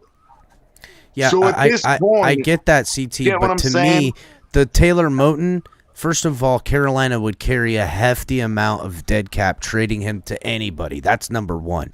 Now, maybe they would do that, but they're only interested in doing that for picks. So first, we would have to find a trade partner for Teddy or Gesicki, accumulate that draft capital, give that to them, and hopefully that would be enough, which chances are neither one of them would be enough. We would have to still give them more. They want value of first plus the second. That's a lot. So to me, they're not going to end up trading him. They're not. You're giving them two players. They don't want players, bro. They're not looking for a future tight end, and they're certainly not looking for a washed-up, backed-up quarterback. They've got one on the roster already. They're not looking up for that. That's what they're looking for picks. Believe me, I think they're desperate. They're not desperate, bro. They're desperate. They're desperately trying to They're lose. not desperate. Why did they trade Christian McCaffrey other than 4 picks? Injury-prone ability. Injury-prone CT, they are tanking. They want as many picks. They're doing the Dolphins thing, and they're trying to load up on it. They're trying to load up on it for the next game. You need to start investigating. They just fired their head coach in the 4th game of the season, bro. Yeah, they fired their head coach 4th game of the season. I was just being sarcastic. I was being sarcastic. I was just saying. They don't want a quarterback to they investigate us for tanking. Who's a lineman that Miami could really go after to trade for? There isn't it. There is no O lineman that they can go after. What did they get for CMC? Do we know? They got a second. I'll tell you exactly what they got. They got a second, a third, a fourth from next year from the Niners, and then they got a 5th for the following year. So they got 4 picks. Those 4 picks add up to like the 20. I want to say it's like the 29th rank for. So it's like a 29th first overall pick. That's what it adds up to in value. That's what on the value chart. So they got a shit ton of value for him.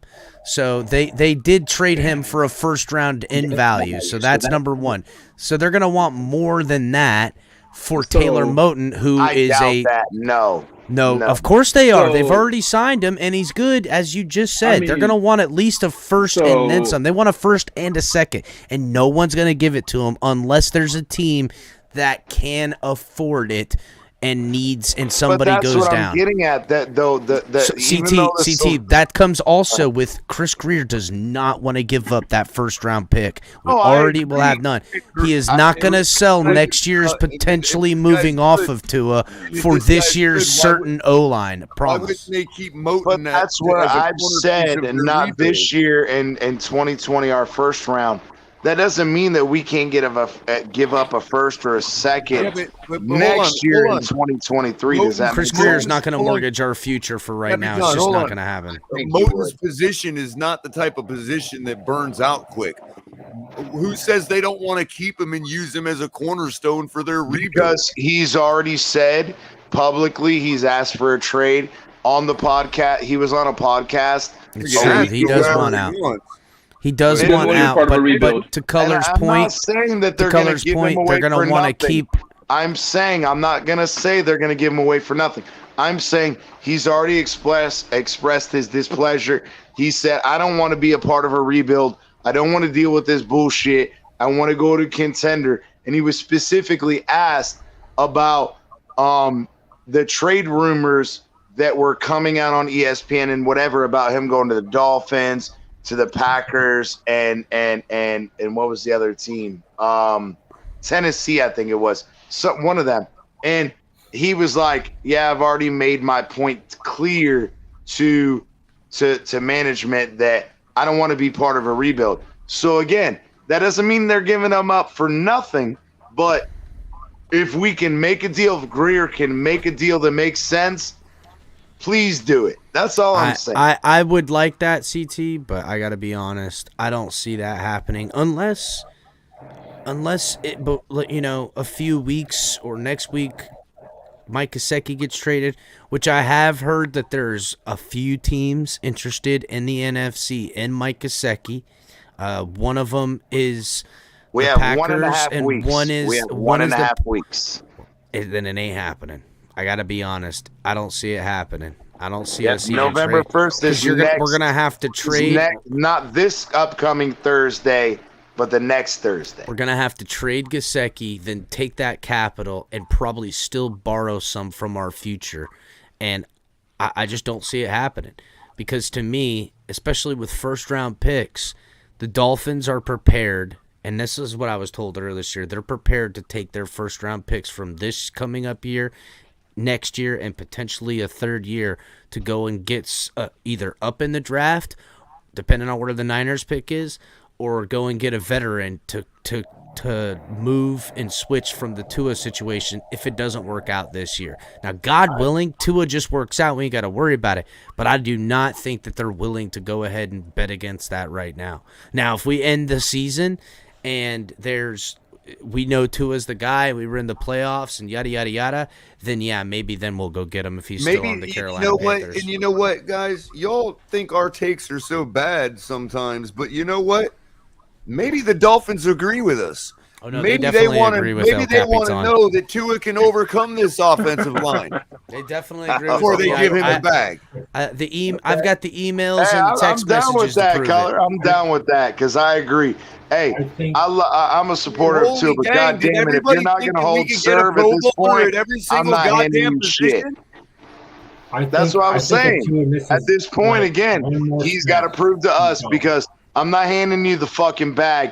I'm not handing you no fucking, Kyler Murray fucking 40 a year and bullshit. We're not doing that. You heard Alex tonight, okay? He ain't gonna excuse Tua for no rust. Oh no, I'm not Alex. Nobody's excusing rust. Is nobody.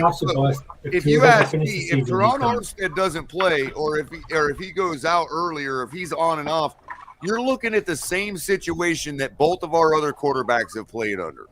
Yeah, okay? which is Greer's fault and this coaching staff's fault. Okay, I don't give a damn whose fault it is. If Tua doesn't win this game under those circumstances, then he's no better than the other two quarterbacks we got. That's what this organization wants to know. They're not going to go out and get a damn Pro Bowler at every position. No team has that. All right. So we're coming up to the 4-hour mark, guys. Exactly. Let's go ahead and hit the like button if you guys haven't already. If you're watching on Facebook, Twitch, and Twitter, please make the journey. Come over to YouTube and subscribe here on YouTube. Let's get into some final thoughts. We're rolling on to midnight right now. Let's go ahead and start with you, KS2. I'm looking forward to this game. I'm excited for Tua to take the field again. You know, I feel like the atmosphere is going to be electric in Hard Rock.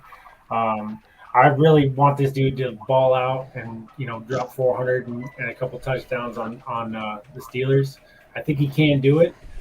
He's got all when Teron and Tua are playing, they're 3-0. So that's I ain't no what lie. I'm hanging my hat on. I ain't no lie, KS2. I like that. Thank you, KS2. Make sure to come back tomorrow, buddy. Yeah, for sure. So, T-Berry, KS2 hit the nail on the head for me. Look, just make sure Teron and Tua play every game, and then maybe we'll have the trend of that's the key to victory. Now, if that's the case, then I got to wonder, is it Teron and Tua and so-and-so or whatever, Teron, Tua, and Tyreek, and that those three together make a winning success, not the coach?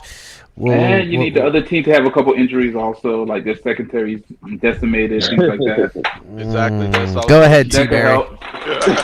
Go ahead, T-Berry. Man, listen, I told y'all I'm right down the middle in this shit.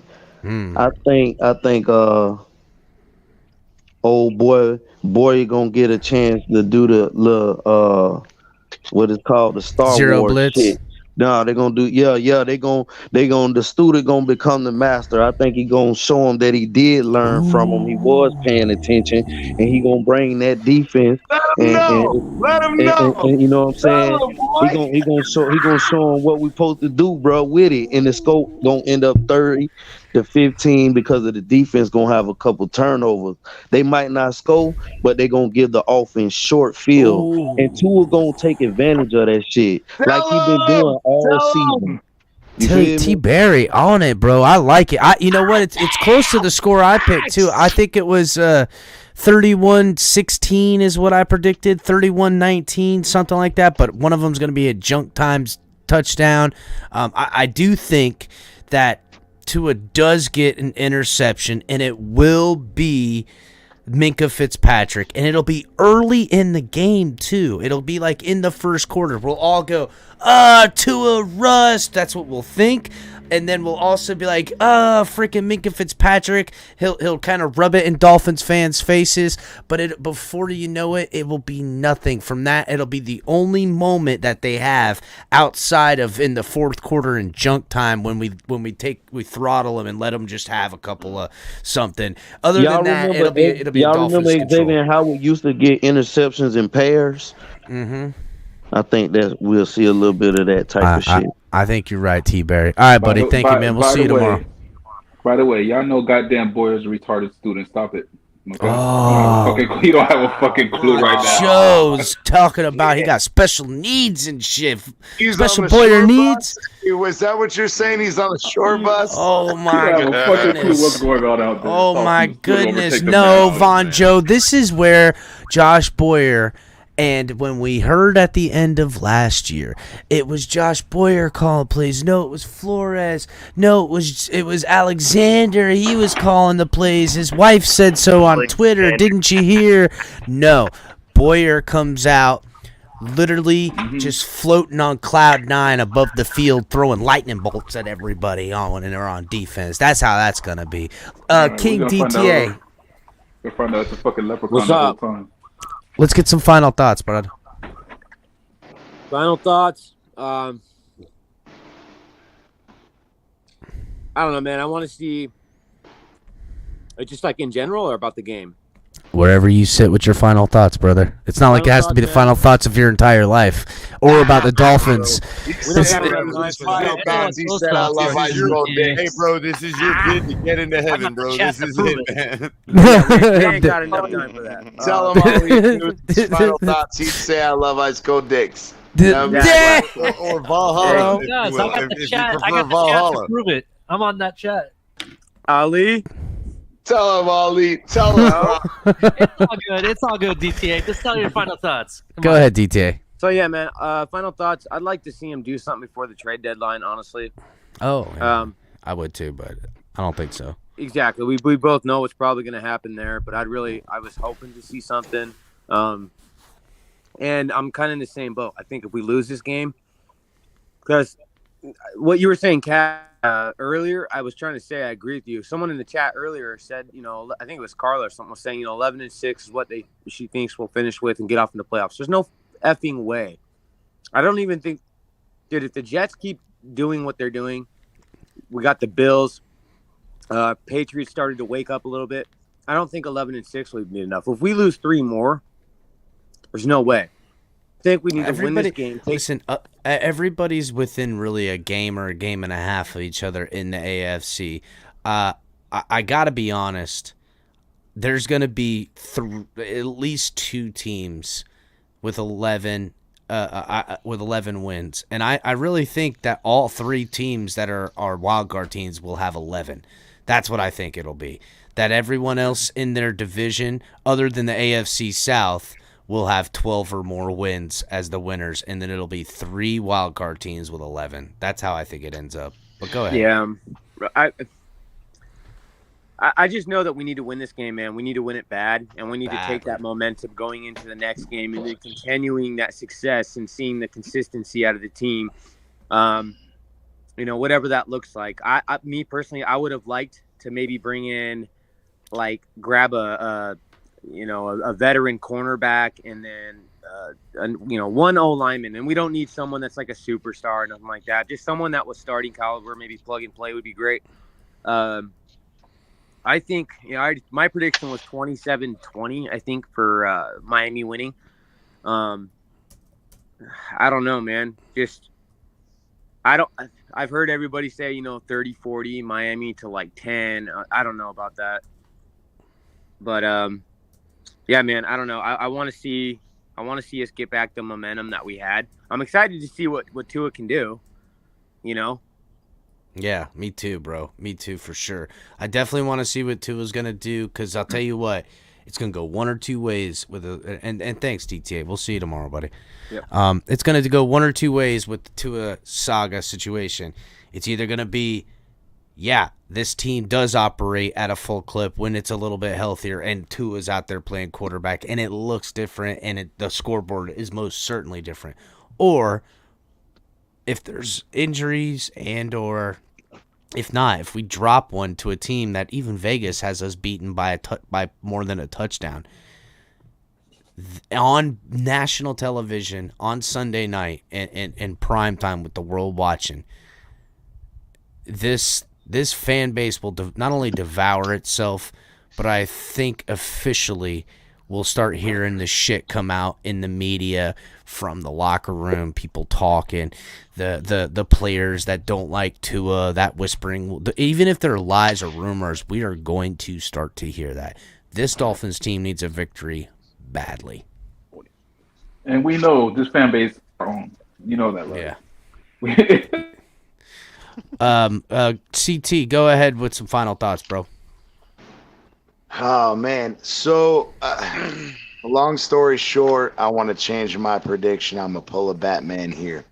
So originally I had us 34-17, but I want to change that now, and I'm gonna text it to Batman so I can get it on record. I think it's 42-27 Dolphins. Oh God. And I've said why. I think either we whoop the fucking Steelers' ass or we get our ass whooped. So I am going to stay on the good guy side, and I'm going to say we're winning 42-27. The sad thing is, bro, I can't even disagree with that take, bro. That's what's such about it. All right, CT. I love you, Color. Hey, Color's my brother from another mother. We always go back and forth. But we got. I know what that take is all about. And that I'm take gonna is give all a final about thought real quick because I want CT matching my take on the Jets game. That's what that take's about. Right. I want You're hoping CT that it to hear evens my out. final thought, so I'm gonna go with it. Right. So CT, I'm gonna give you a little extra tidbit in the physics world. And I'm gonna give you I'm gonna tell you how Jalen Waddle can get better using special relativity. Oh shit! So if y'all don't know about spooky action, you learn about so spooky action. No, so special color, always gotta relativity. go far. So basically, if you're moving towards an object, and the object is coming at you, and you both are at a fixed speed, the speed of the object coming at you will be your speed plus its speed added together. Likewise, if you went on another tangent, but wait a minute. If you're going away from what's coming at you, you can literally, by moving away from that object, literally change the speed of the object coming at you and slow it down. Yep, so, agreed. If Jalen Waddle gets his hands out in front of him and he pulls them in as the ball's coming in, it will literally slow down the ball. Agreed. Can I say one thing? Reality. I thought you were going to go with spooky action real quick. Spooky action. This is reality. This is real quick. No. This is reality. Hey, spooky action has been proven scientifically. The ball literally. I want to say this real quick though, and you can kick me backstage. I see spooky action occurring. So spooky action is the interaction of two particles that are somehow linked through time, space, and So when one turns negatively charged, the other one turns positive. If the other one is turned positive, the other one turns negative. They are internally linked in some fucked up way that we cannot explain. CT, I gotta be honest, dog. This sounds like some hippie ass bullshit right now. But go ahead. It's fucking scientific shit. But I'm landing right now. I'm landing right now. There you go. Color he said the teleportational. So the whole point is what I was getting at is Waddle's gonna catch a pass. Tyreek can catch a pass. It can be whoever. I don't care. We're going to fucking use Mike McDaniel. He's the genius. He's done figured out time travel and quantum physics. And we're going to start using spooky action to get Waddle from the fucking 40. Spooky play action, CT. Get it right. It's spooky play action. Spooky play action passes are coming for Halloween. Thanks, CT. We'll see you later, buddy. Spooky play action coming at us. Pass action happening. I need to take more acid to get on that level, bro. I didn't eat enough gummies or enough tabs, a blotter. I don't know what the fuck we're talking about. Soon as he said negative energy colliding with positive energy made the positive energy negative, to me, I immediately thought hippie bullshit. Let's have positive vibes. And I'm like, nah, No thanks, bro. Like I am super positive. I'm just not bubbling around, floating around like an idiot or an asshole about it.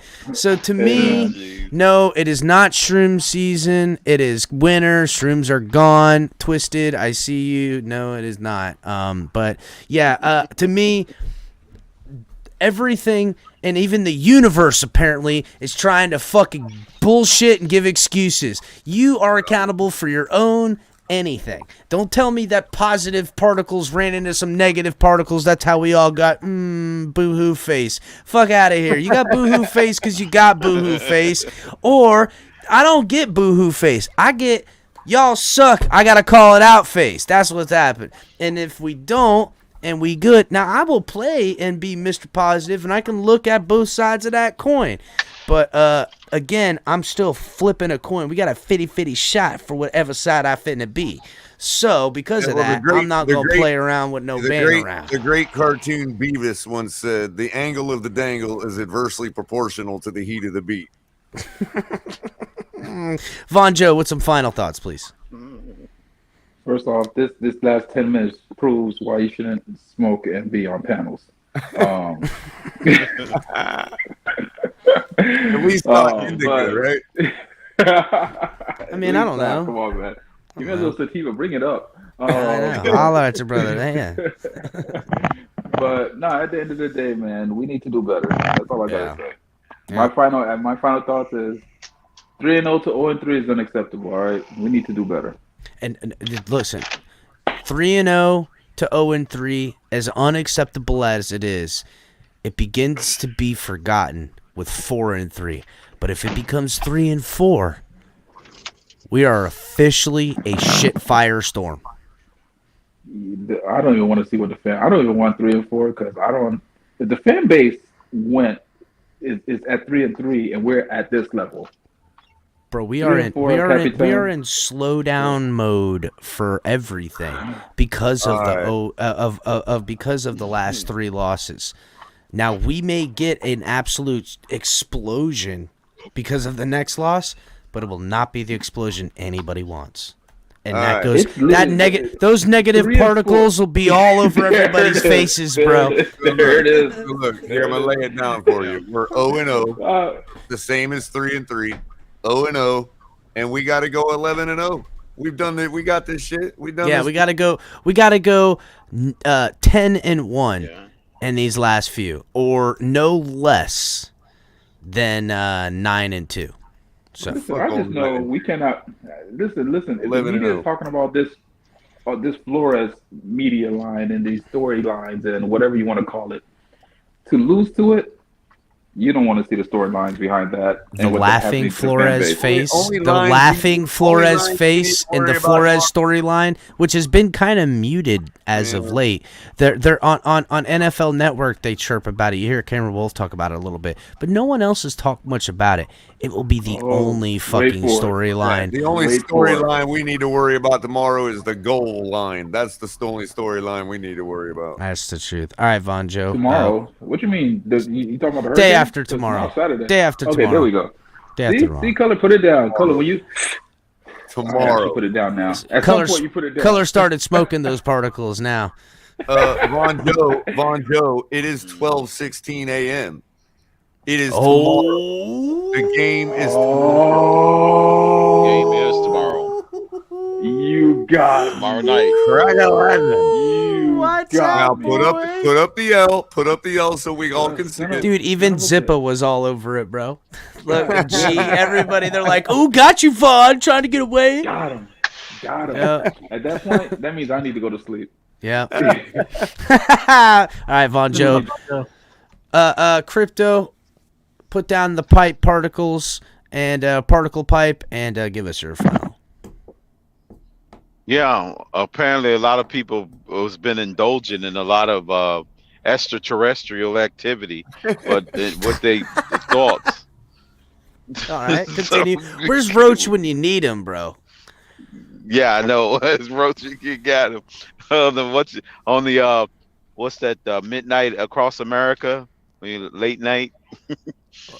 I don't know. Man. He has the I Believe Coast podcast. To Coast AM, bro. Coast to Coast AM with all the Look at the space freaking parallel the spammers dimensions. trying to get in at the last second, dude. What a bunch of Yeah, assholes, they come in. bro. They come in and everything. Well, man. they're trying to get in and get ready because as soon as the thing ends, they put it in at the very friggin' end of it. They know everybody in chat is about to go to Pornhub.com. Mm-hmm. Right. Don't give them the free plug. Pornhub there or somebody's OnlyFans. Yeah. But Go they- ahead. It's Carla. She's probably got an OnlyFans going on after No this. way, Carla. Give me the link. I gotta see if it's the. He's If like, you got an "Is this OnlyFans, real?" I need the link, dog. I think it's Michael K. Yeah, I gotta get the link. Michael K's got one. I don't care. Anybody in there got one? Give it to me. I gotta see. He has this 2-inch dick on display. Oh God. With Mo Ali next to him. Yeah. Man, what are they doing, Oh, bro? man. I don't even want to see it. Never mind. Go ahead, Crypto. Let's get back on topic. Holy shit, we're off the Listen. rails now. I know. Listen, I'm gonna since I've been telling everybody to stop gaslighting for most of the month now. Now it's time to gaslight. I'm gonna give somebody. I'm gonna show you guys how to really gaslight. I'm gonna give you a lesson on how to gaslight effectively. All right. Don't half-ass it. The Dolphins are not only going to win; they're We going got to to win whole this ass game. it. Don't half ass anything. Whole ass Don't- one thing. Exactly, Don't half ass two whole-ass things. it. Whole ass one thing, bro. You guys have been half stepping. I'm disappointed in your gaslighting efforts. You She guys, says 2 inches, 100 mile an hour, dude. Damn it. God, there you go. Well, listen. Fucking hurry Oh, up, Crypto. my. I don't know what the fuck's going on now. The chat's I out was of gonna- line. I was gonna tell everybody, don't with the score predictions. You don't tell everybody we're gonna win. Just tell them we're gonna win 99-7. That's the score. No, it's 72-0, bro. In honor Do of. me a favor, don't say another word and just leave it at that, bro. Just leave it at that. 72 to nothing. Something happens. I need you to 72 stop. to nothing. Okay, You gotta stop. do it. All right. Thanks. Thank you, Crypto. That's We'll how see you you do tomorrow. it. Thanks, brother. Thanks, bro. Holy cow. We've spun off all this particle talk. Maybe we did do some shit. I don't know. How many edibles did I eat? My head. Go ahead, Ali. You know what? I'm gonna say we're gonna win. I said it earlier. It's 17-10. Both defenses are gonna be playing really strong. That's just my opinion. And the comments about how someone mentioned Flo is going to be giving them insider information about our players, and that Najee Harris is going to be giving inside information on Tua. Well, all our whole defense and most of our offense can actually give insider information about Flo and his tendencies. So it goes back and forth. I think it's going to be 17-10. Dolphins win. Have a nice day. Fins up. Oh, beautiful, beautiful. All right. 17-10. I'm telling you. Holy fuck. If we find ourselves in that dogfight color, we don't make it out. I know. I totally agree. If we're in a dogfight 17-10, we're in deep shit. Because now I'm looking at like Jason Sanders, can he do something? Or defense, we need a turnover right now. I want to see something that we haven't seen all year on Sunday. And not only do I want it because I need it like now because of everything, but I want it in front of the face of the nation. I want everyone on Sunday night to be watching, and they're going to go, man, did you guys see them Dolphins blow the fucking doors off of Pittsburgh? They just beat Tom Brady. Okay, Tom Brady, hasn't been himself and whatever, da-da-da, but it is Mike Tomlin. You know what I want to hear? I want to hear how that is half of the argument, and the other half is big deal. They beat the Steelers. The Steelers suck. Everybody knows it. They've only won 2 games. They, blah, blah, blah. The narrative being all that, because then I'll feel right back at home where we're beating teams, and now the world makes excuses for the teams we beat. And not to mention the Bills fans and the Patriots fans and the Jets fans. They'll flood us in chat. They'll flood in my fucking Twitter feed on all my posts saying, and Color knows, you see them, they'll make all the excuses in the world how beating the Pittsburgh Steelers on primetime at home. You guys were at home. You were favored by 7. You're supposed to beat them. They suck. Da-da-da. You should have beat them, but all that stuff. I'd rather hear that because that's at least home for us Dolphin fans, because they'll continue to just act like a bunch of assholes, and for all reasons that we already know, and you guys already know. KY jealous all over his dick. That's it. Hate us because they ain't us. That's what'll be happening, and that I can understand. I understand how they act at Dolphin fans in this way, as we know. The swag gets people all in some kind of way. It's like, who's this fucking asshole in this purple jacket? I'm like, your old lady bought it for me. What do you care? You know what I'm saying? Like, that's how we get down, and they don't even know how to deal with it. You just come with the quick, with the funny, with the wit and the charm and the swag, and they don't understand how to deal with it. And that's why they then don't even attack us. They attack our victories, and they tear down that team. And that'll feel more like home for me, Color. What about you? Yeah, I agree. Yeah. I don't disagree at all with it. And I think we're gonna win big, because I really think the Pittsburgh Steelers are like really bad football team. Mm-hmm. And I think a one-legged blind man with his hands tied behind his back could beat this team. I agree. But I also agree that people, because of the Dolphins' victory, they're going to sleep on the Steelers, and they're going to end up winning a lot more games than people gave them credit for. And we're going to be looking later in the season, and Mike Tomlin probably still has a winning record. Well, you know what I'm saying? Dude, yeah, and I'd like to, I'd like to believe in all the hype about a trap, but you know what? It's not a trap for this team. This team's gonna Vegas has us at 7. Some sites have us at 9. The reality is, when you're a 4-point favorite, that usually means that they expect it to be decisive. Much more than a 7-point favorite, and you're talking like we're at home, Color. Potential, bro. Color. You know we're I at mean? home. That's a 10-point favorite. Right. You get 3 points at home. They're crediting us with 7.5. That's 10+ points. Well, I'm telling you, we're gonna stomp them. That's why it's getting bet up. And the thing of it is, bro, is that I'm not saying that it's like, oh yeah, every game that's that much, because obviously the Bucks were 9-point favorites last week and lost to the Steelers. But the point is that usually, like when you're talking about 7, 8, 9-point favorites, you're talking about like there is the potential for that team to blow the team out they're playing. Mm-hmm. Listen, this is why I've picked this score. I think Tua throws for somewhere around 300 yards, little over, but somewhere around that. I think he throws for 3 touchdowns and 1 interception. I also think, actually, you know what? I take that back. I think he throws for closer to over 325 yards, because we're going to get 2 extra possessions. The defense is going to intercept 1, and I don't know if it's going to be a second interception, but it's going to be another turnover. It might be a turnover on downs. It might be a turnover by fumble, but I think it's only 1 interception, and the other is from a fumble or a turnover on downs. And out of those, the Dolphins will score 10 more points. That'll give us 31 points. Well, they will score to answer the Dolphins with either our first touchdown or our second score or touchdown. They will score off of the pick from Tua, and that'll happen in the first half. Right. And at that point, it'll either happen at the very end of the first quarter or the very beginning of the second quarter, and Dolphins fans will freak out collectively everywhere. Well, look. Hold on, let me finish.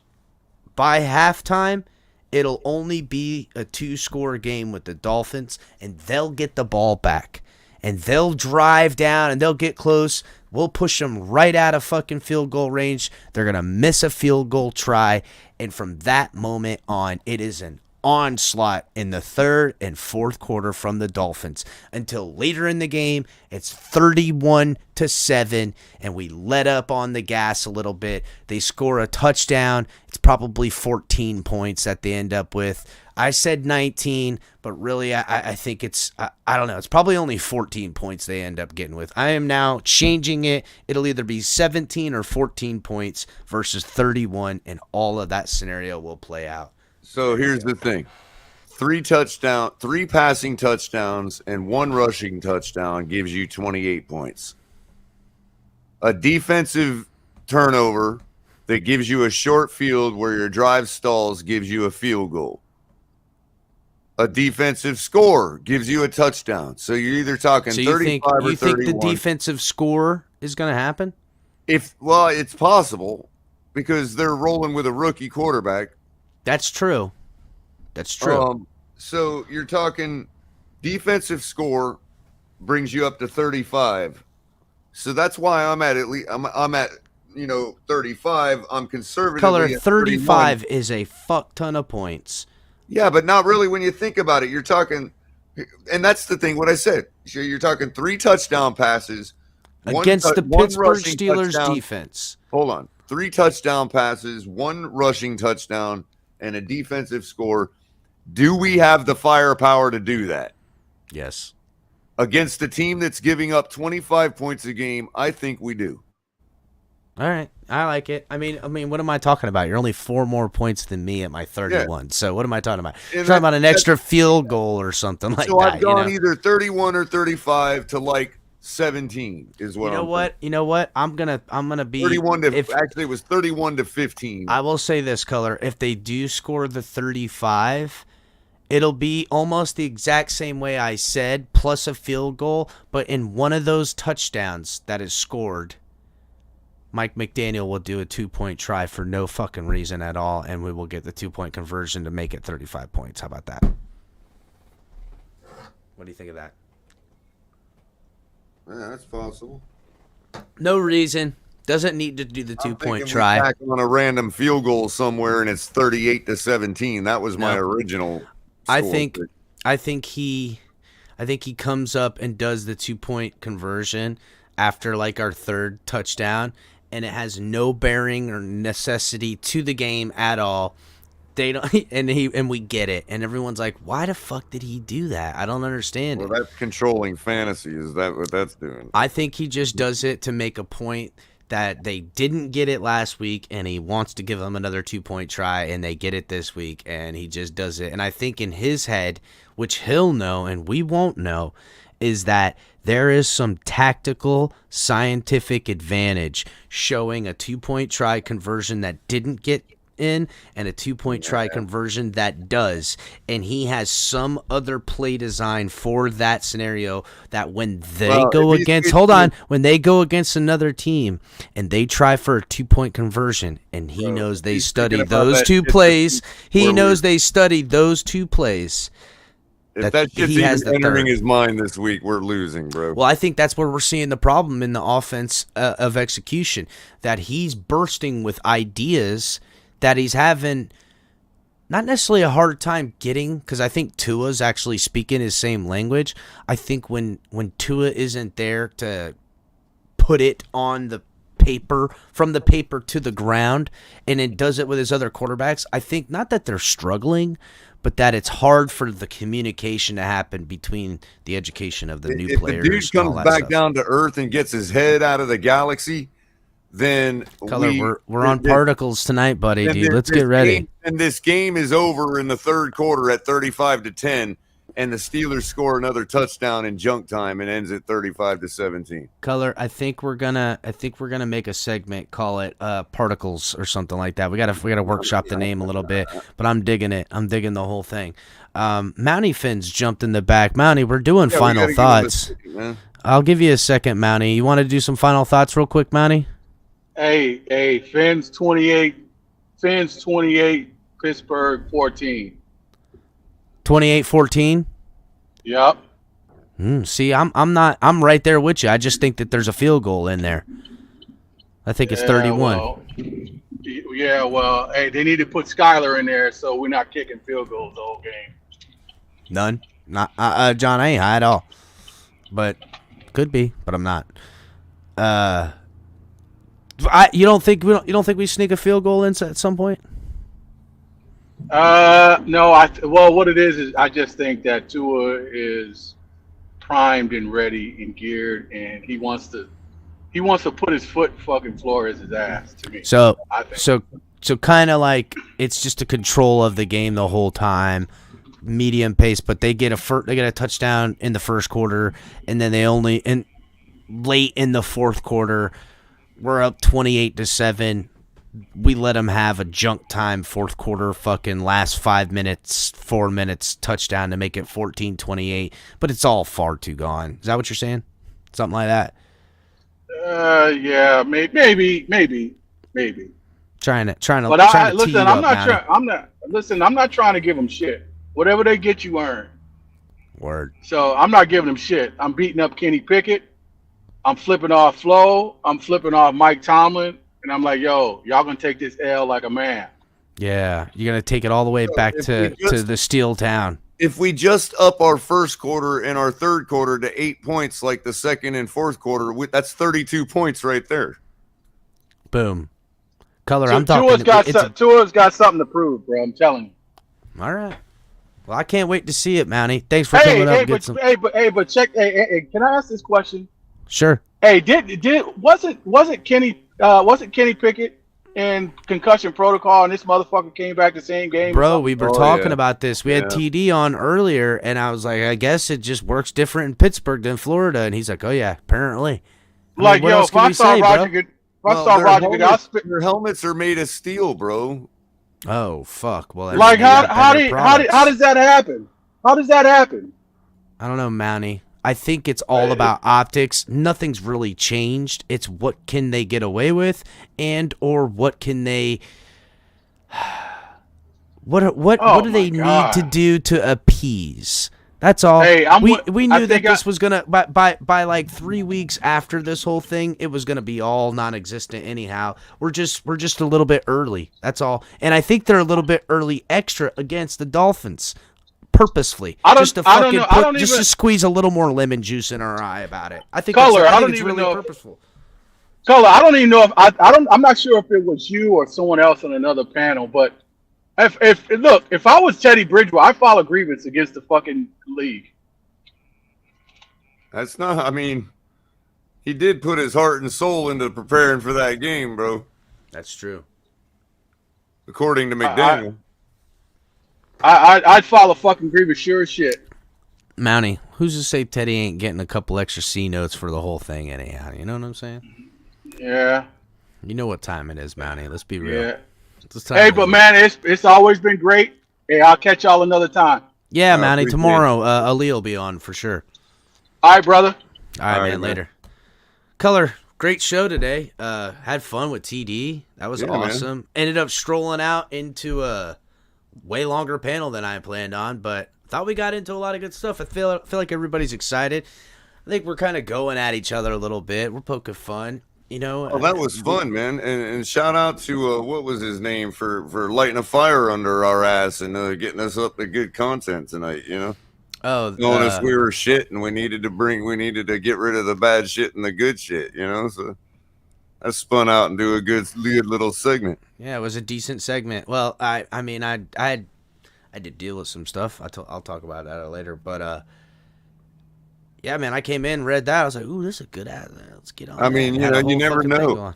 You know, you're sitting around on a Friday night, and then all of a sudden, Phins tailgate, and just roll out a whole idea from the audience. And you guys, listen, we're reading the chat. So you got some gold out there and you want to see? This is interactive television at its best. You got something to say, want to come up, you can hit the link. Guys, make sure everyone is subscribed if you're new. Facebook, Twitch, and Twitter. Come on over to YouTube. Get in on the conversation. And we appreciate everybody coming over here to YouTube. Hit the like button on your way out, guys, and we'll see you guys tomorrow. What's up, guys? Fins up.